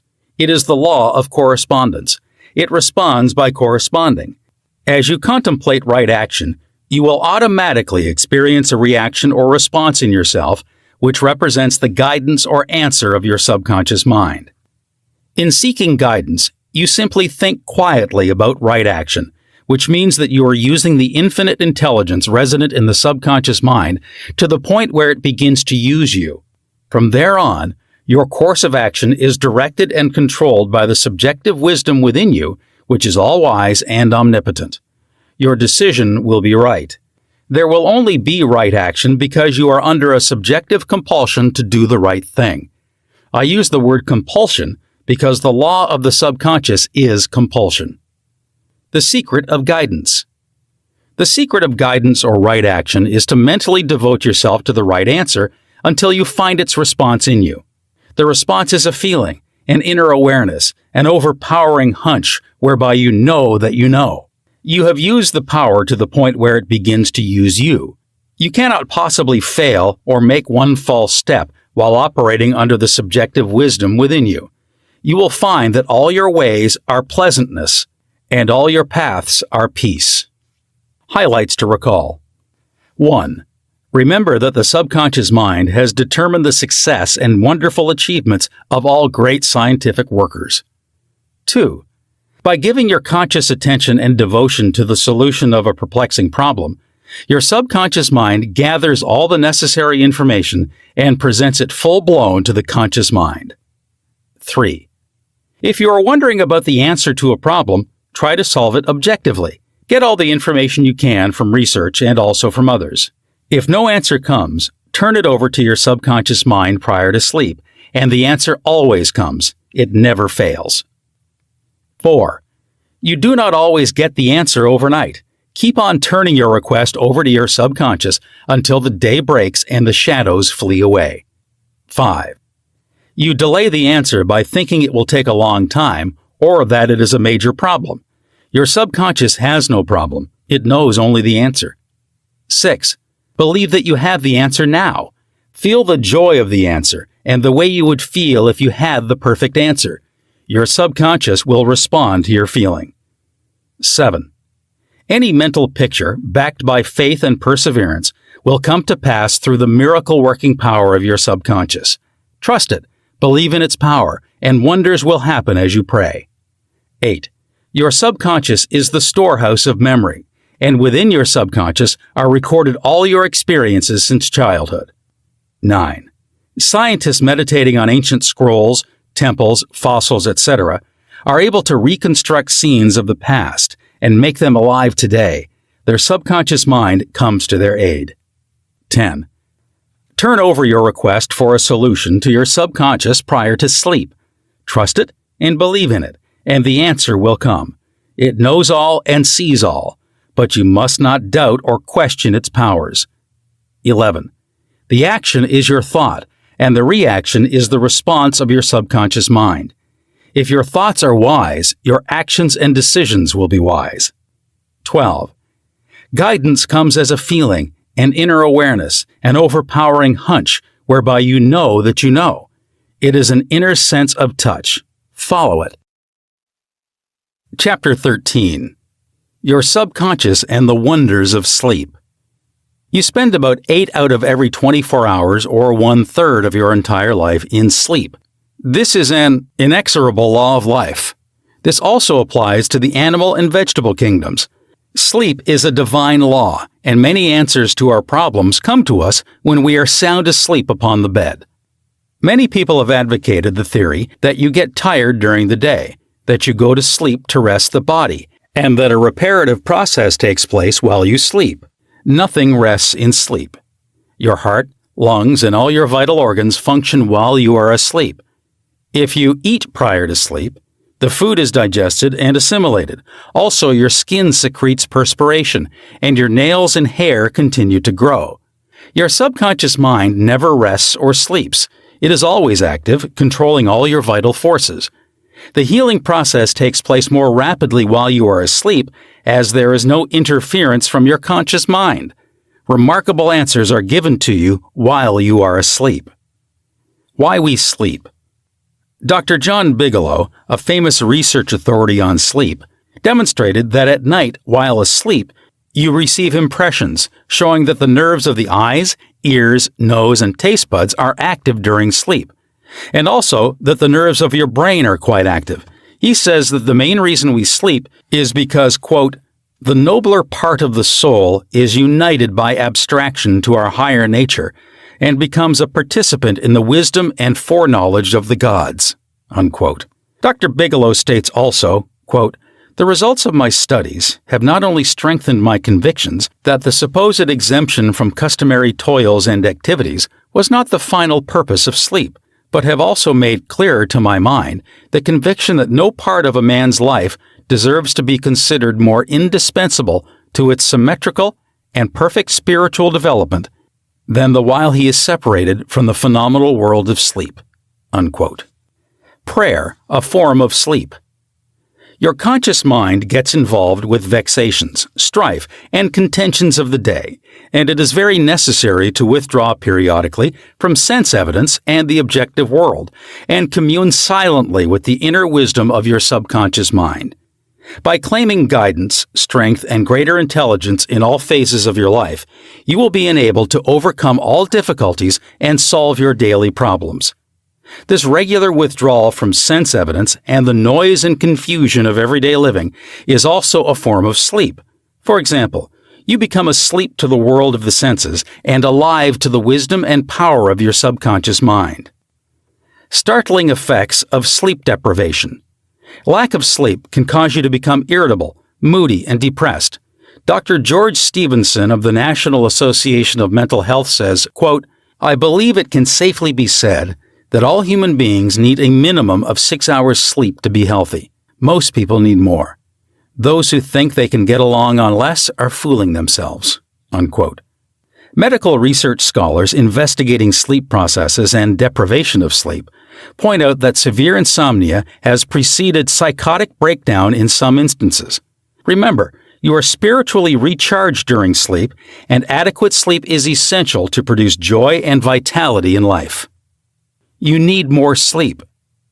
Robert O'Brien, in an article, Maybe You Need More Sleep, in an issue of the Reader's Digest, reports the following experiment on sleep. Quote, for the last 3 years, experiments have been in progress at the Walter Reed Army Institute of Research in Washington, D.C. Subjects, more than 100 military and civilian volunteers, have been kept awake for as long as 4 days.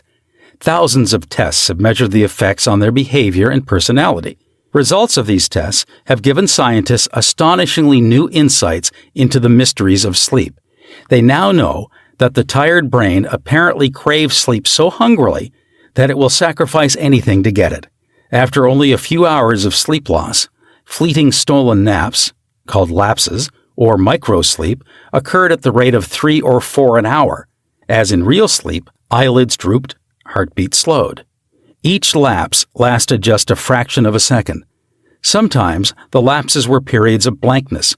Sometimes they were filled with images, wisps of dreams. As hours of sleep loss mounted, the lapses took place more often and lasted longer, perhaps 2 or 3 seconds. Even if the subjects had been piloting an airliner in a thunderstorm, they still couldn't have resisted microsleeps for those few priceless seconds. And it can happen to you, as many who have fallen asleep at the wheel of a car can testify. Another startling effect of sleep deprivation was its attack on human memory and perception. Many sleep-deprived subjects were unable to retain information long enough to relate it to the task they were supposed to perform.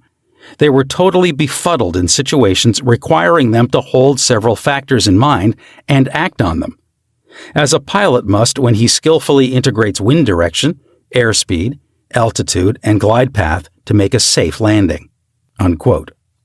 Sleep brings counsel. A young lady in Los Angeles who listens to my morning radio talks told me that she had been offered a lucrative position in New York City at twice her present salary. She was wondering whether to accept or not and prayed prior to sleep as follows. The creative intelligence of my subconscious mind knows what is best for me. Its tendency is always lifeward, and it reveals to me the right decision which blesses me and all concerned. I give thanks for the answer which I know will come to me. She repeated this simple prayer over and over again as a lullaby prior to sleep, and in the morning she had a persistent feeling that she should not accept the offer. She rejected the offer, and subsequent events verified her inward sense of knowing, because the company went bankrupt in a few months following their offer of employment to her. The conscious mind may be correct on the facts objectively known, but the intuitive faculty of her subconscious mind saw the failure of the concern in question and prompted her accordingly. Saved from certain disaster. I will illustrate how the wisdom of your subconscious mind can instruct you and protect you relative to your request for right action as you go to sleep. Many years ago, before the Second World War, I was offered a very lucrative assignment in the Orient, and I prayed for guidance and the right decision as follows. Infinite intelligence within me knows all things, and the right decision is revealed to me in divine order. I will recognize the answer when it comes. I repeated this simple prayer over and over again as a lullaby prior to sleep, and in a dream came the vivid realization of things to come 3 years hence. An old friend appeared in the dream and said, "Read these headlines. Don't go." The headlines of the newspaper which appeared in the dream related to war and the attack on Pearl Harbor. Occasionally, the writer dreams literally. The aforementioned dream was undoubtedly a dramatization of the subconscious mind, which projected a person whom I trusted and respected. To some, a warning may come in the form of a mother who appears in a dream. She tells the person not to go here or there, and the reason for the warning. Your subconscious mind is all-wise. It knows all things. Oftentimes, it will speak to you only in a voice that your conscious mind will immediately accept as true.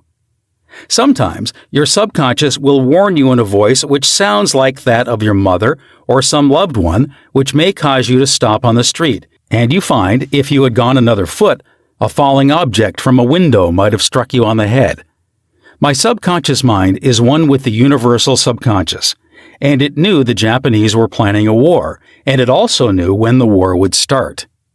Dr. Rhine, director of the Department of Psychology at Duke University, has gathered together a vast amount of evidence showing that a great number of people all over the world see events before they happen, and in many instances are, therefore, able to avoid the tragic event which was foreseen vividly in a dream.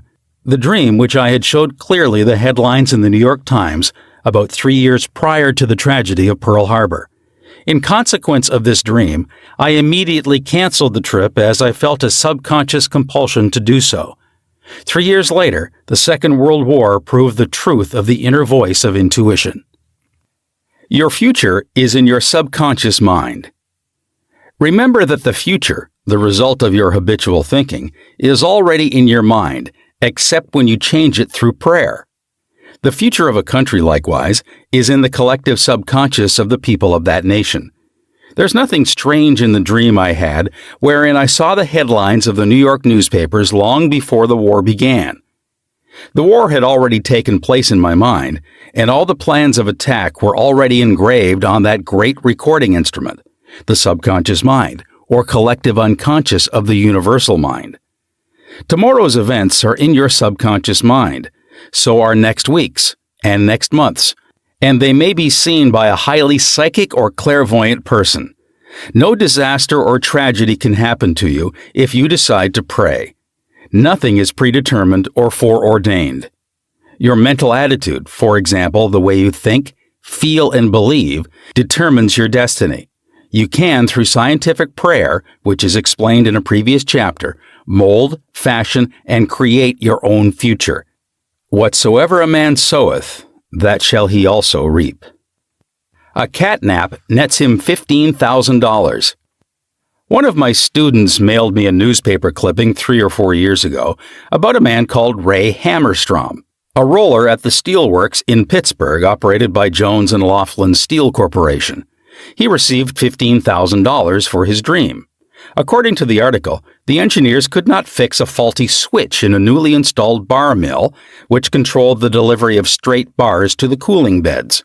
The engineers worked on the switch about 11 or 12 times to no avail. Hammerstrom thought a lot about the problem and tried to figure out a new design which might work. Nothing worked. One afternoon, he lay down for a nap, and prior to sleep, he began to think about the answer to the switch problem. He had a dream in which a perfect design for the switch was portrayed. When he awoke, he sketched his new design according to the outline of his dream. This visionary catnap won Hammerstrom a check for $15,000, the largest award the firm ever gave an employee for a new idea. How a famous professor solved his problem in sleep. Dr. H.V. Helprecht, professor of Assyrian at the University of Pennsylvania, wrote as follows, quote, "One Saturday evening, I had been wearying myself in the vain attempt to decipher two small fragments of agate, which were supposed to belong to the finger rings of some Babylonians. About midnight, weary and exhausted, I went to bed and dreamed the following remarkable dream. A tall, thin priest of Nippur, about 40 years of age, led me to the treasure chamber of the temple, a small, low-ceilinged room without windows, while scraps of agate and lapis lazuli lay scattered on the floor. Here he addressed me as follows. The two fragments, which you have published separately on pages 22 and 26, belong together, and are not finger rings. The first two rings served as earrings for the statue of the god. The two fragments you have are the portions of them.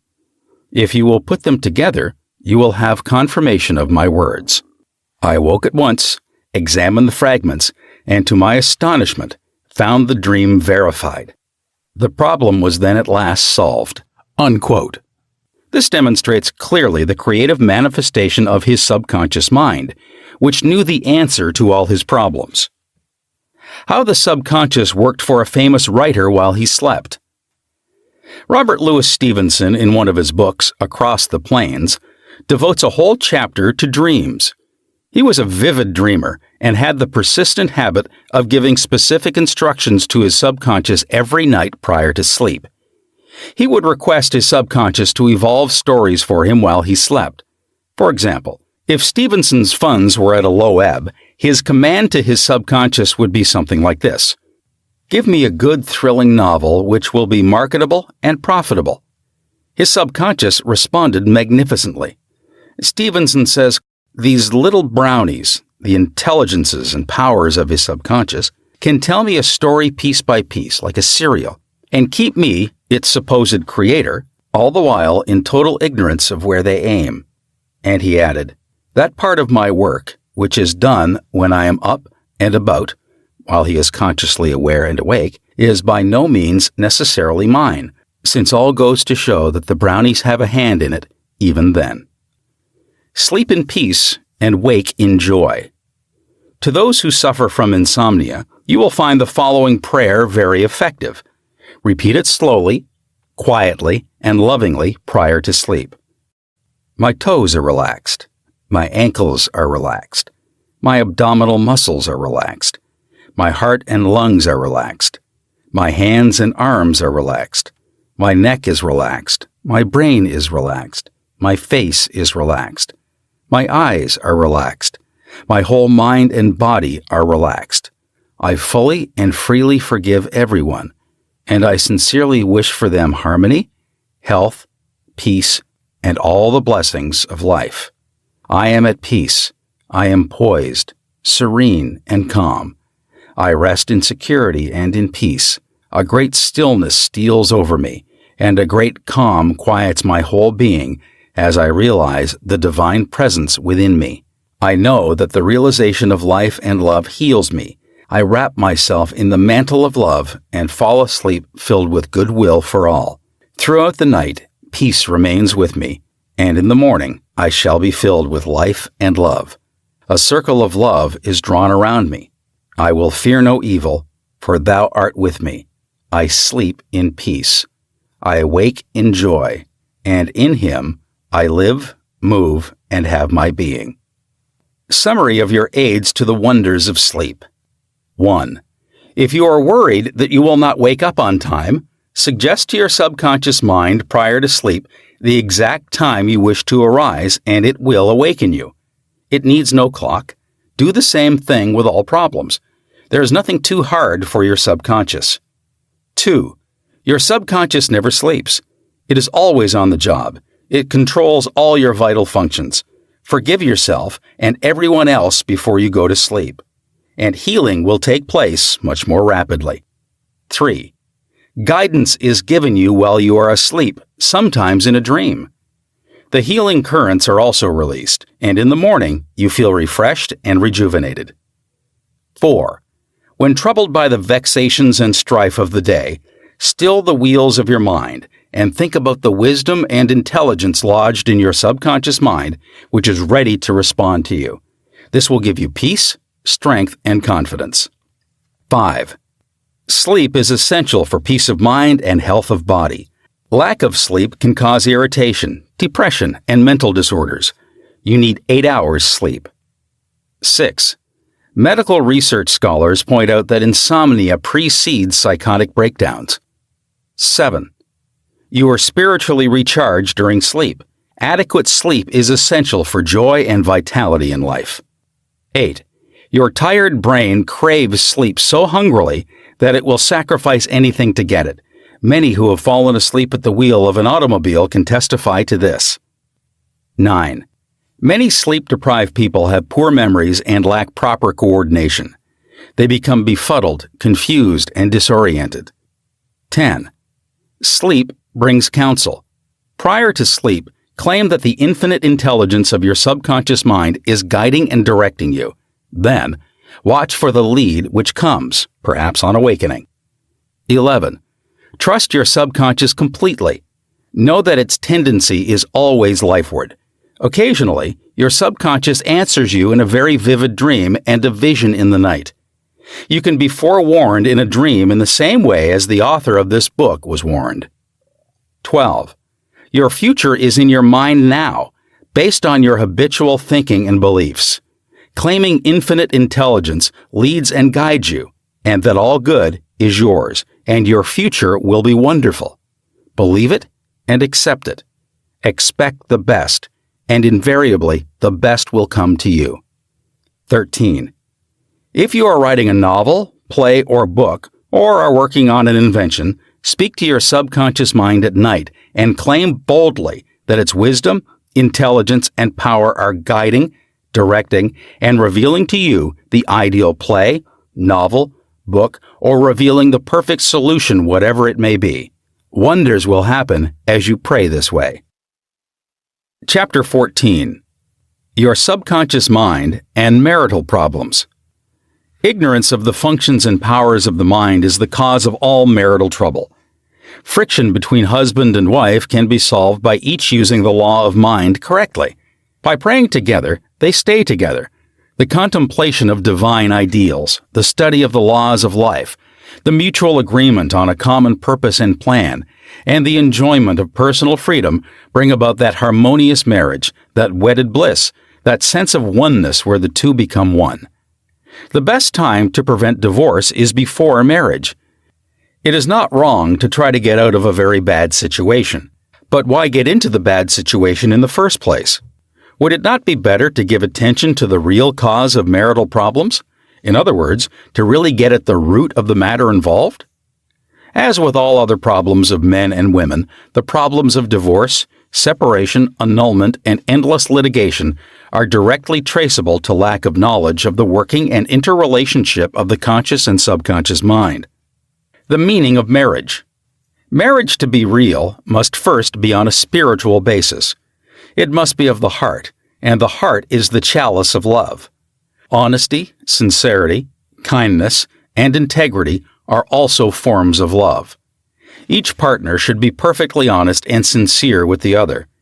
It is not a true marriage when a man marries a woman for her money, social position, or to lift his ego, because this indicates a lack of sincerity, honesty, and true love. Such a marriage is a farce, a sham, and a masquerade.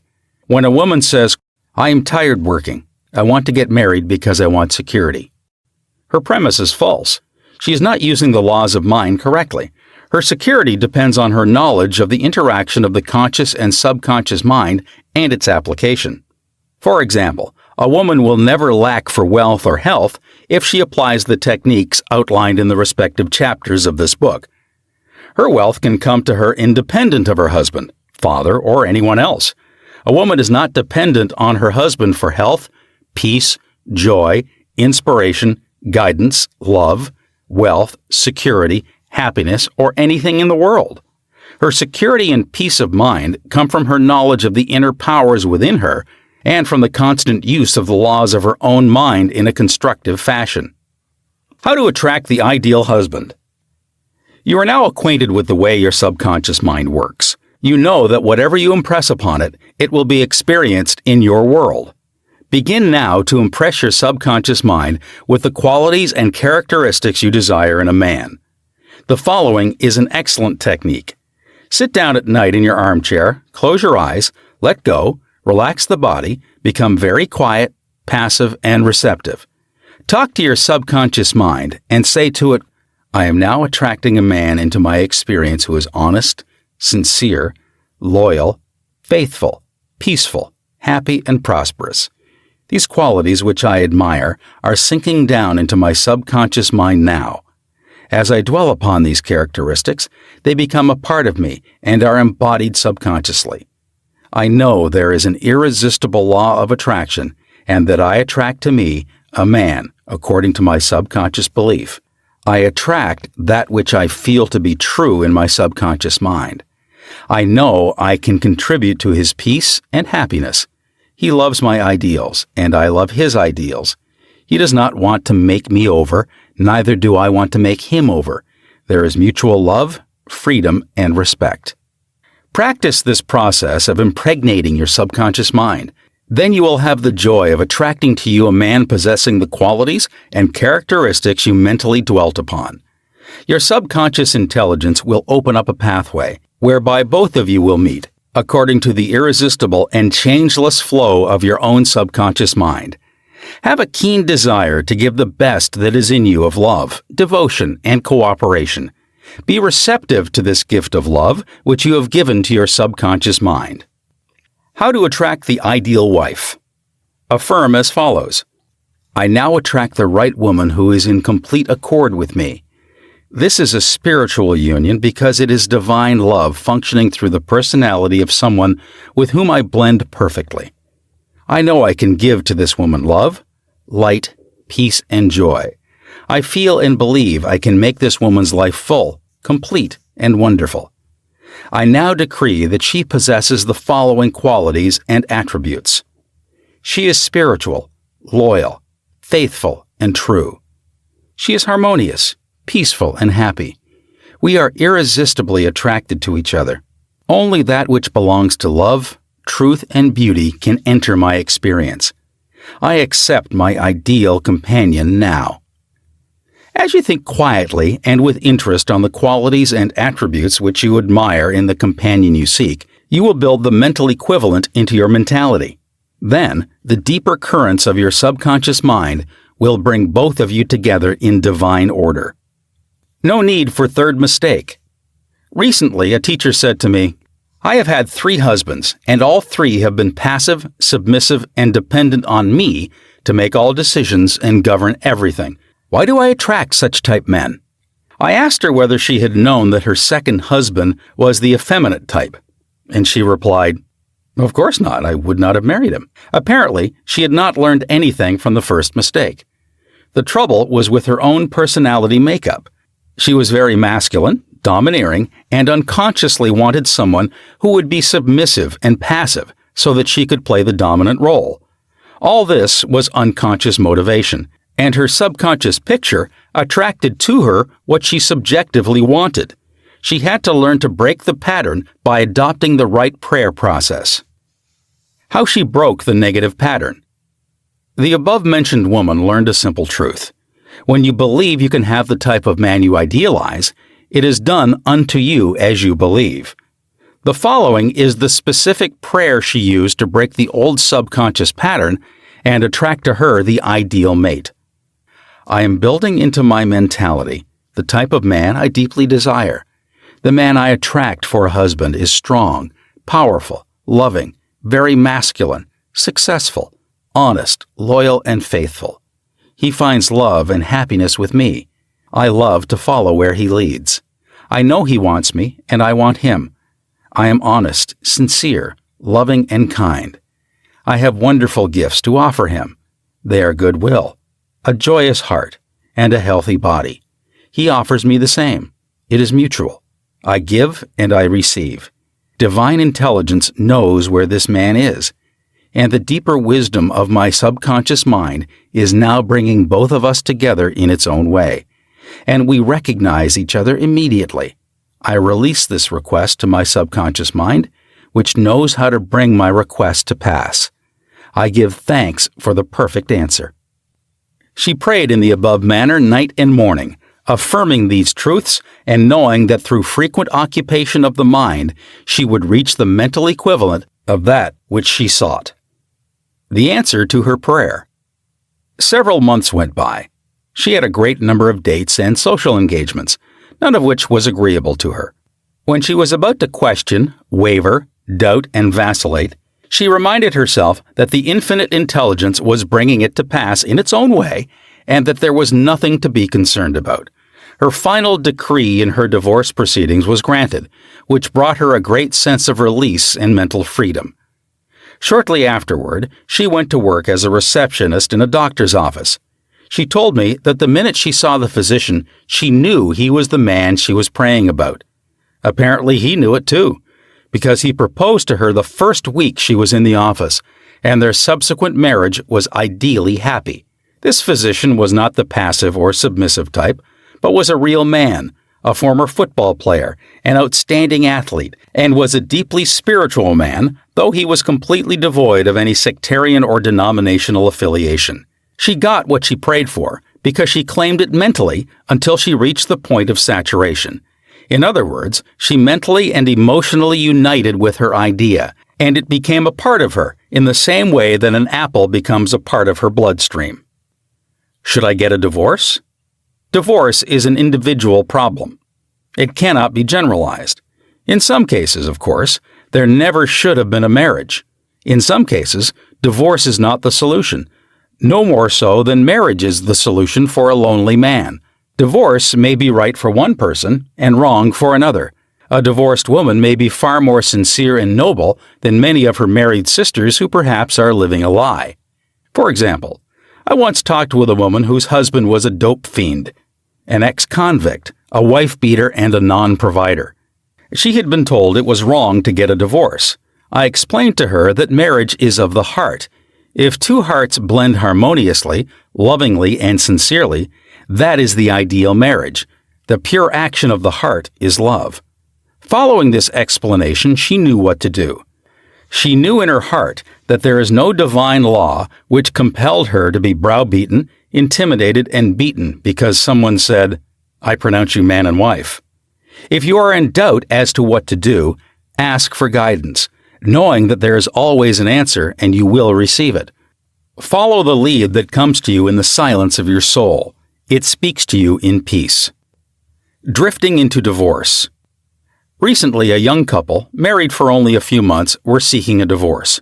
I discovered that the young man had a constant fear that his wife would leave him. He expected rejection, and he believed that she would be unfaithful. These thoughts haunted his mind and became an obsession with him. His mental attitude was one of separation and suspicion.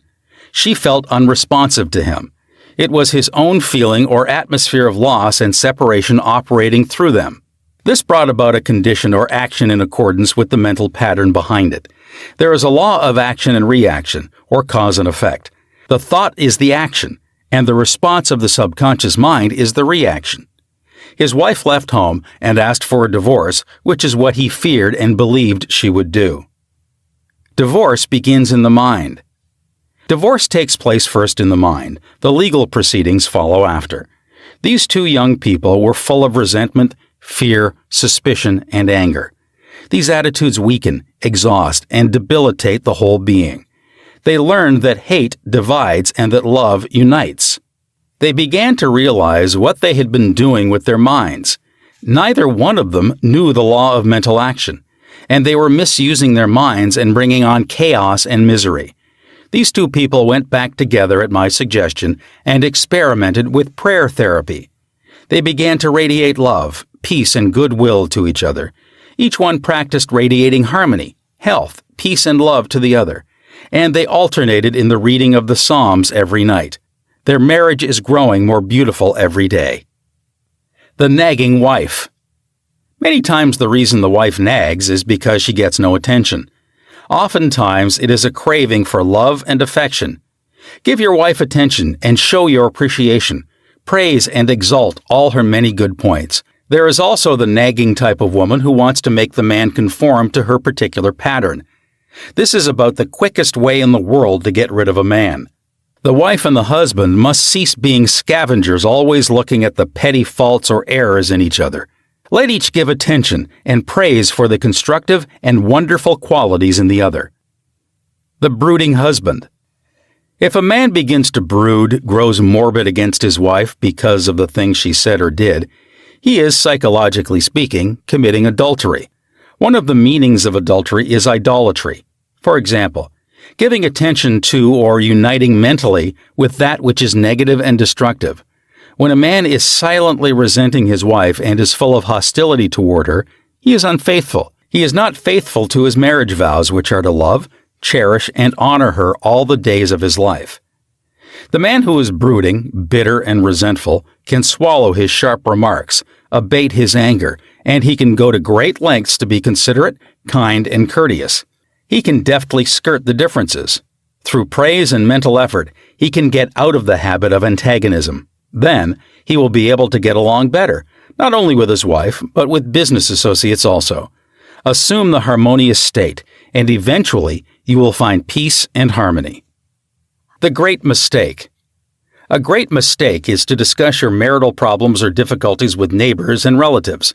Suppose, for example, a wife says to the neighbor, "John never gives me any money. He treats my mother abominably, drinks to excess, and is constantly abusive and insulting." Now this wife is degrading and belittling her husband in the eyes of all the neighbors and relatives. He no longer appears as the ideal husband to them. Never discuss your marital problems with anyone except a trained counselor. Why cause numerous people to think negatively of your marriage? Moreover, as you discuss and dwell upon these shortcomings of your husband, you are actually creating these states within yourself. Who is thinking and feeling it? You are. As you think and feel, so are you. Relatives will usually give you the wrong advice.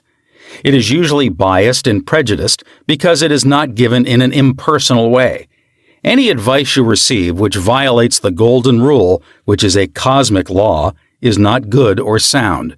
It is well to remember that no two human beings ever live beneath the same roof without clashes of temperament, periods of hurts and strain.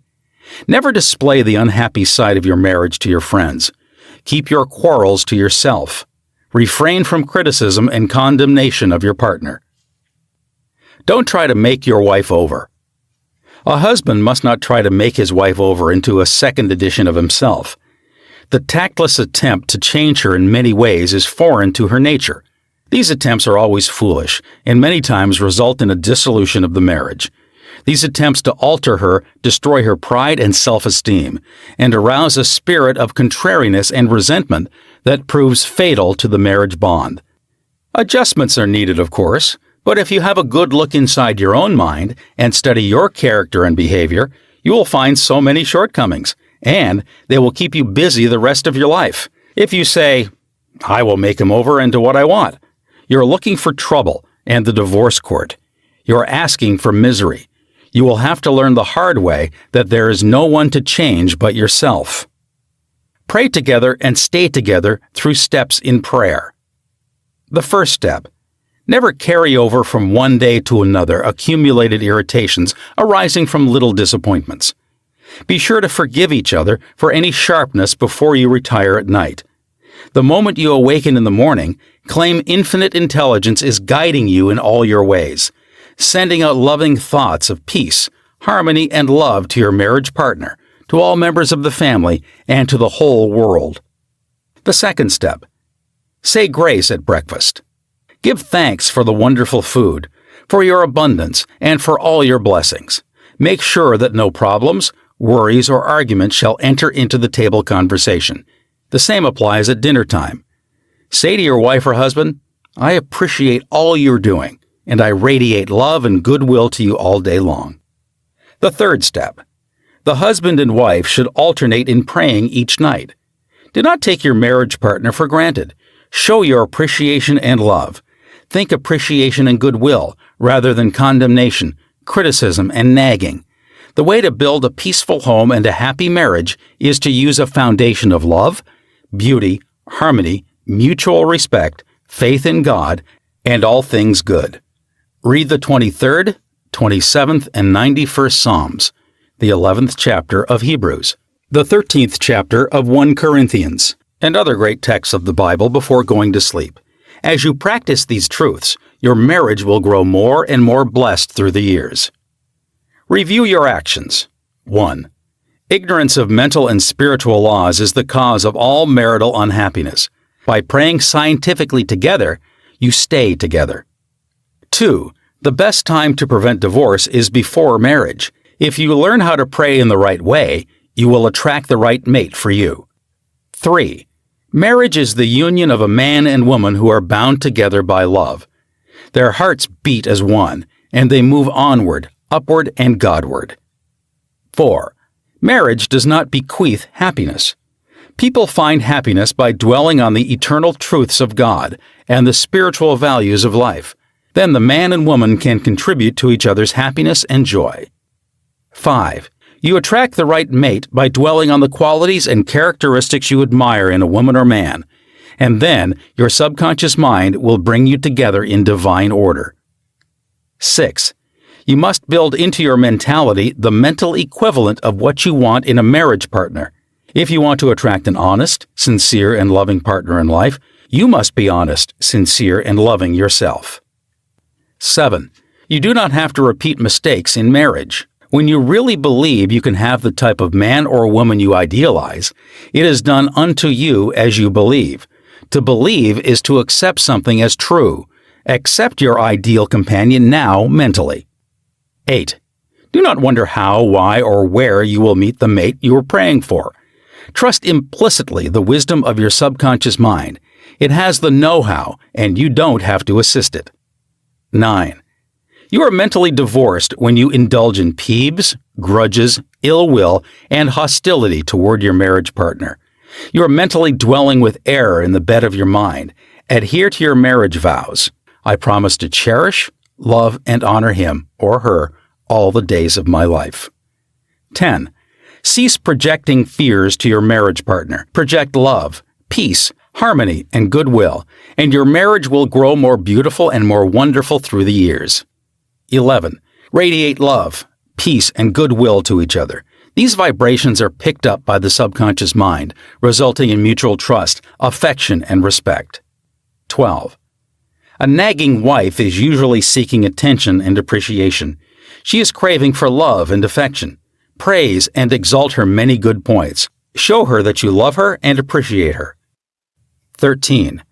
A man who loves his wife does not do anything unloving or unkind in word, manner, or action. Love is what love does. 14. In marital problems, always seek expert advice. You would not go to a carpenter to pull a tooth. Neither should you discuss your marriage problems with relatives or friends. You should go to a trained person for counsel. 15. Never try to make your wife or husband over. These attempts are always foolish and tend to destroy the pride and self-esteem of the other.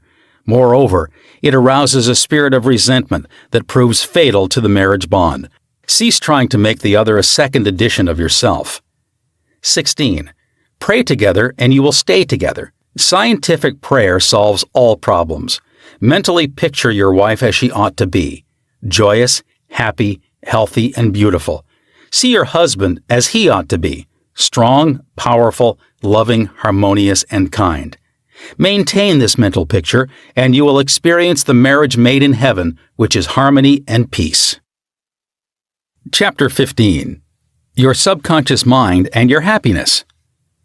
William James, father of American psychology, said that the greatest discovery of the 19th century was not in the realm of physical science. The greatest discovery was the power of the subconscious touched by faith. In every human being is that limitless reservoir of power which can overcome any problem in the world. True and lasting happiness will come into your life the day you get the clear realization that you can overcome any weakness, the day you realize that your subconscious can solve your problems, heal your body, and prosper you beyond your fondest dream. You might have felt very happy when your child was born, when you got married, when you graduated from college, or when you won a great victory or a prize. You might have been very happy when you became engaged to the loveliest girl or the most handsome man. You could go on and list innumerable experiences which have made you happy. However, no matter how marvelous these experiences are, they do not give real lasting happiness. They are transitory. The book of Proverbs gives the answer. Whosoever trusteth in the Lord, happy is he. When you trust in the Lord, the power and wisdom of your subconscious mind, to lead, guide, govern, and direct all your ways, you will become poised, serene, and relaxed. As you radiate love, peace, and goodwill to all, you are really building a superstructure of happiness for all the days of your life. You must choose happiness. Happiness is a state of mind. There is a phrase in the Bible which says, "Choose ye this day whom ye will serve."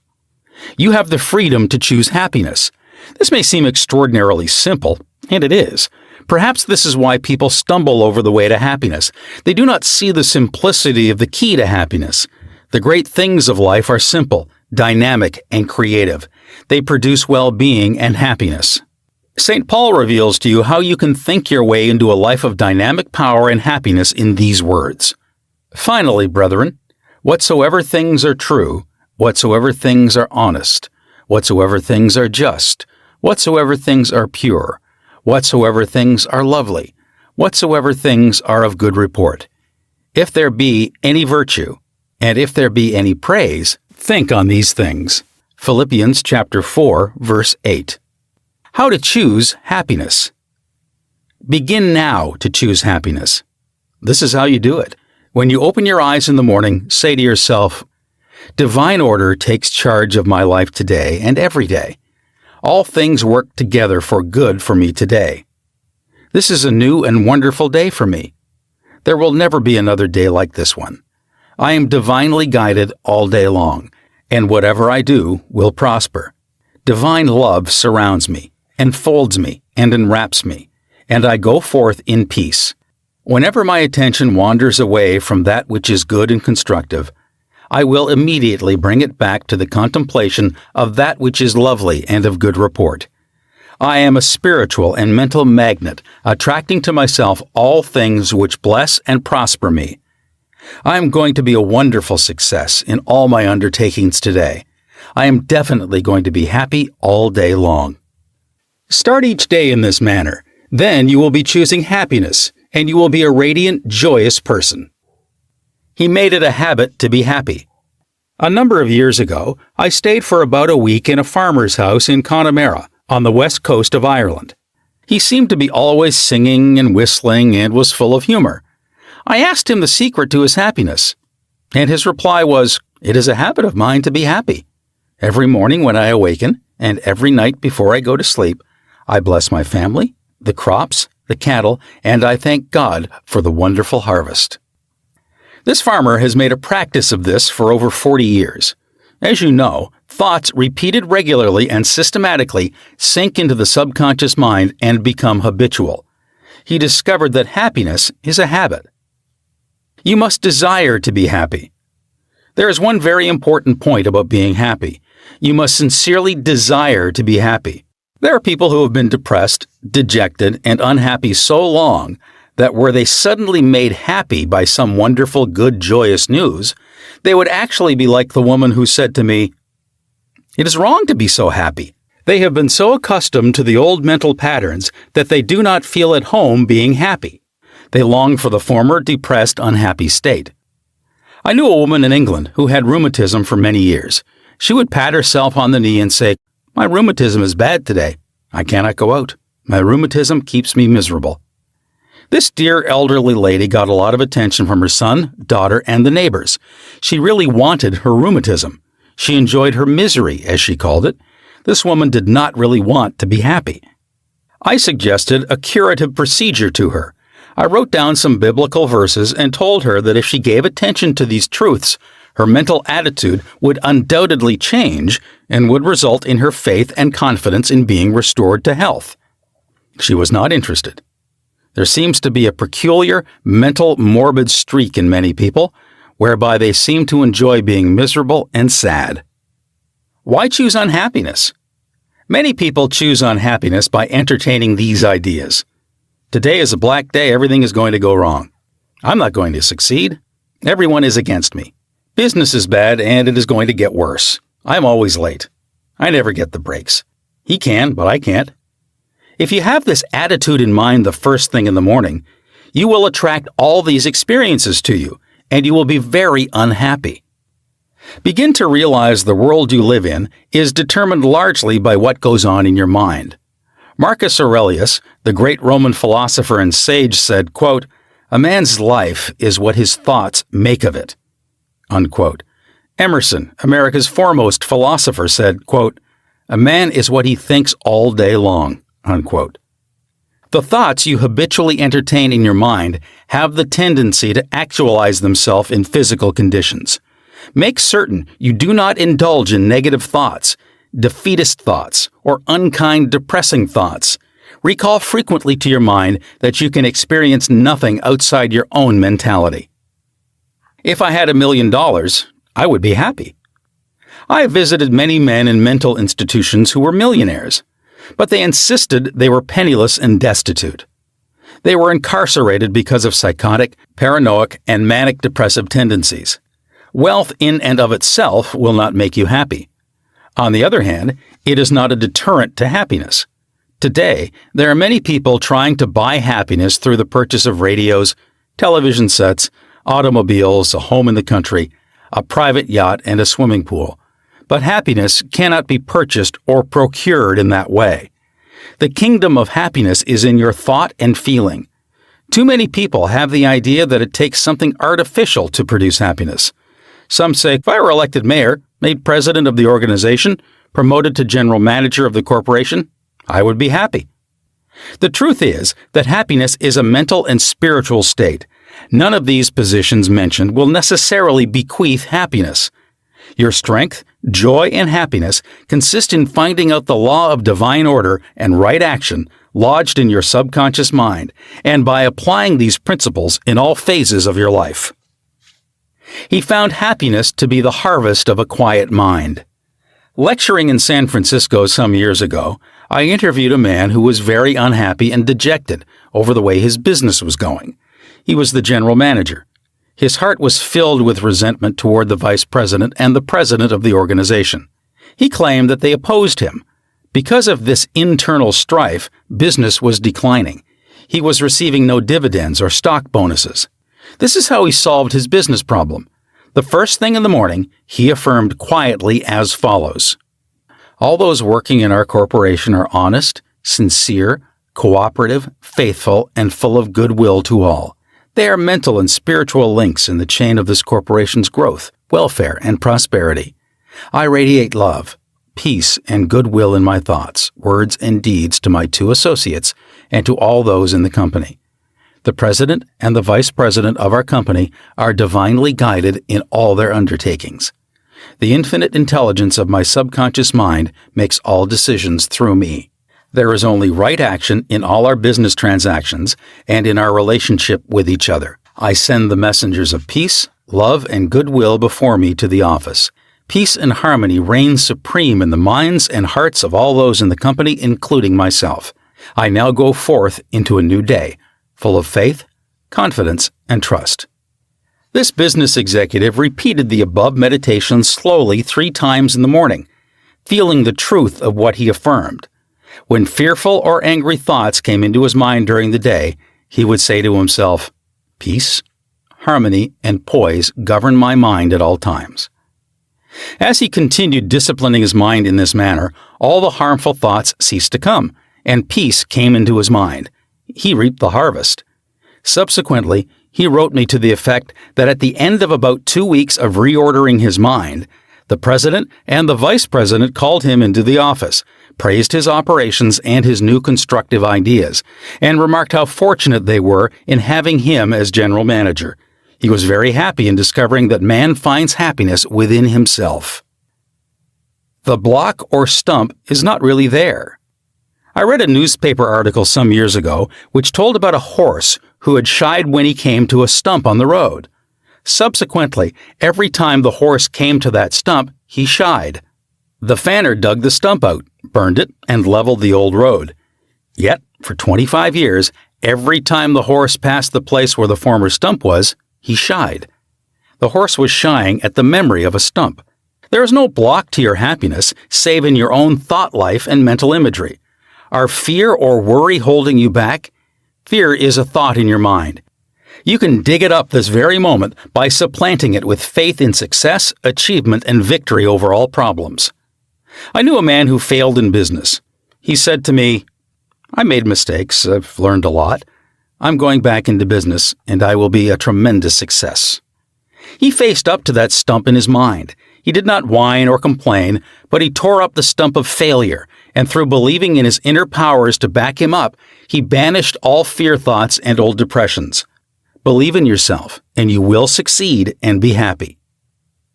The happiest people. The happiest man is he who constantly brings forth and practices what is best in him. Happiness and virtue complement each other. The best are not only the happiest, but the happiest are usually the best in the art of living life successfully. God is the highest and best in you. Express more of God's love, light, truth, and beauty, and you will become one of the happiest persons in the world today. Epictetus, the Greek Stoic philosopher, said, quote, "There is but one way to tranquility of mind and happiness. Let this, therefore, be always ready at hand with thee, both when thou wakest early in the morning and all the day long, and when thou goest late to sleep, to account no external things thine own, but commit all these to God." Unquote. Summary of steps to happiness. 1. William James said that the greatest discovery of the 19th century was the power of the subconscious mind touched by faith. 2. There is tremendous power within you. Happiness will come to you when you acquire a sublime confidence in this power. Then you will make your dreams come true. 3.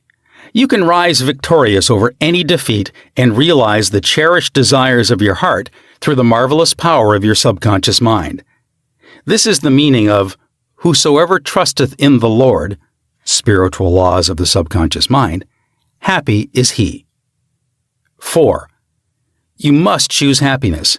Happiness is a habit. It is a good habit to ponder often on whatsoever things are true, whatsoever things are honest, whatsoever things are just, whatsoever things are pure, whatsoever things are lovely, whatsoever things are of good report. If there be any virtue, and if there be any praise, think on these things. Philippians chapter 4, verse 8. 5. When you open your eyes in the morning, say to yourself, "I choose happiness today. I choose success today. I choose right action today. I choose love and goodwill for all today. I choose peace today." Pour life, love, and interest into this affirmation, and you have chosen happiness. 6. Give thanks for all your blessings several times a day. Furthermore, pray for the peace, happiness, and prosperity of all members of your family, your associates, and all people everywhere. 7. You must sincerely desire to be happy. Nothing is accomplished without desire.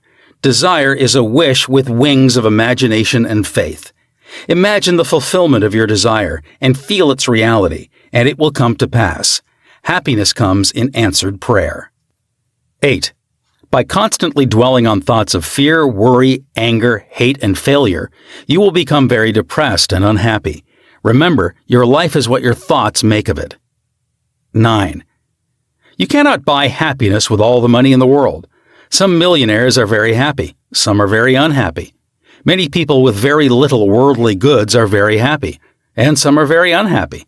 Some married people are happy, and some very unhappy.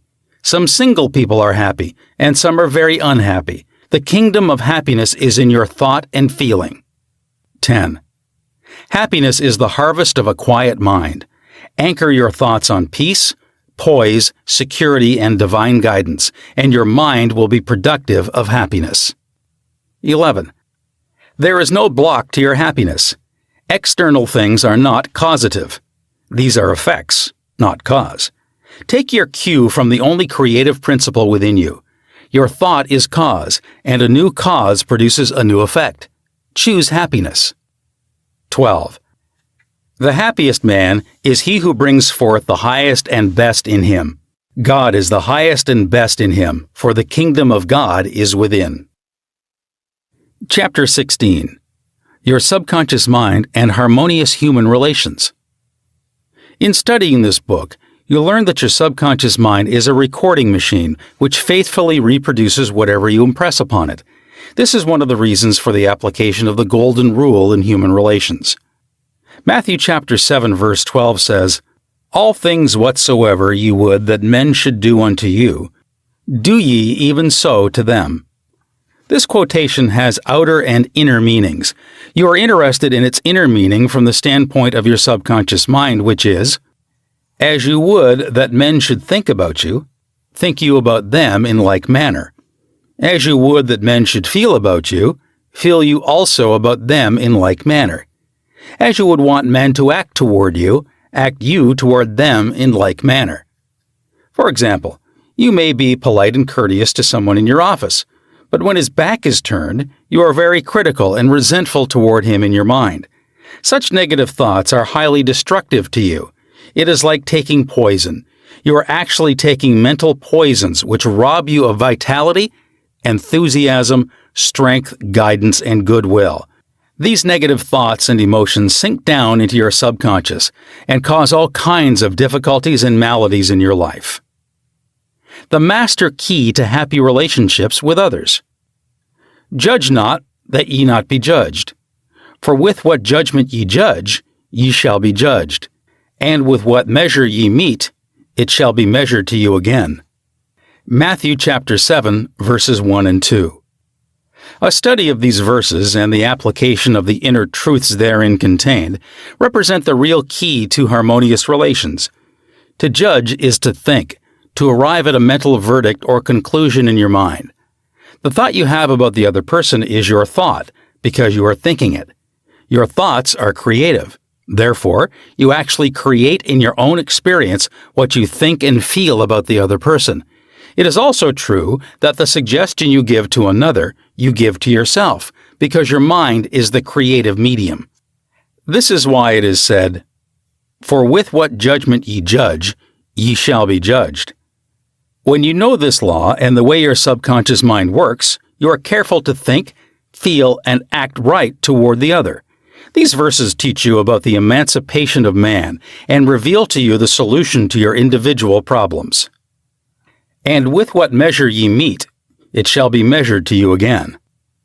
The good you do for others comes back to you in like measure, and the evil you do returns to you by the law of your own mind. If a man cheats and deceives another, he is actually cheating and deceiving himself. His sense of guilt and mood of loss inevitably will attract loss to him in some way, at some time. His subconscious records his mental act and reacts according to the mental intention or motivation. Your subconscious mind is impersonal and unchanging, neither considering persons nor respecting religious affiliations or institutions of any kind. It is neither compassionate nor vindictive. The way you think, feel, and act toward others returns at last upon yourself. The daily headlines made him sick. Begin now to observe yourself. Observe your reactions to people, conditions, and circumstances. How do you respond to the events and news of the day? It makes no difference if all the other people were wrong and you alone were right. If the news disturbs you, it is your evil because your negative emotions robbed you of peace and harmony. A woman wrote me about her husband, saying that he goes into a rage when he reads what certain newspaper columnists write in the newspaper. She added that this constant reaction of anger and suppressed rage on his part brought on bleeding ulcers, and his physician recommended an emotional reconditioning. I invited this man to see me, and I explained to him the way his mind functions, indicating how emotionally immature it was to get angry when others write articles with which he disapproves or disagrees. He began to realize that he should give the newspaper man freedom to express himself, even though the latter disagreed with him politically, religiously, or in any other way. In the same manner, the newspaper man would give him the freedom to write a letter to the newspaper, disagreeing with his published statements. He learned that he could disagree without being disagreeable. He awakened to the simple truth that it is never what a person says or does that affects him, it is his reaction to what is said or done that matters. This explanation was the cure for this man, and he realized that with a little practice, he could master his morning tantrums. His wife told me subsequently that he laughed at himself and also at what the columnists say. They no longer have power to disturb, annoy, and irritate him. His ulcers have disappeared due to his emotional poise and serenity. I hate women, but I like men. A private secretary was very bitter towards some of the girls in her office because they were gossiping about her, and as she said, spreading vicious lies about her. She admitted that she did not like women. She said, "I hate women, but I like men." I discovered also that she spoke to the girls who were under her in the office in a very haughty, imperious, and irritable tone of voice. She pointed out that they took a delight in making things difficult for her. There was a certain pomposity in her way of speaking, and I could see where her tone of voice would affect some people unpleasantly.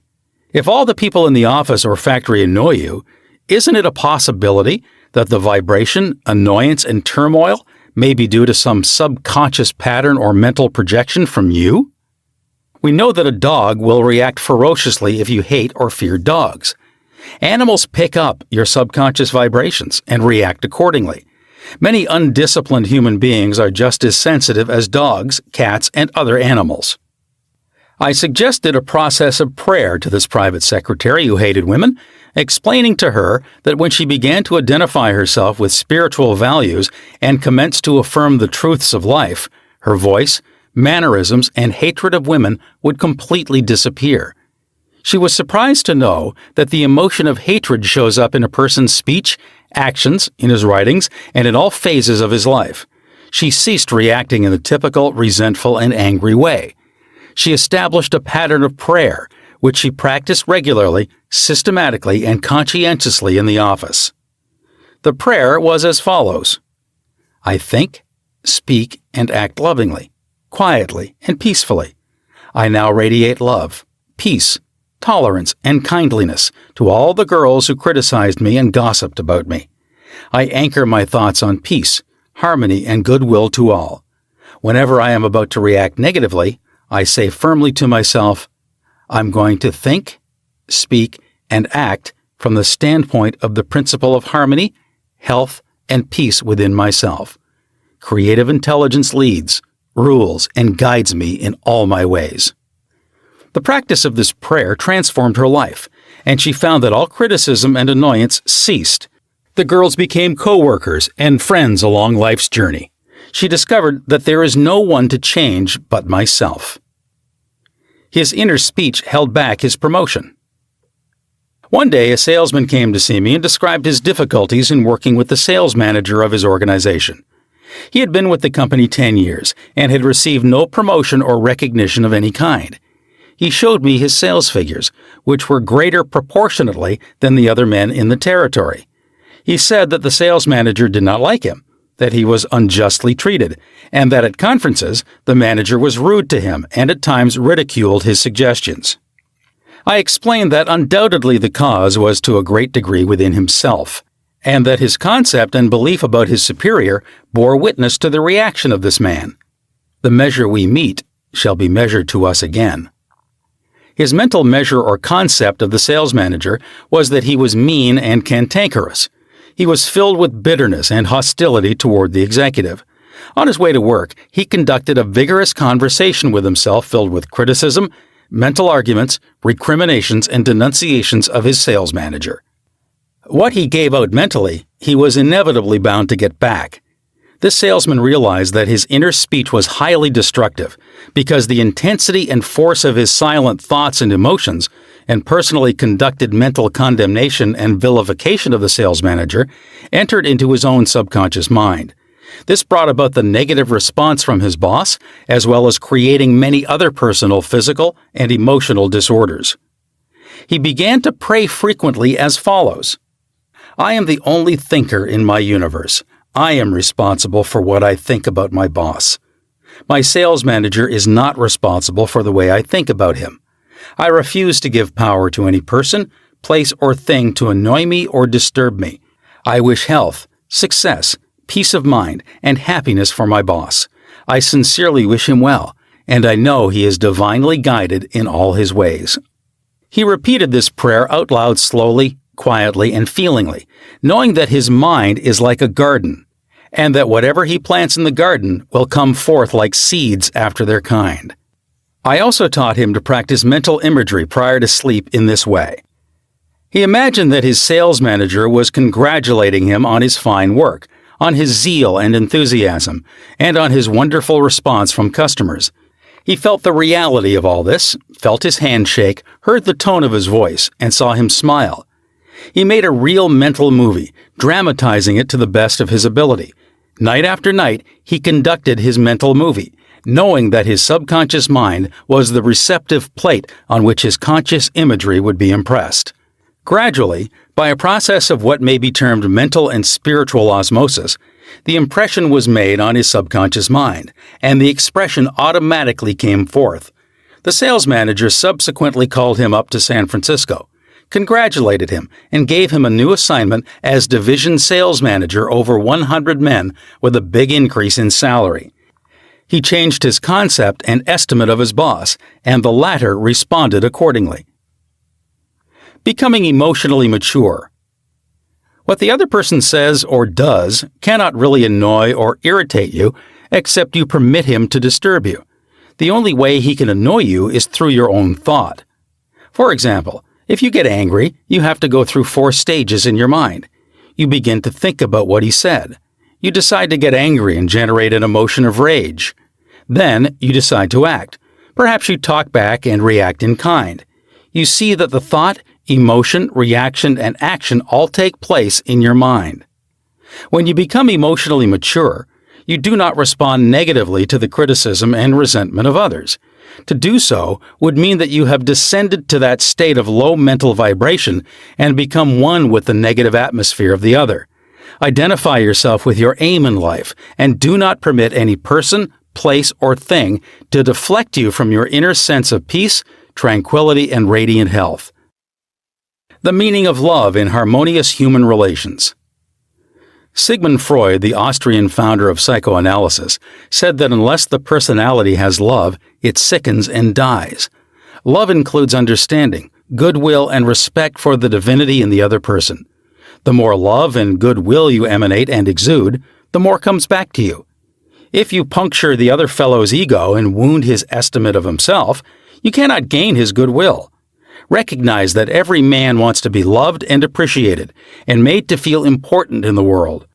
Realize that the other man is conscious of his true worth, and that, like yourself, he feels the dignity of being an expression of the one life principle animating all men. As you do this, consciously and knowingly, you build the other person up, and he returns your love and goodwill. He hated audiences. An actor told me that the audience booed and hissed him on his first appearance on the stage. He added that the play was badly written and that undoubtedly he did not play a good role. He admitted openly to me that for months afterward he hated audiences. He called them dopes, dummies, stupid, ignorant, gullible, etc. He quit the stage in disgust and went to work in a drugstore for a year. One day, a friend invited him to hear a lecture in Town Hall, New York City, on how to get along with ourselves. This lecture changed his life. He went back to the stage and began to pray sincerely for the audience and himself. He poured out love and goodwill every night before appearing on the stage. He made it a habit to claim that the peace of God filled the hearts of all present, and that all present were lifted up and inspired. During each performance, he sent out love vibrations to the audience. Today, he is a great actor, and he loves and respects people. His goodwill and esteem are transmitted to others and are felt by them. Handling difficult people. There are difficult people in the world who are twisted and distorted mentally. They are malconditioned. Many are mental delinquents, argumentative, uncooperative, cantankerous, cynical, and sour on life. They are sick psychologically. Many people have deformed and distorted minds, probably warped during childhood. Many have congenital deformities. You would not condemn a person who had tuberculosis, nor should you condemn a person who is mentally ill. No one, for example, hates or resents a hunchback. There are many mental hunchbacks. You should have compassion and understanding. To understand all is to forgive all. Misery loves company. The hateful, frustrated, distorted, and twisted personality is out of tune with the infinite. He resents those who are peaceful, happy, and joyous. Usually he criticizes, condemns, and vilifies those who have been very good and kind to him. His attitude is this: why should they be so happy when he is so miserable? He wants to drag them down to his own level. Misery loves company. When you understand this, you remain unmoved, calm, and dispassionate. The practice of empathy in human relations. A girl visited me recently stating that she hated another girl in her office. She gave as her reason that the other girl was prettier, happier, and wealthier than she, and in addition was engaged to the boss of the company where they worked. One day, after the marriage had taken place, the crippled daughter, by a former marriage, of the woman whom she hated came into the office. The child put her arms around her mother and said, "Mommy, Mommy, I love my new daddy. Look what he gave me." She showed her mother a wonderful new toy. She said to me, "My heart went out to that little girl, and I knew how happy she must feel. I got a vision of how happy this woman was. All of a sudden, I felt love for her, and I went into the office and wished her all the happiness in the world, and I meant it." In psychological circles today, this is called empathy, which simply means the imaginative projection of your mental attitude into that of another. She projected her mental mood or the feeling of her heart into that of the other woman and began to think and look out through the other woman's brain. She was actually thinking and feeling as the other woman and also as the child, because she likewise had projected herself into the mind of the child. She was looking out from that vantage point on the child's mother. If tempted to injure or think ill of another, project yourself mentally into the mind of Moses and think from the standpoint of the Ten Commandments. If you are prone to be envious, jealous, or angry, project yourself into the mind of Jesus and think from that standpoint, and you will feel the truth of the words, "Love ye one another." Appeasement never wins. Do not permit people to take advantage of you and gain their point by temper tantrums, crying jags, or so-called heart attacks. These people are dictators who try to enslave you and make you do their bidding. Be firm but kind and refuse to yield. Appeasement never wins. Refuse to contribute to their delinquency, selfishness, and possessiveness. Remember, do that which is right. You are here to fulfill your ideal and remain true to the eternal verities and spiritual values of life which are eternal. Give no one in all the world the power to deflect you from your goal, your aim in life, which is to express your hidden talents to the world, to serve humanity, and to reveal more and more of God's wisdom, truth, and beauty to all people in the world. Remain true to your ideal. Know definitely and absolutely that whatever contributes to your peace, happiness, and fulfillment must of necessity bless all men who walk the earth. The harmony of the part is the harmony of the whole, for the whole is in the part, and the part is in the whole. All you owe the other, as Paul says, is love, and love is the fulfilling of the law of health, happiness, and peace of mind. Profitable pointers in human relations. 1. Your subconscious mind is a recording machine which reproduces your habitual thinking. Think good of the other, and you are actually thinking good about yourself. 2. A hateful or resentful thought is a mental poison. Do not think ill of another, for to do so is to think ill of yourself. You are the only thinker in your universe, and your thoughts are creative. 3. Your mind is a creative medium. Therefore, what you think and feel about the other, you are bringing to pass in your own experience. This is the psychological meaning of the golden rule. As you would that man should think about you, think you about them in the same manner. 4. To cheat, rob, or defraud another brings lack, loss, and limitation to yourself. Your subconscious mind records your inner motivations, thoughts, and feelings. These being of a negative nature, loss, limitation, and trouble come to you in countless ways. Actually, what you do to the other, you are doing to yourself. 5. The good you do, the kindness proffered, the love and goodwill you send forth will all come back to you multiplied in many ways. 6. You are the only thinker in the world. You are responsible for the way you think about the other. Remember, the other person is not responsible for the way you think about him. Your thoughts are reproduced. What are you thinking about now about the other fellow? 7. Become emotionally mature and permit other people to differ from you. They have a perfect right to disagree with you, and you have the same freedom to disagree with them. You can disagree without being disagreeable. 8. Animals pick up your fear vibrations and snap at you. If you love animals, they will never attack you. Many undisciplined human beings are just as sensitive as dogs, cats, and other animals. 9. Your inner speech, representing your silent thoughts and feelings, is experienced in the reactions of others toward you. 10. Wish for the other what you wish for yourself. This is the key to harmonious human relations. 11. Change your concept and estimate of your employer. Feel and know he is practicing the golden rule and the law of love, and he will respond accordingly. 12. The other person cannot annoy you or irritate you except you permit him. Your thought is creative. You can bless him. If someone calls you a skunk, you have the freedom to say to the other, God's peace fills your soul. 13. Love is the answer to getting along with others. Love is understanding, goodwill, and respecting the divinity of the other. 14. You would not hate a hunchback or cripple. You would have compassion. Have compassion and understanding for mental hunchbacks who have been conditioned negatively. To understand all is to forgive all. 15. Rejoice in the success, promotion, and good fortune of the other. In doing so, you attract good fortune to yourself. 16.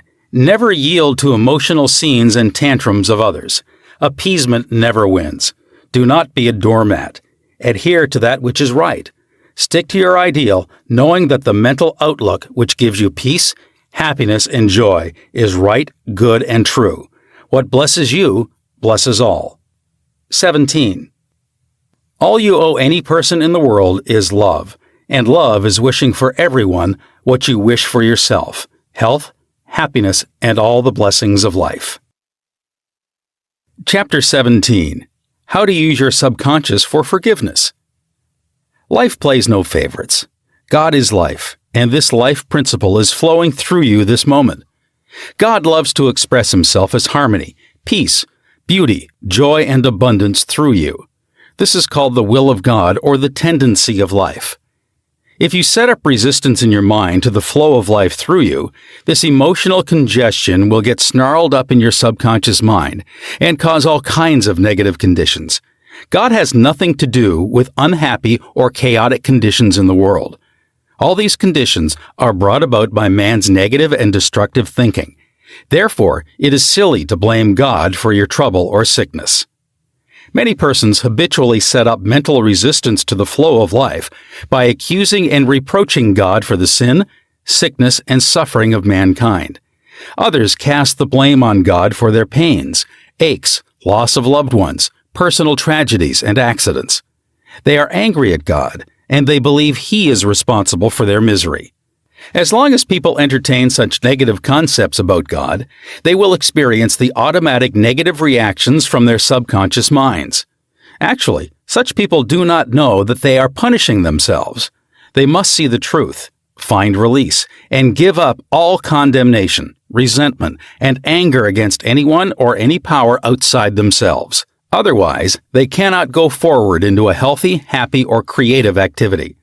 The minute these people entertain a God of love in their minds and hearts, and when they believe that God is their loving Father who watches over them, cares for them, guides them, sustains and strengthens them, this concept and belief about God, or the life principle, will be accepted by their subconscious mind, and they will find themselves blessed in countless ways.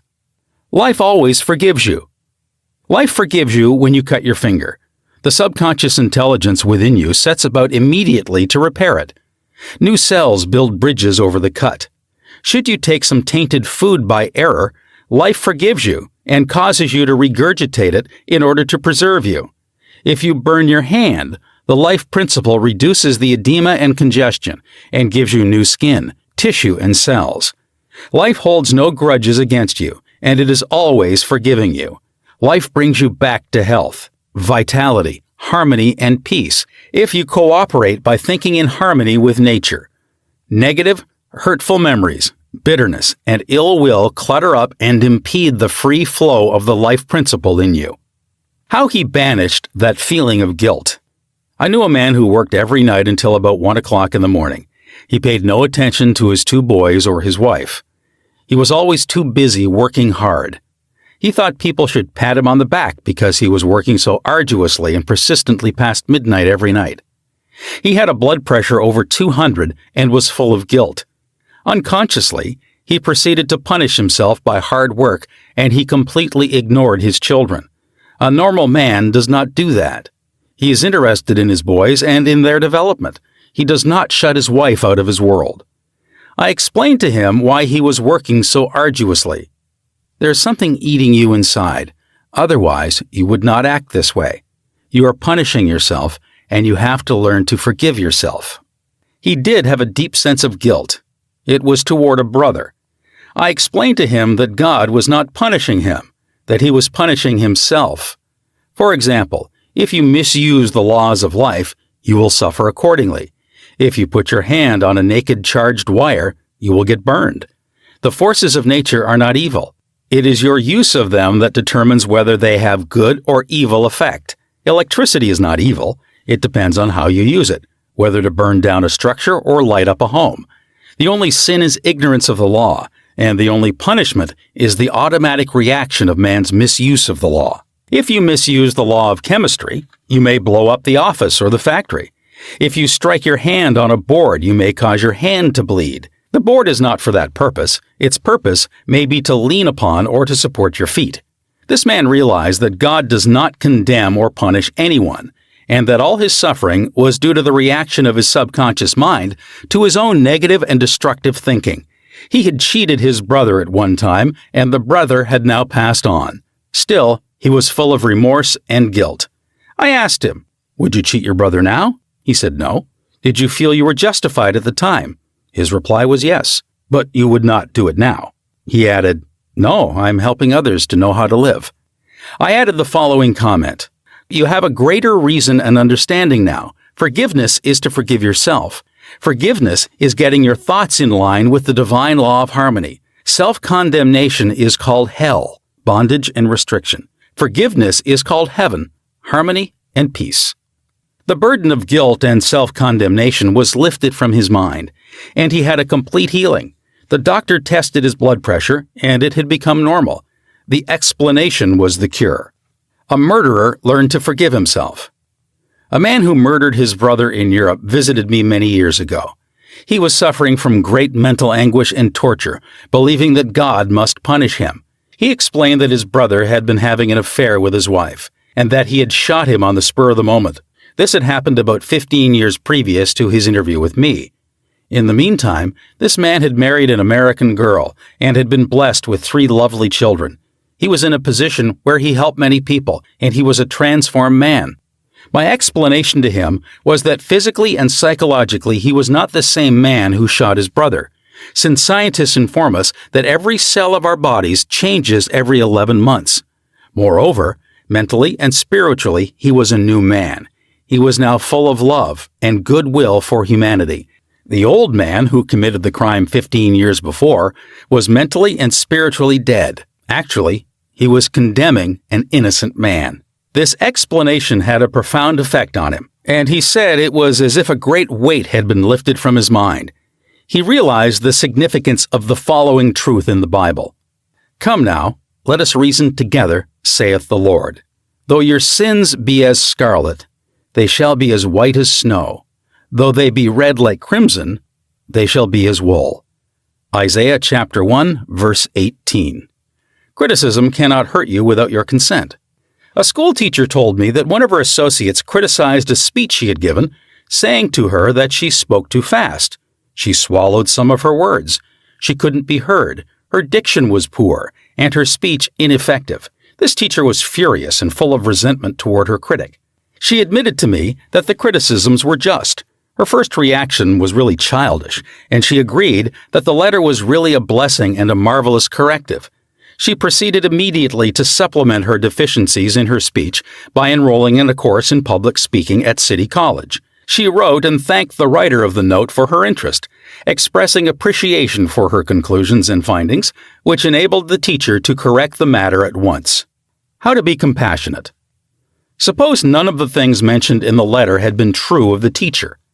The latter would have realized that her class material had upset the prejudices, superstitions, or narrow sectarian beliefs of the writer of the note, and that a psychologically ill person was simply pouring forth her resentment because a psychological boil had been hurt. To understand this fact is to be compassionate. The next logical step would be to pray for the other person's peace, harmony, and understanding. You cannot be hurt when you know that you are master of your thoughts, reactions, and emotions. Emotions follow thoughts, and you have the power to reject all thoughts which may disturb or upset you. Left at the altar.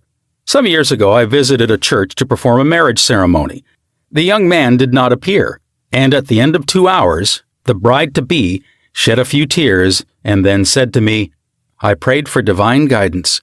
This might be the answer, for he never faileth." That was her reaction. Faith in God and all things good. She had no bitterness in her heart because, as she said, "It must not have been right action because my prayer was for right action for both of us." Someone else having a similar experience would have gone into a tantrum, have had an emotional fit, required sedation, and perhaps needed hospitalization.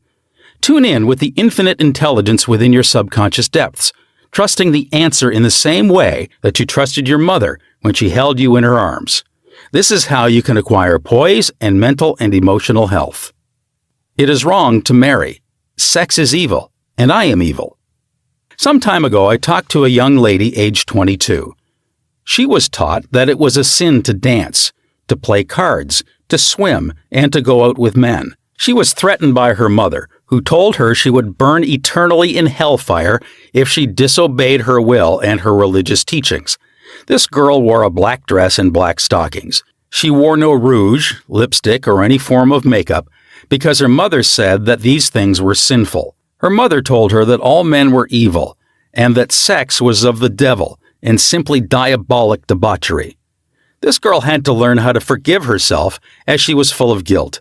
To forgive means to give for. She had to give up all these false beliefs for the truths of life and a new estimate of herself. When she went out with young men in the office where she worked, she had a deep sense of guilt and thought that God would punish her. Several eligible young men proposed to her, but she said, "It is wrong to marry. Sex is evil, and I am evil." This was her conscience or early conditioning speaking. She came to me once weekly for about 10 weeks, and I taught her the workings of the conscious and subconscious mind as set forth in this book. This young girl gradually came to see that she had been completely brainwashed, mesmerized, and conditioned by an ignorant, superstitious, bigoted, and frustrated mother. She broke away completely from her family and started to live a wonderful life. At my suggestion, she dressed up and had her hair attended to. She took lessons in dancing from a man, and she also took driving lessons. She learned to swim, play cards, and had a number of dates. She began to love life. She prayed for a divine companion by claiming that infinite spirit would attract her a man who harmonized with her thoroughly. Eventually, this came to pass.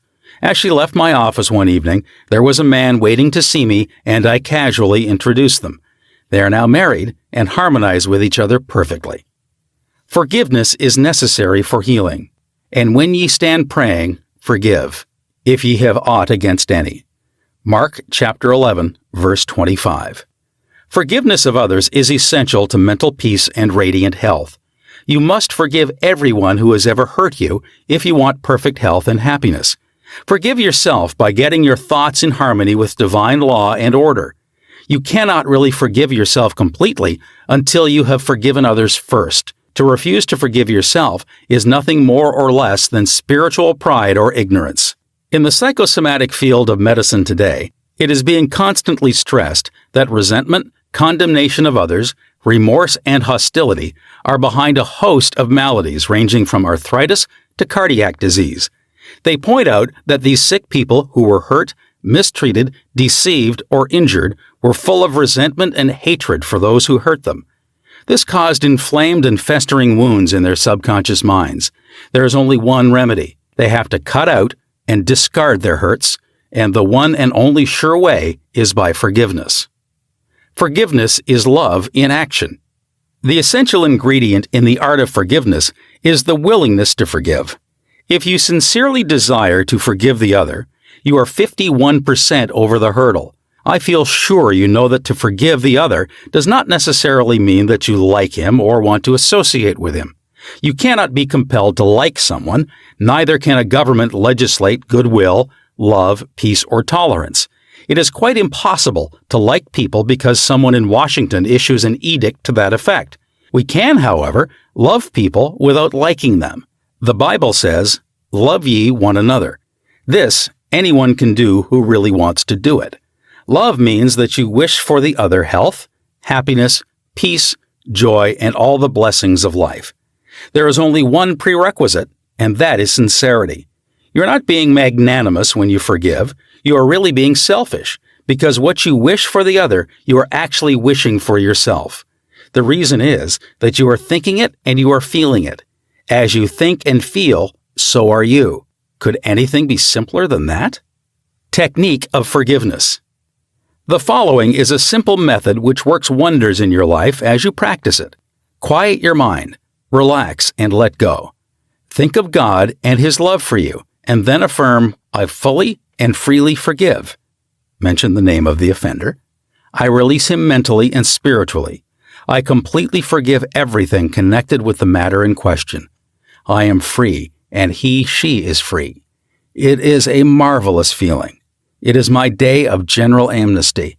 I release anybody and everybody who has ever hurt me, and I wish for each and everyone health, happiness, peace, and all the blessings of life. I do this freely, joyously, and lovingly, and whenever I think of the person or persons who hurt me, I say, "I have released you, and all the blessings of life are yours. I am free, and you are free." It is wonderful. The great secret of true forgiveness is that once you have forgiven the person, it is unnecessary to repeat the prayer. Whenever the person comes to your mind or the particular hurt happens to enter your mind, wish the delinquent well and say, "Peace be to you." Do this as often as the thought enters your mind. You will find that after a few days, the thought of the person or experience will return less and less often until it fades into nothingness. The acid test for forgiveness. There is an acid test for gold. There is also an acid test for forgiveness. If I should tell you something wonderful about someone who has wronged you, cheated you, or defrauded you, and you sizzled at hearing the good news about this person, the roots of hatred would still be in your subconscious mind, playing havoc with you. Let us suppose you had a painful abscess on your jaw a year ago, and you told me about it. I would casually ask you if you had any pain now. You would automatically say, "Of course not, I have a memory of it, but no pain." That is the whole story. You may have a memory of the incident, but no sting or hurt anymore. This is the acid test, and you must meet it psychologically and spiritually. Otherwise, you are simply deceiving yourself and not practicing the true art of forgiveness. To understand all is to forgive all. When man understands the creative law of his own mind, he ceases to blame other people and conditions for making or marring his life. He knows that his own thoughts and feelings create his destiny. Furthermore, he is aware that externals are not the causes and conditioners of his life and his experiences. To think that others can mar your happiness, that you are the football of a cruel fate, that you must oppose and fight others for a living, All these and others like them are untenable when you understand that thoughts are things. The Bible says the same thing. For as a man thinketh in his heart, so is he. Proverbs chapter 23, verse 7. Summary of your aids to forgiveness. 1. God or life is no respecter of persons. Life plays no favorites. Life or God seems to favor you when you align yourself with the principle of harmony, health, joy, and peace. 2. God or life never sends disease, sickness, accident, or suffering. We bring these things on ourselves by our own negative, destructive thinking based upon the law, as we sow, so shall we reap. 3. Your concept of God is the most important thing in your life. If you really believe in a God of love, your subconscious mind will respond in countless blessings to you. Believe in a God of love. 4. Life or God holds no grudge against you. Life never condemns you. Life heals a severe cut on your hand. Life forgives you if you burn your finger. It reduces the edema and restores the part to wholeness and perfection. 5. Your guilt complex is a false concept of God and life. God or life does not punish or judge you. You do this to yourself by your false beliefs, negative thinking, and self-condemnation. 6. God or life does not condemn or punish you. The forces of nature are not evil. The effect of their use depends on how you use the power within you. You can use electricity to kill someone or to light the house. You can use water to drown a child or quench his thirst. Good and evil come right back to the thought and purpose in man's own mind. 7. God or life never punishes. Man punishes himself by his false concepts of God, life, and the universe. His thoughts are creative, and he creates his own misery. 8. If another criticizes you, and these faults are within you, rejoice, give thanks, and appreciate the comments. This gives you the opportunity to correct the particular fault. 9. You cannot be hurt by criticism when you know that you are master of your thoughts, reactions, and emotions. This gives you the opportunity to pray and bless the other, thereby blessing yourself. 10. When you pray for guidance and right action, take what comes. Realize it is good and very good. Then there is no cause for self-pity, criticism, or hatred. 11. There is nothing good or bad, but thinking makes it so. There is no evil in sex, the desire for food, wealth, or true expression. It depends on how you use these urges, desires, or aspirations. Your desire for food can be met without killing someone for a loaf of bread. 12. Resentment, hatred, ill will, and hostility are behind a host of maladies. Forgive yourself and everybody else by pouring out love, life, joy, and goodwill to all those who have hurt you. Continue until such time as you meet them in your mind and you are at peace with them. 13. To forgive is to give something for. Give love, peace, joy, wisdom, and all the blessings of life to the other until there is no sting left in your mind. This is really the acid test of forgiveness. 14. Let us suppose you had an abscess in your jaw about a year ago. It was very painful. Ask yourself if it is painful now. The answer is in the negative. Likewise, if someone has hurt you, lied about and vilified you, and said all manner of evil about you, is your thought of that person negative? Do you sizzle when he or she comes into your mind? If so, the roots of hatred are still there, playing havoc with you and your good. The only way is to wither them with love by wishing for the person all the blessings of life, until you can meet the person in your mind and you can sincerely react with a benediction of peace and goodwill. This is the meaning of forgive until 70 times 7. Chapter 18. How your subconscious removes mental blocks. The solution lies within the problem. The answer is in every question. If you are presented with a difficult situation and you cannot see your way clear, the best procedure is to assume that infinite intelligence within your subconscious mind knows all and sees all, has the answer, and is revealing it to you now. Your new mental attitude that the creative intelligence is bringing about a happy solution will enable you to find the answer. Rest assured that such an attitude of mind will bring order, peace, and meaning to all your undertakings. How to break or build a habit. You are a creature of habit. Habit is the function of your subconscious mind. You'll learn to swim, ride a bicycle, dance, and drive a car by consciously doing these things over and over again until they establish tracks in your subconscious mind. Then, the automatic habit action of your subconscious mind took over. This is sometimes called second nature, which is a reaction of your subconscious mind to your thinking and acting. You are free to choose a good habit or a bad habit. If you repeat a negative thought or act over a period of time, you will be under the compulsion of a habit. The law of your subconscious is compulsion. How he broke a bad habit.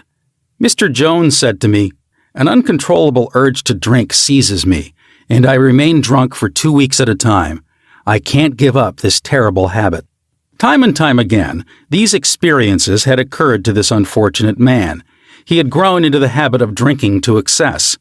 Although he had started drinking of his own initiative, he also began to realize that he could change the habit and establish a new one. He said that while through his willpower he was able to suppress his desires temporarily, his continued efforts to suppress the many urges only made matters worse. His repeated failures convinced him that he was hopeless and powerless to control his urge or obsession. This idea of being powerless operated as a powerful suggestion to his subconscious mind and aggravated his weakness, making his life a succession of failures. I taught him to harmonize the functions of the conscious and subconscious mind. When these two cooperate, the idea or desire implanted in the subconscious mind is realized. His reasoning mind agreed that if the old habit path or track had carried him into trouble, he could consciously form a new path to freedom, sobriety, and peace of mind. He knew that his destructive habit was automatic, but since it was acquired through his conscious choice, he realized that if he had been conditioned negatively, he could also be conditioned positively. As a result, he ceased thinking of the fact that he was powerless to overcome the habit. Moreover, he understood clearly that there was no obstacle to his healing other than his own thought. Therefore, there was no occasion for great mental effort or mental coercion. The power of his mental picture. This man acquired a practice of relaxing his body and getting into a relaxed, drowsy, meditative state. Then, he filled his mind with the picture of the desired end, knowing his subconscious mind could bring it about the easiest way. He imagined his daughter congratulating him on his freedom and saying to him, "Daddy, it's wonderful to have you home." He had lost his family through drink. He was not allowed to visit them, and his wife would not speak to him. Regularly, systematically, he used to sit down and meditate in the way outlined. When his attention wandered, he made it a habit to immediately recall the mental picture of his daughter with her smile and the scene of his home enlivened by her cheerful voice. All this brought about a reconditioning of his mind. It was a gradual process. He kept it up. He persevered, knowing that sooner or later he would establish a new habit pattern in his subconscious mind. I told him that he could liken his conscious mind to a camera, that his subconscious mind was the sensitive plate on which he registered and impressed the picture. This made a profound impression on him, and his whole aim was to firmly impress the picture on his mind and develop it there. Films are developed in the dark. Likewise, mental pictures are developed in the dark room of the subconscious mind. Focused attention. Realizing that his conscious mind was simply a camera, he used no effort. There was no mental struggle. He quietly adjusted his thoughts and focused his attention on the scene before him until he gradually became identified with the picture. He became absorbed in the mental atmosphere, repeating the mental movie frequently. There was no room for doubt that a healing would follow. When there was any temptation to drink, he would switch his imagination from any reveries of drinking bouts to the feeling of being at home with his family. He was successful because he confidently expected to experience the picture he was developing in his mind. Today, he is president of a multi-million-dollar concern and is radiantly happy. He said a jinx was following him. Mr. Block said that he had been making an annual income of $20,000, but for the past 3 months, all doors seemed to jam tightly. He brought clients up to the point where they were about to sign on the dotted line, and then at the 11th hour, the door closed. He added that perhaps a jinx was following him. In discussing the matter with Mr. Block, I discovered that 3 months previously he had become very irritated, annoyed, and resentful toward a dentist who, after he had promised to sign a contract, had withdrawn at the last moment. He began to live in the unconscious fear that other clients would do the same, thereby setting up a history of frustration, hostility, and obstacles. He gradually built up in his mind a belief in obstruction and last-minute cancellations until a vicious circle had been established. What I fear most has come upon me. Mr. Block realized that the trouble was in his own mind, and that it was essential to change his mental attitude. His run of so-called misfortune was broken in the following way. I realize I am one with the infinite intelligence of my subconscious mind, which knows no obstacle, difficulty, or delay. I live in the joyous expectancy of the best. My deeper mind responds to my thoughts. I know that the work of the infinite power of my subconscious cannot be hindered. Infinite intelligence always finishes successfully whatever it begins. Creative wisdom works through me, bringing all my plans and purposes to completion. Whatever I start, I bring to a successful conclusion. My aim in life is to give wonderful service, and all those whom I contact are blessed by what I have to offer. All my work comes to full fruition in divine order. He repeated this prayer every morning before going to call on his customers, and he also prayed each night prior to sleep. In a short time, he had established a new habit pattern in his subconscious mind, and he was back in his old accustomed stride as a successful salesman. How much do you want what you want? A young man asked Socrates how he could get wisdom. Socrates replied, "Come with me." He took the lad to a river, pushed the boy's head under the water, held it there until the boy was gasping for air, then relaxed and released his head. When the boy regained his composure, he asked him, "What did you desire most when you were underwater?" "I wanted air," said the boy. Socrates said to him, "When you want wisdom as much as you wanted air, you were immersed in the water. You will receive it." Likewise, when you have a really intense desire to overcome any block in your life, and you come to a clear-cut decision that there is a way out, and that is the course you wish to follow, then victory and triumph are assured. If you really want peace of mind and inner calm, you will get it, regardless of how unjustly you have been treated, or how unfair the boss has been, or what a mean scoundrel someone has proved to be. All this makes no difference to you when you awaken to your mental and spiritual powers. You know what you want, and you will definitely refuse to let the thieves, thoughts of hatred, anger, hostility, and ill will rob you of peace, harmony, health, and happiness. You cease to become upset by people, conditions, news, and events by identifying your thoughts immediately with your aim in life. Your aim is peace, health, inspiration, harmony, and abundance. Feel a river of peace flowing through you now. Your thought is the immaterial and invisible power, and you choose to let it bless, inspire, and give you peace. Why he could not be healed. This is a case history of a married man with 4 children who was supporting and secretly living with another woman during his business trips. He was ill, nervous, irritable, and cantankerous, and he could not sleep without drugs.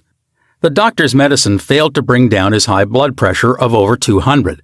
He had pains in numerous organs of his body, which doctors could not diagnose or relieve. To make matters worse, he was drinking heavily. The cause of all this was a deep unconscious sense of guilt. He had violated the marriage vows, and this troubled him. The religious creed he was brought up on was deeply lodged in his subconscious mind, and he drank excessively to heal the wound of guilt. Some invalids take morphine and codeine for severe pains. He was taking alcohol for the pain or wound in his mind. It was the old story of adding fuel to the fire. The explanation and the cure.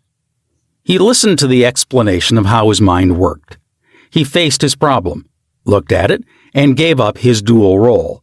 He knew that his drinking was an unconscious attempt to escape. The hidden cause lodged in his subconscious mind had to be eradicated. Then the healing would follow. He began to impress his subconscious mind 3 or 4 times a day by using the following prayer. My mind is full of peace, poise, balance, and equilibrium. The infinite lies stretched in smiling repose within me. I am not afraid of anything in the past, the present, or the future. The infinite intelligence of my subconscious mind leads, guides, and directs me in all ways. I now meet every situation with faith, poise, calmness, and confidence. I am now completely free from the habit. My mind is full of inner peace, freedom, and joy. I forgive myself. Then I am forgiven. Peace, sobriety, and confidence reign supreme in my mind. He repeated this prayer frequently as outlined, being fully aware of what he was doing and why he was doing it. Knowing what he was doing gave him the necessary faith and confidence. I explained to him that as he spoke these statements out loud, slowly, lovingly, and meaningfully, they would gradually sink down into his subconscious mind. Like seeds, they would grow after their kind. These truths, on which he concentrated, went in through his eyes, his ears heard the sound, and the healing vibrations of these words reached his subconscious mind and obliterated all the negative mental patterns which caused all the trouble. Light dispels darkness. The constructive thought destroys the negative thought. He became a transformed man within a month. Refusing to admit it. If you are an alcoholic or drug addict, admit it. Do not dodge the issue. Many people remain alcoholics because they refuse to admit it. Your disease is an instability, an inner fear.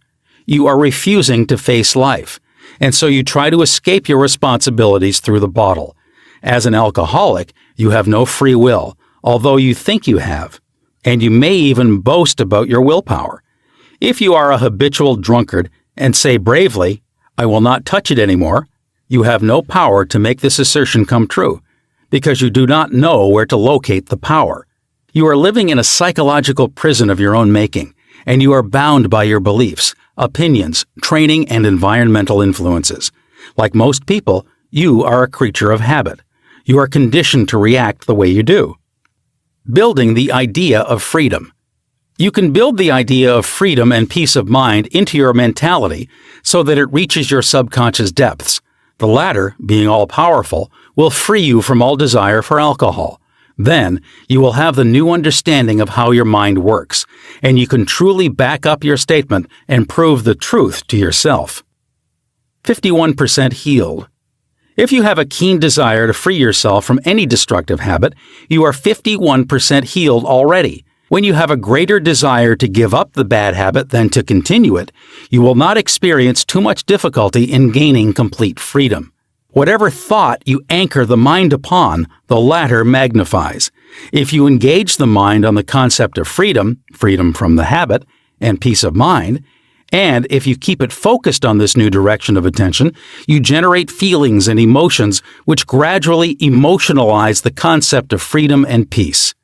Whatever idea you emotionalize is accepted by your subconscious and brought to pass. The law of substitution.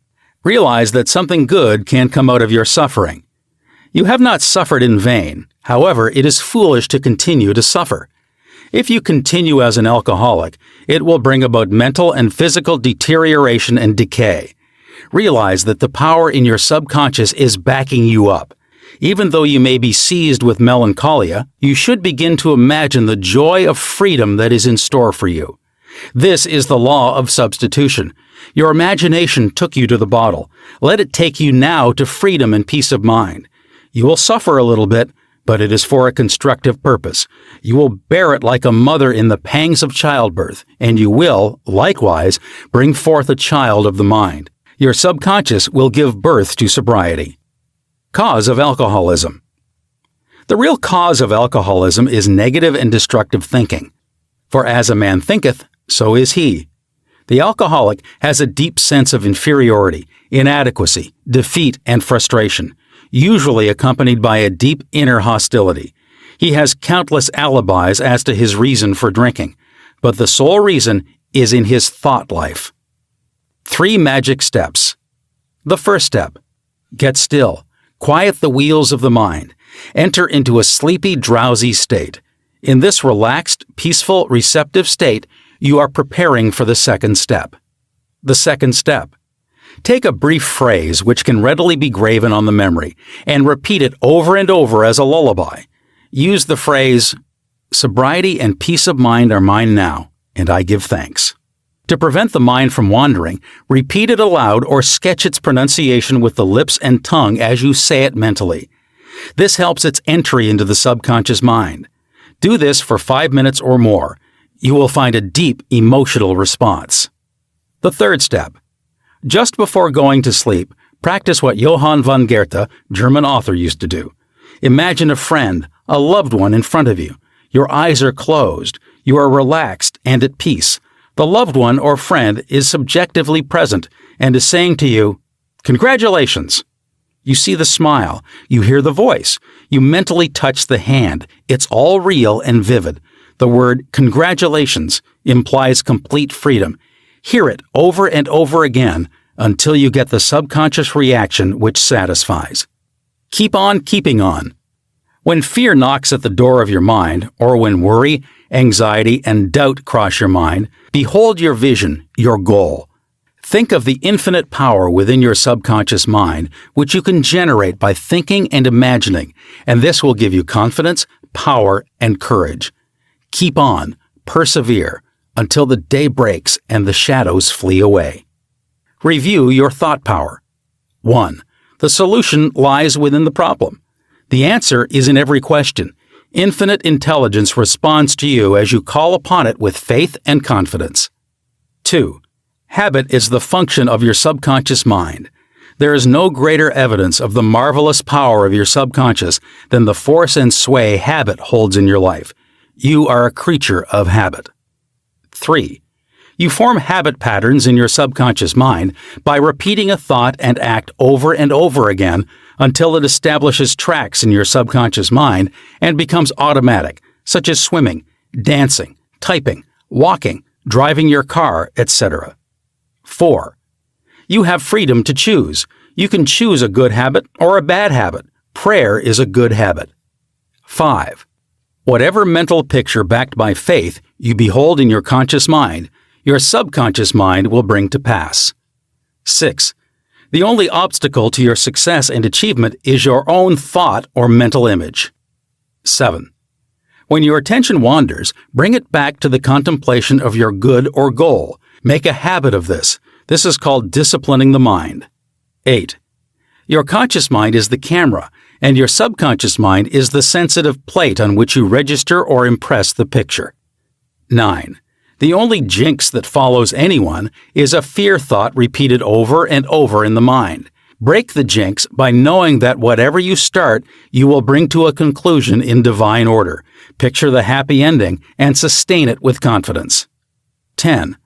To form a new habit, you must be convinced that it is desirable.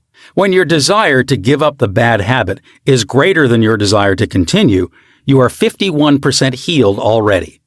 11. The statements of others cannot hurt you except through your own thoughts and mental participation. Identify yourself with your aim, which is peace, harmony, and joy. You are the only thinker in your universe. 12. Excessive drinking is an unconscious desire to escape. The cause of alcoholism is negative and destructive thinking. The cure is to think of freedom, sobriety, and perfection, and to feel the thrill of accomplishment. 13. Many people remain alcoholics because they refuse to admit it. 14. The law of your subconscious mind, which held you in bondage and inhibited your freedom of action, will give you freedom and happiness. It depends on how you use it. 15. Your imagination took you to the bottle. Let it take you to freedom by imagining you are free. 16. The real cause of alcoholism is negative and destructive thinking. As a man thinketh in his heart, subconscious mind, so is he. 17. When fear knocks at the door of your mind, let faith in God and all things good open the door. Chapter 19. How to use your subconscious mind to remove fear. One of our students told me that he was invited to speak at a banquet. He said he was panic-stricken at the thought of speaking before 1,000 people. He overcame this fear this way. For several nights he sat down in an armchair for about 5 minutes and said to himself slowly, quietly, and positively, "I am going to master this fear. I am overcoming it now. I speak with poise and confidence. I am relaxed and at ease. He operated a definite law of mind and overcame his fear. The subconscious mind is amenable to suggestion and is controlled by suggestion. When you still your mind and relax, the thoughts of your conscious mind sink down into the subconscious through a process similar to osmosis, whereby fluids separated by a porous membrane intermingle. As these positive seeds or thoughts sink into the subconscious area, they grow after their kind, and you become poised, serene, and calm. Man's greatest enemy. It is said that fear is man's greatest enemy. Fear is behind failure, sickness, and poor human relations. Millions of people are afraid of the past, the future, old age, insanity, and death. Fear is a thought in your mind, and you are afraid of your own thoughts. A little boy can be paralyzed with fear when he is told there is a boogeyman under his bed who is going to take him away. When his father turns on the light and shows him there is no boogeyman, he is freed from fear. The fear in the mind of the boy was as real as if there really was a boogeyman there. He was healed of a false thought in his mind. The thing he feared did not exist. Likewise, most of your fears have no reality. They are merely a conglomeration of sinister shadows, and shadows have no reality. Do the thing you fear. Ralph Waldo Emerson, philosopher and poet, said, quote, "Do the thing you are afraid to do, and the death of fear is certain." Unquote. There was a time when the writer of this chapter was filled with unutterable fear when standing before an audience.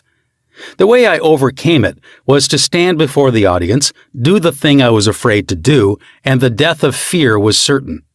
When you affirm positively that you are going to master your fears, and you come to a definite decision in your conscious mind, you release the power of the subconscious, which flows in response to the nature of your thought. Banishing stage fright. A young lady was invited to an audition. She had been looking forward to the interview.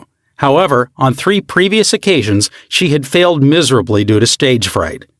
She possessed a very good voice, but she was certain that when the time came for her to sing, she would be seized with stage fright. The subconscious mind takes your fears as a request, proceeds to manifest them, and brings them into your experience. On 3 previous auditions, she sang wrong notes, and she finally broke down and cried. The cause, as previously outlined, was an involuntary autosuggestion. For example, a silent fear thought emotionalized and subjectified. She overcame it by the following technique. 3 times a day, she isolated herself in her room. She sat down comfortably in an armchair, relaxed her body, and closed her eyes. She stilled her mind and body to the best of her ability. Physical inertia favors passivity and renders the mind more receptive to suggestion. She counteracted the fear suggestion by its converse, saying to herself, "I sing beautifully. I am poised, serene, confident, and calm." She repeated the words slowly, quietly, and with feeling from 5 to 10 times at each sitting. She had 3 such sittings every day and 1 immediately prior to sleep at night. At the end of a week, she was completely poised and confident and gave a definitely outstanding audition. Carry out the above procedure, and the death of fear is certain. Fear of failure. Occasionally, young men from the local university come to see me, as well as school teachers, who often seem to suffer from suggestive amnesia at examinations. The complaint is always the same. I know the answers after the examination is over, but I can't remember the answers during the examination. The idea, which realizes itself, is the one to which we invariably give concentrated attention. I find that each one is obsessed with the idea of failure. Fear is behind the temporary amnesia, and it is the cause of the whole experience. One young medical student was the most brilliant person in his class, yet he found himself failing to answer simple questions at the time of written or oral examinations. I explained to him that the reason was he had been worrying and was fearful for several days previous to the examination. These negative thoughts became charged with fear. Thoughts enveloped in the powerful emotion of fear are realized in the subconscious mind. In other words, this young man was requesting his subconscious mind to see to it that he failed, and that is exactly what it did. On the day of the examination, he found himself stricken with what is called, in psychological circles, suggestive amnesia. How he overcame the fear.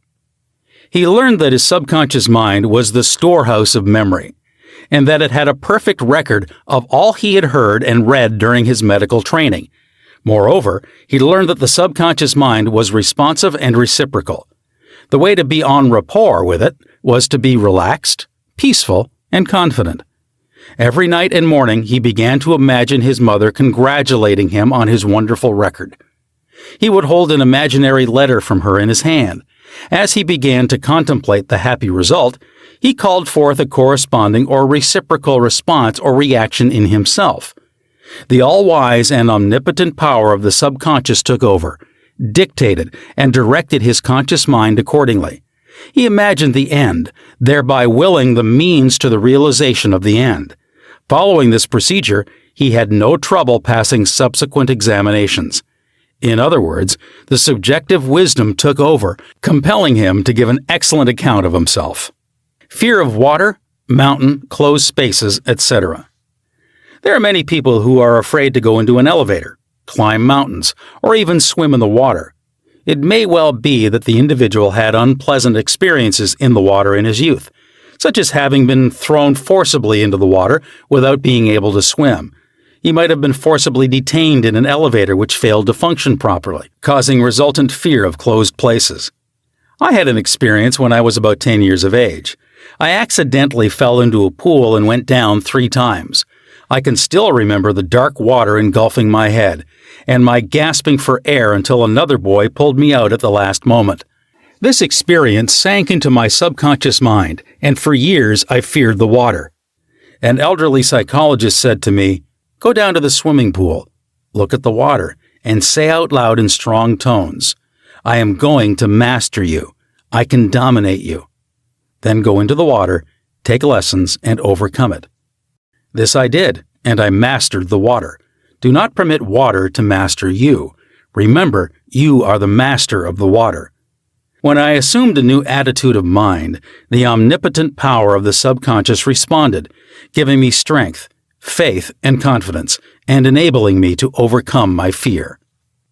Master technique for overcoming any particular fear. The following is a process and technique for overcoming fear which I teach from the platform. It works like a charm. Try it. Suppose you are afraid of the water, a mountain, an interview, an audition, or you fear closed places. If you are afraid of swimming, begin now to sit still for 5 or 10 minutes 3 or 4 times a day and imagine you are swimming. Actually, you are swimming in your mind. It is a subjective experience. Mentally, you have projected yourself into the water. You feel the chill of the water and the movement of your arms and legs. It is all real, vivid, and a joyous activity of the mind. It is not idle daydreaming, for you know that what you are experiencing in your imagination will be developed in your subconscious mind. Then you will be compelled to express the image and likeness of the picture you impressed on your deeper mind. This is the law of the subconscious. You could apply the same technique if you are afraid of mountains or high places. Imagine you are climbing the mountain. Feel the reality of it all. Enjoy the scenery, knowing that as you continue to do this mentally, you will do it physically with ease and comfort. He blessed the elevator. I knew an executive of a large corporation who was terrified to ride in an elevator. He would walk up 5 flights of stairs to his office every morning. He said that he began to bless the elevator every night and several times a day. He finally overcame his fear. This was how he blessed the elevator. The elevator in our building is a wonderful idea. It came out of the universal mind. It is a boon and a blessing to all our employees. It gives wonderful service. It operates in divine order. I ride it in peace and joy. I remain silent now while the currents of life, love, and understanding flow through the patterns of my thought. In my imagination, I am now in the elevator, and I step out into my office. The elevator is full of our employees. I talk to them, and they are friendly, joyous, and free. It is a wonderful experience of freedom, faith, and confidence. I give thanks. He continued this prayer for about 10 days, And on the 11th day, he walked into the elevator with other members of the organization and felt completely free. Normal and abnormal fear. Man is born only with two fears, the fear of falling and the fear of noise. These are a sort of alarm system given you by nature as a means of self-preservation. Normal fear is good. You hear an automobile coming down the road, and you step aside to survive. The momentary fear of being run over is overcome by your action. All other fears were given to you by parents, relatives, teachers, and all those who influenced your early years. Abnormal fear. Abnormal fear takes place when man lets his imagination run riot. I knew a woman who was invited to go on a trip around the world by plane. She began to cut out of the newspapers all reports of airplane catastrophes. She pictured herself going down in the ocean, being drowned, etc. This is abnormal fear. Had she persisted in this, she would undoubtedly have attracted what she feared most. Another example of abnormal fear is that of a businessman in New York who was very prosperous and successful. He had his own private mental motion picture, of which he was the director. He would run this mental movie of failure, bankruptcy, empty shelves, and no bank balance until he sank into a deep depression. He refused to stop this morbid imagery and kept reminding his wife that this can't last. There will be a recession. I feel sure we will go bankrupt, etc. His wife told me that he finally did go into bankruptcy, and all the things he imagined and feared came to pass. The things he feared did not exist, but he brought them to pass by constantly fearing, believing, and expecting financial disaster. Job said, "The thing I feared has come upon me." There are people who are afraid that something terrible will happen to their children, and that some dread catastrophe will befall them. When they read about an epidemic or rare disease, they live in fear that they will catch it, and some imagine they have the disease already. All this is abnormal fear. The answer to abnormal fear. Move mentally to the opposite. To stay at the extreme of fear is stagnation, plus mental and physical deterioration. When fear arises, there immediately comes with it a desire for something opposite the thing feared. Place your attention on the thing immediately desired. Get absorbed and engrossed in your desire, knowing that the subjective always overturns the objective. This attitude will give you confidence and lift your spirits. The infinite power of your subconscious mind is moving on your behalf, and it cannot fail. Therefore, peace and assurance are yours. Examine your fears. The president of a large organization told me that when he was a salesman, he used to walk around the block 5 or 6 times before he called on a customer. The sales manager came along one day and said to him, "Don't be afraid of the boogeyman behind the door. There is no boogeyman. It is a false belief." The manager told him that whenever he looked at his own fears, he stared them in the face and stood up to them, looking them straight in the eye. They faded and shrank into insignificance. He landed in the jungle. A chaplain told me of his experiences in the Second World War. He had parachuted from a damaged plane and landed in the jungle. He said he was frightened, but he knew there were 2 kinds of fear, normal and abnormal, which we have previously pointed out. He decided to do something about the fear immediately and began to talk to himself, saying, "John, you can't surrender to your fear. Your fear is a desire for safety and security and a way out." He began to claim, "Infinite intelligence which guides the planets in their courses is now leading and guiding me out of this jungle." He kept saying this out loud to himself for 10 minutes or more. Then, he added, something began to stir inside me. A mood of confidence began to seize me, and I began to walk. After a few days, I miraculously came out of the jungle and was picked up by a rescue plane. His changed mental attitude saved him. His confidence and trust in the subjective wisdom and power within him was the solution to his problem. He said, "Had I begun to bemoan my fate and indulge my fears, I would have succumbed to the monster fear, and probably would have died of fear and starvation." He dismissed himself. The general manager of an organization told me that for 3 years he feared he would lose his position. He was always imagining failure. The thing he feared did not exist, save as a morbid, anxious thought in his own mind. His vivid imagination dramatized the loss of his job until he became nervous and neurotic. Finally, he was asked to resign. Actually, he dismissed himself. His constant negative imagery and fear suggestions to his subconscious mind caused the latter to respond and react accordingly. It caused him to make mistakes and foolish decisions which resulted in his failure as a general manager. His dismissal would never have happened if he had immediately moved to the opposite in his mind. They plotted against him. During a recent world lecture tour, I had a 2-hour conversation with a prominent government official.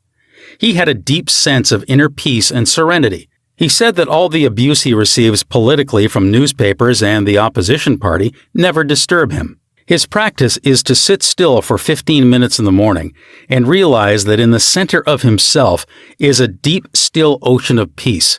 Meditating in this way, he generates tremendous power which overcomes all manner of difficulties and fears.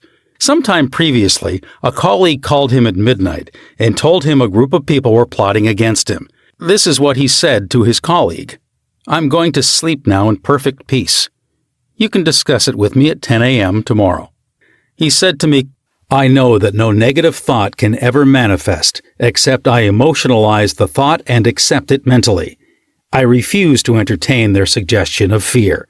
Therefore, no harm can come to me." Notice how calm he was, how cool, how peaceful. He did not start getting excited, tearing his hair, or wringing his hands. At his center he found the still water, an inner peace, and there was a great calm. Deliver yourself from all your fears. Use this perfect formula for casting out fear. I sought the Lord, and he heard me, and delivered me from all my fears. Psalm 34, verse 4. The Lord is an ancient word meaning law, the power of your subconscious mind. Learn the wonders of your subconscious and how it works and functions. Master the techniques given to you in this chapter. Put them into practice now, today. Your subconscious will respond, and you will be free of all fears. I sought the Lord, and he heard me, and delivered me from all my fears. Step this way to freedom from fear. 1. Do the thing you are afraid to do, and the death of fear is certain. Say to yourself, and mean it, I am going to master this fear, and you will. 2. Fear is a negative thought in your mind. Supplant it with a constructive thought. Fear has killed millions. Confidence is greater than fear. Nothing is more powerful than faith in God and the good. 3. Fear is man's greatest enemy. It is behind failure, sickness, and bad human relations. Love casts out fear. Love is an emotional attachment to the good things of life. Fall in love with honesty, integrity, justice, goodwill, and success. Live in the joyous expectancy of the best, and invariably the best will come to you. 4.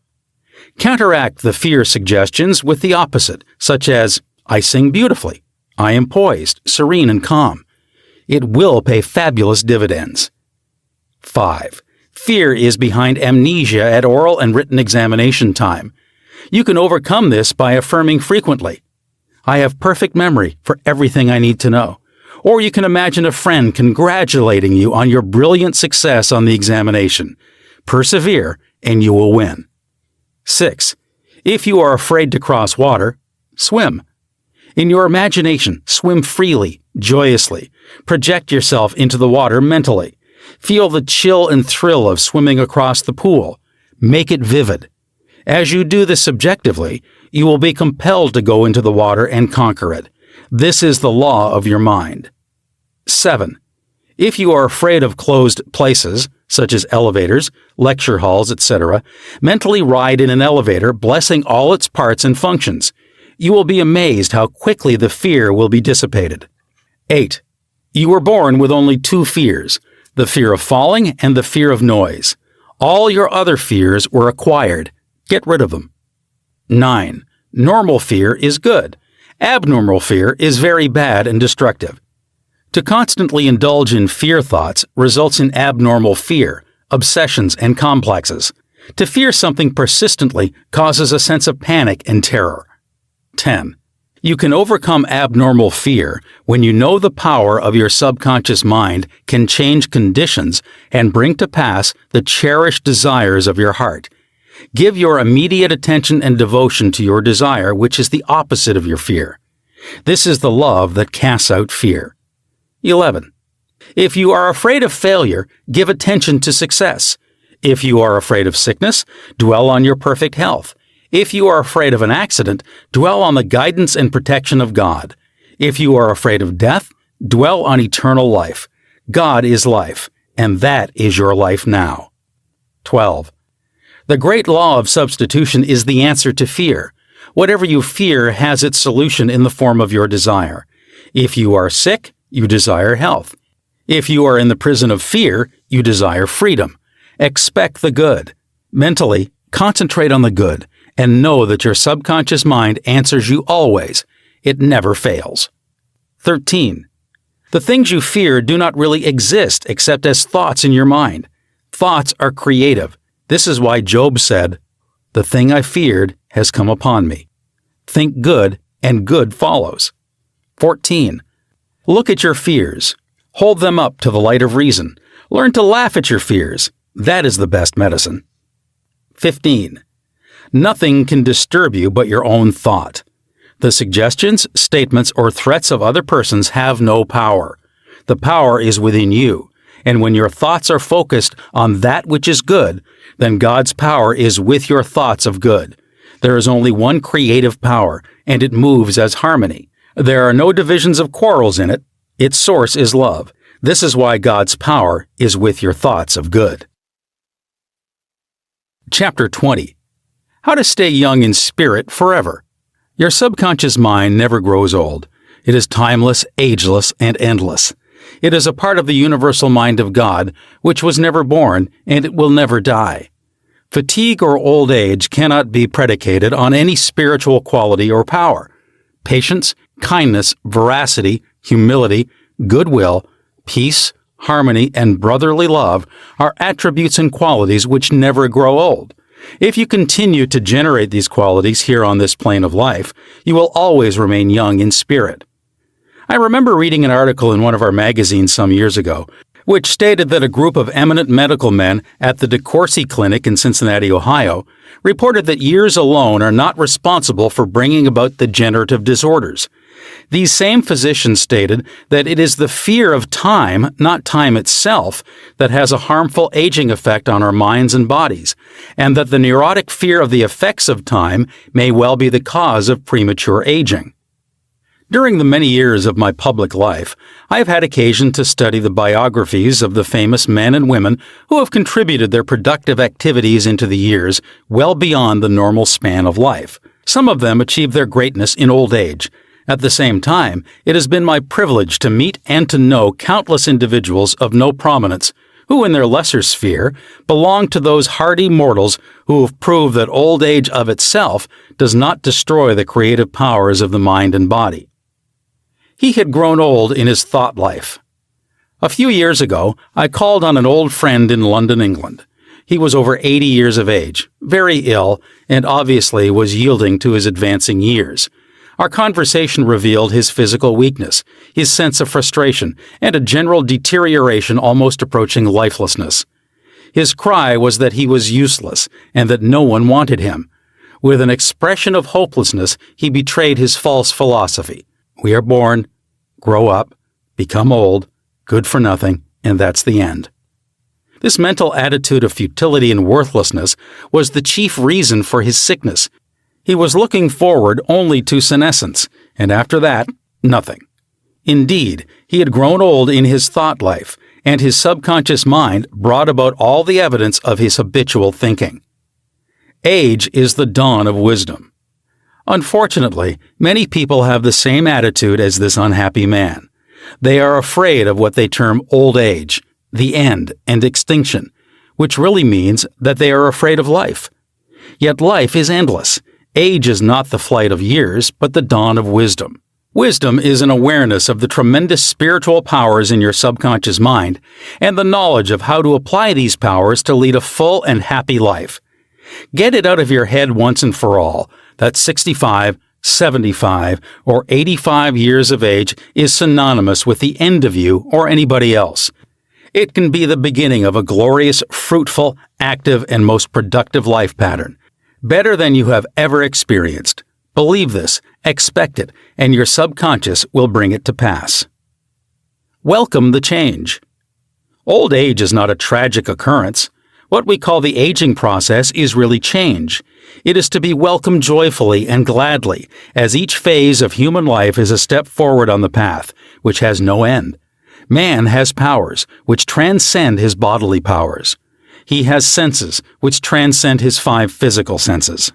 Scientists today are finding positive, indisputable evidence that something conscious in man can leave his present body and travel thousands of miles to see, hear, touch, and speak to people, even though his physical body never leaves the couch on which it reclines. Man's life is spiritual and eternal. He need never grow old, for life or God cannot grow old. The Bible says that God is life. Life is self-renewing, eternal, indestructible, and is the reality of all men. Evidence for survival.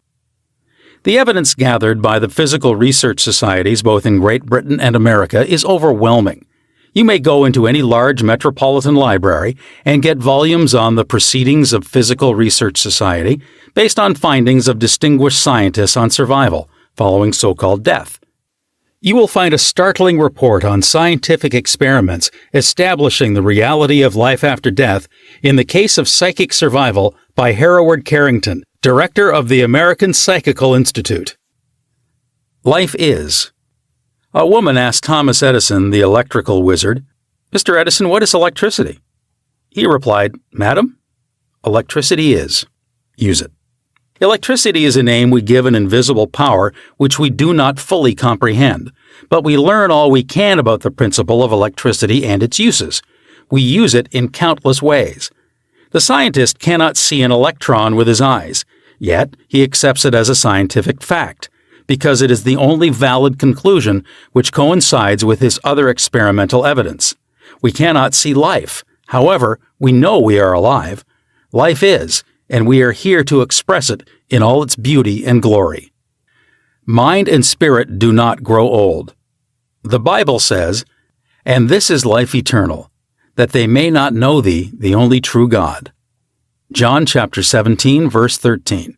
The man who thinks or believes that the earthly cycle of birth, adolescence, youth, maturity, and old age is all there is to life is indeed to be pitied. Such a man has no anchor, no hope, no vision, and to him life has no meaning. This type of belief brings frustration, stagnation, cynicism, and a sense of hopelessness resulting in neurosis and mental aberrations of all kinds. If you cannot play a fast game of tennis, or swim as fast as your son, or if your body has slowed down, or you walk with a slow step, remember life is always clothing itself anew. What men call death is but a journey to a new city in another dimension of life. I say to men and women in my lectures that they should accept what we call old age gracefully. Age has its own glory, beauty, and wisdom which belong to it. Peace, love, joy, beauty, happiness, wisdom, goodwill, and understanding are qualities which never grow old or die. Ralph Waldo Emerson, poet and philosopher, said, quote, "We do not count a man's years until he has nothing else to count." Unquote. Your character, the quality of your mind, your faith, and your convictions are not subject to decay. You are as young as you think you are. I give public lectures in Caxton Hall, London, England, every few years, and following one of these lectures, a surgeon said to me, "I'm 84 years of age. I operate every morning, visit patients in the afternoons, and I write for medical and other scientific journals in the evening." His attitude was that he was as useful as he believed himself to be, and that he was as young as his thoughts. He said to me, "It's true what you said. Man is as strong as he thinks he is, and as valuable as he thinks he is." This surgeon has not surrendered to advancing years. He knows that he is immortal. His final comment to me was, "If I should pass on tomorrow, I would be operating on people in the next dimension, not with a surgeon's scalpel, but with mental and spiritual surgery." Your gray hairs are an asset. Don't ever quit a job and say, "I'm retired, I'm old, I'm finished." That would be stagnation, death, and you would be finished. Some men are old at 30, while others are young at 80. The mind is the master weaver, the architect, the designer, and the sculptor. George Bernard Shaw was active at 90, and the artistic quality of his mind had not relaxed from active duty. I meet men and women who tell me that some employers almost slam the door in their faces when they say they are over 40. This attitude on the part of the employers is to be considered cold, callous, evil, and completely void of compassion and understanding. The total emphasis seems to be on youth. For example, you must be under 35 years of age to receive consideration. The reasoning behind this is certainly very shallow. If the employer would stop and think, he would realize that the man or woman was not selling his age or gray hair. Rather, he was willing to give of his talents, his experience, and his wisdom gathered through years of experience in the marketplace of life. Age is an asset. Your age should be a distinct asset to any organization because of your practice and application through the years of the principles of the Golden Rule and the law of love and goodwill. Your gray hair, if you have any, should stand for greater wisdom, skill, and understanding. Your emotional and spiritual maturity should be a tremendous blessing to any organization. A man should not be asked to resign when he is 65 years of age. That is the time of life when he could be most useful in handling personnel problems, making plans for the future, making decisions, and guiding others in the realm of creative ideas based on his experience and insight into the nature of the business. Be your age. A motion picture writer in Hollywood told me that he had to write scripts which would cater to the 12-year-old mind. This is a tragic state of affairs if the great masses of people are expected to become emotionally and spiritually mature. It means that the emphasis is placed on youth in spite of the fact that youth stands for inexperience, lack of discernment, and hasty judgment. I can keep up with the best of them. I am now thinking of a man 65 years of age who is trying frantically to keep young. He swims with young men every Sunday, goes on long hikes, plays tennis, and boasts of his prowess and physical power, saying, "Look, I can keep up with the best of them." He should remember the great truth, "As a man thinketh in his heart, so is he." Proverbs chapter 23, verse 7.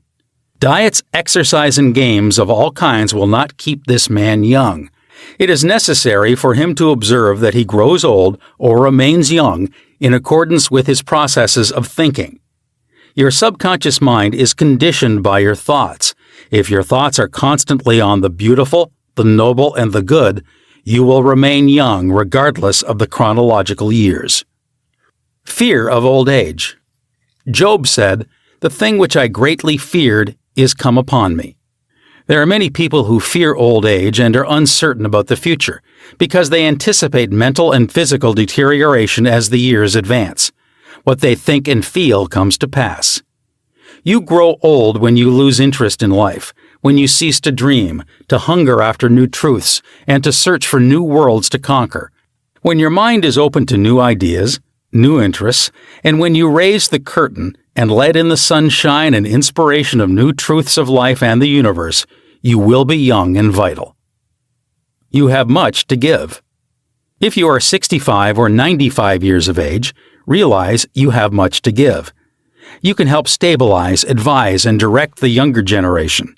You can give the gift of your knowledge, your experience, and your wisdom. You can always look ahead, for at all times you are gazing into infinite life. You will find that you can never cease to unveil the glories and wonders of life. Try to learn something new every moment of the day, and you will find your mind will always be young. 110 years old. Some years ago, while lecturing in Bombay, India, I was introduced to a man who said he was 110 years old. He had the most beautiful face I've ever seen. He seemed transfigured by the radiance of an inner light. There was a rare beauty in his eyes, indicating he had grown old in years with gladness, and with no indication that his mind had dimmed its lights. Retirement, a new venture. Be sure that your mind never retires. It must be like a parachute, which is no good unless it opens up. Be open and receptive to new ideas. I have seen men of 65 and 70 retire. They seem to rot away, and in a few months passed on. They obviously felt that life was at an end. Retirement can be a new venture, a new challenge, a new path, the beginning of the fulfillment of a long dream. It is inexpressibly depressing to hear a man say, "What shall I do now that I'm retired?" He is saying, in effect, "I'm mentally and physically dead. My mind is bankrupt of ideas." All this is a false picture. The real truth is that you can accomplish more at 90 than you did at 60, because each day you are growing in wisdom and understanding of life and the universe through your new studies and interest. He graduated to a better job. An executive who lives near me was forced to retire a few months ago because he had reached the age of 65. He said to me, "I look upon my retirement as promotion from kindergarten to the first grade." He philosophized in this manner. He said that when he left high school, he went up the ladder by going to college. He realized this was a step forward in his education and understanding of life in general. Likewise, he added, now he could do the things he had always wanted to do, and therefore his retirement was still another step forward on the ladder of life and wisdom. He came to the wise conclusion that he was no longer going to concentrate on making a living. Now he was going to give all his attention to living life. He is an amateur photographer, and he took additional courses on the subject. He took a trip around the world and took movies of famous places. He now lectures before various groups, lodges, and clubs, and is in popular demand. There are countless ways of taking an interest in something worthwhile outside yourself. Become enthusiastic over new creative ideas, make spiritual progress, and continue to learn and to grow. In this manner, you remain young in heart, because you are hungering and thirsting after new truths, and your body will reflect your thinking at all times. You must be a producer and not a prisoner of society. The newspapers are taking cognizance of the fact that the voting population of the elderly in California elections is increasing by leaps and bounds. This means that their voices will be heard in the legislature of the state and also in the halls of Congress. I believe there will be enacted a federal law prohibiting employers from discrimination against men and women because of age. A man of 65 years may be younger mentally, physically, and physiologically than many men at 30. It is stupid and ridiculous to tell a man he cannot be hired because he is over 40. It is like saying to him that he is ready for the scrap heap or the junk pile. What is a man of 40 or over to do? Must he bury his talents and hide his light under a bushel? Men who are deprived and prevented from working because of age must be sustained by government treasuries at county, state, and federal levels. The many organizations who refuse to hire them and benefit from their wisdom and experience will be taxed to support them. This is a form of financial suicide. Man is here to enjoy the fruit of his labor, and he is here to be a producer and not a prisoner of society which compels him to idleness. Man's body slows down gradually as he advances through the years, but his conscious mind can be made much more active, alert, alive, and quickened by the inspiration from his subconscious mind. His mind, in reality, never grows old. Job said, "Oh, that I were as in months past, as in the days when God preserved me, when his candle shined upon my head, and when by his light I walked through darkness, as I was in the days of my youth, when the secret of God was upon my tabernacle." Job chapter 29, verses 2-4. Secret of youth. To recapture the days of your youth, feel the miraculous, healing, self-renewing power of your subconscious mind moving through your whole being. Know and feel that you are inspired, lifted up, rejuvenated, revitalized, and recharged spiritually. You can bubble over with enthusiasm and joy, as in the days of your youth, for the simple reason that you can always mentally and emotionally recapture the joyous state. The candle which shines upon your head is divine intelligence and reveals to you everything you need to know. It enables you to affirm the presence of your good, regardless of appearances. You walk by the guidance of your subconscious mind because you know that the dawn appears and the shadows flee away. Get a vision. Instead of saying, "I am old," say, "I am wise in the way of the divine life." Don't let the corporation, newspapers, or statistics hold a picture before you of old age, declining years, decrepitude, senility, and uselessness. Reject it, for it is a lie. Refuse to be hypnotized by such propaganda. Affirm life, not death. Get a vision of yourself as happy, radiant, successful, serene, and powerful. Your mind does not grow old. Former President Herbert Hoover, now 88 years old, is very active and is performing monumental work. I interviewed him a few years ago in his suite at the Waldorf Astoria, New York City. I found him healthy, happy, vigorous, and full of life and enthusiasm. He was keeping several secretaries busy handling his correspondence and was himself writing books of a political and historical nature. Like all great men, I found him affable, genial, amiable, loving, and most understanding. His mental acumen and sagacity gave me the thrill of a lifetime. He is a deeply religious man and is full of faith in God and in the triumph of the eternal truth of life. He was subjected to a barrage of criticism and condemnation in the years of the Great Depression, but he weathered the storm and did not grow old in hatred, resentment, ill will, and bitterness. On the contrary, he went into the silence of his soul, and communing with the divine presence within him, he found the peace which is the power at the heart of God. His mind active at 99. My father learned the French language at 65 years of age and became an authority on it at 70. He made a study of Gaelic when he was over 60 and became an acknowledged and famous teacher of the subject. He assisted my sister in a school of higher learning and continued to do so until he passed away at 99. His mind was as clear at 99 as it was when he was 20. Moreover, his handwriting and his reasoning powers had improved with age. Truly, you are as old as you think and feel. We need our senior citizens. Marcus Porcius Cato, the Roman patriot, learned Greek at 80. Madame Ernestine Schumann-Heink, the great German-American contralto, reached the pinnacle of her musical success after she became a grandmother. It is wonderful to behold the accomplishments of the oldsters. General Douglas MacArthur, Harry S. Truman, General Dwight David Eisenhower, and American financier Bernard Baruch are interesting, active, and contributing their talents and wisdom to the world. The Greek philosopher Socrates learned to play musical instruments when he was 80 years old. Michelangelo was painting his greatest canvases at 80. At 80, Ceos Simonides won the prize for poetry. Johann von Goethe finished Faust, and Leopold von Ranke commenced his History of the World, which he finished at 92. Alfred Tennyson wrote a magnificent poem, Crossing the Bar, at 83. Isaac Newton was hard at work close to 85. At 88, John Wesley was directing, preaching, and guiding Methodism. We have several men of 95 years who come to my lectures, and they tell me they are in better health now than they were at 20. Let us place our senior citizens in high places and give them every opportunity to bring forth the flowers of paradise.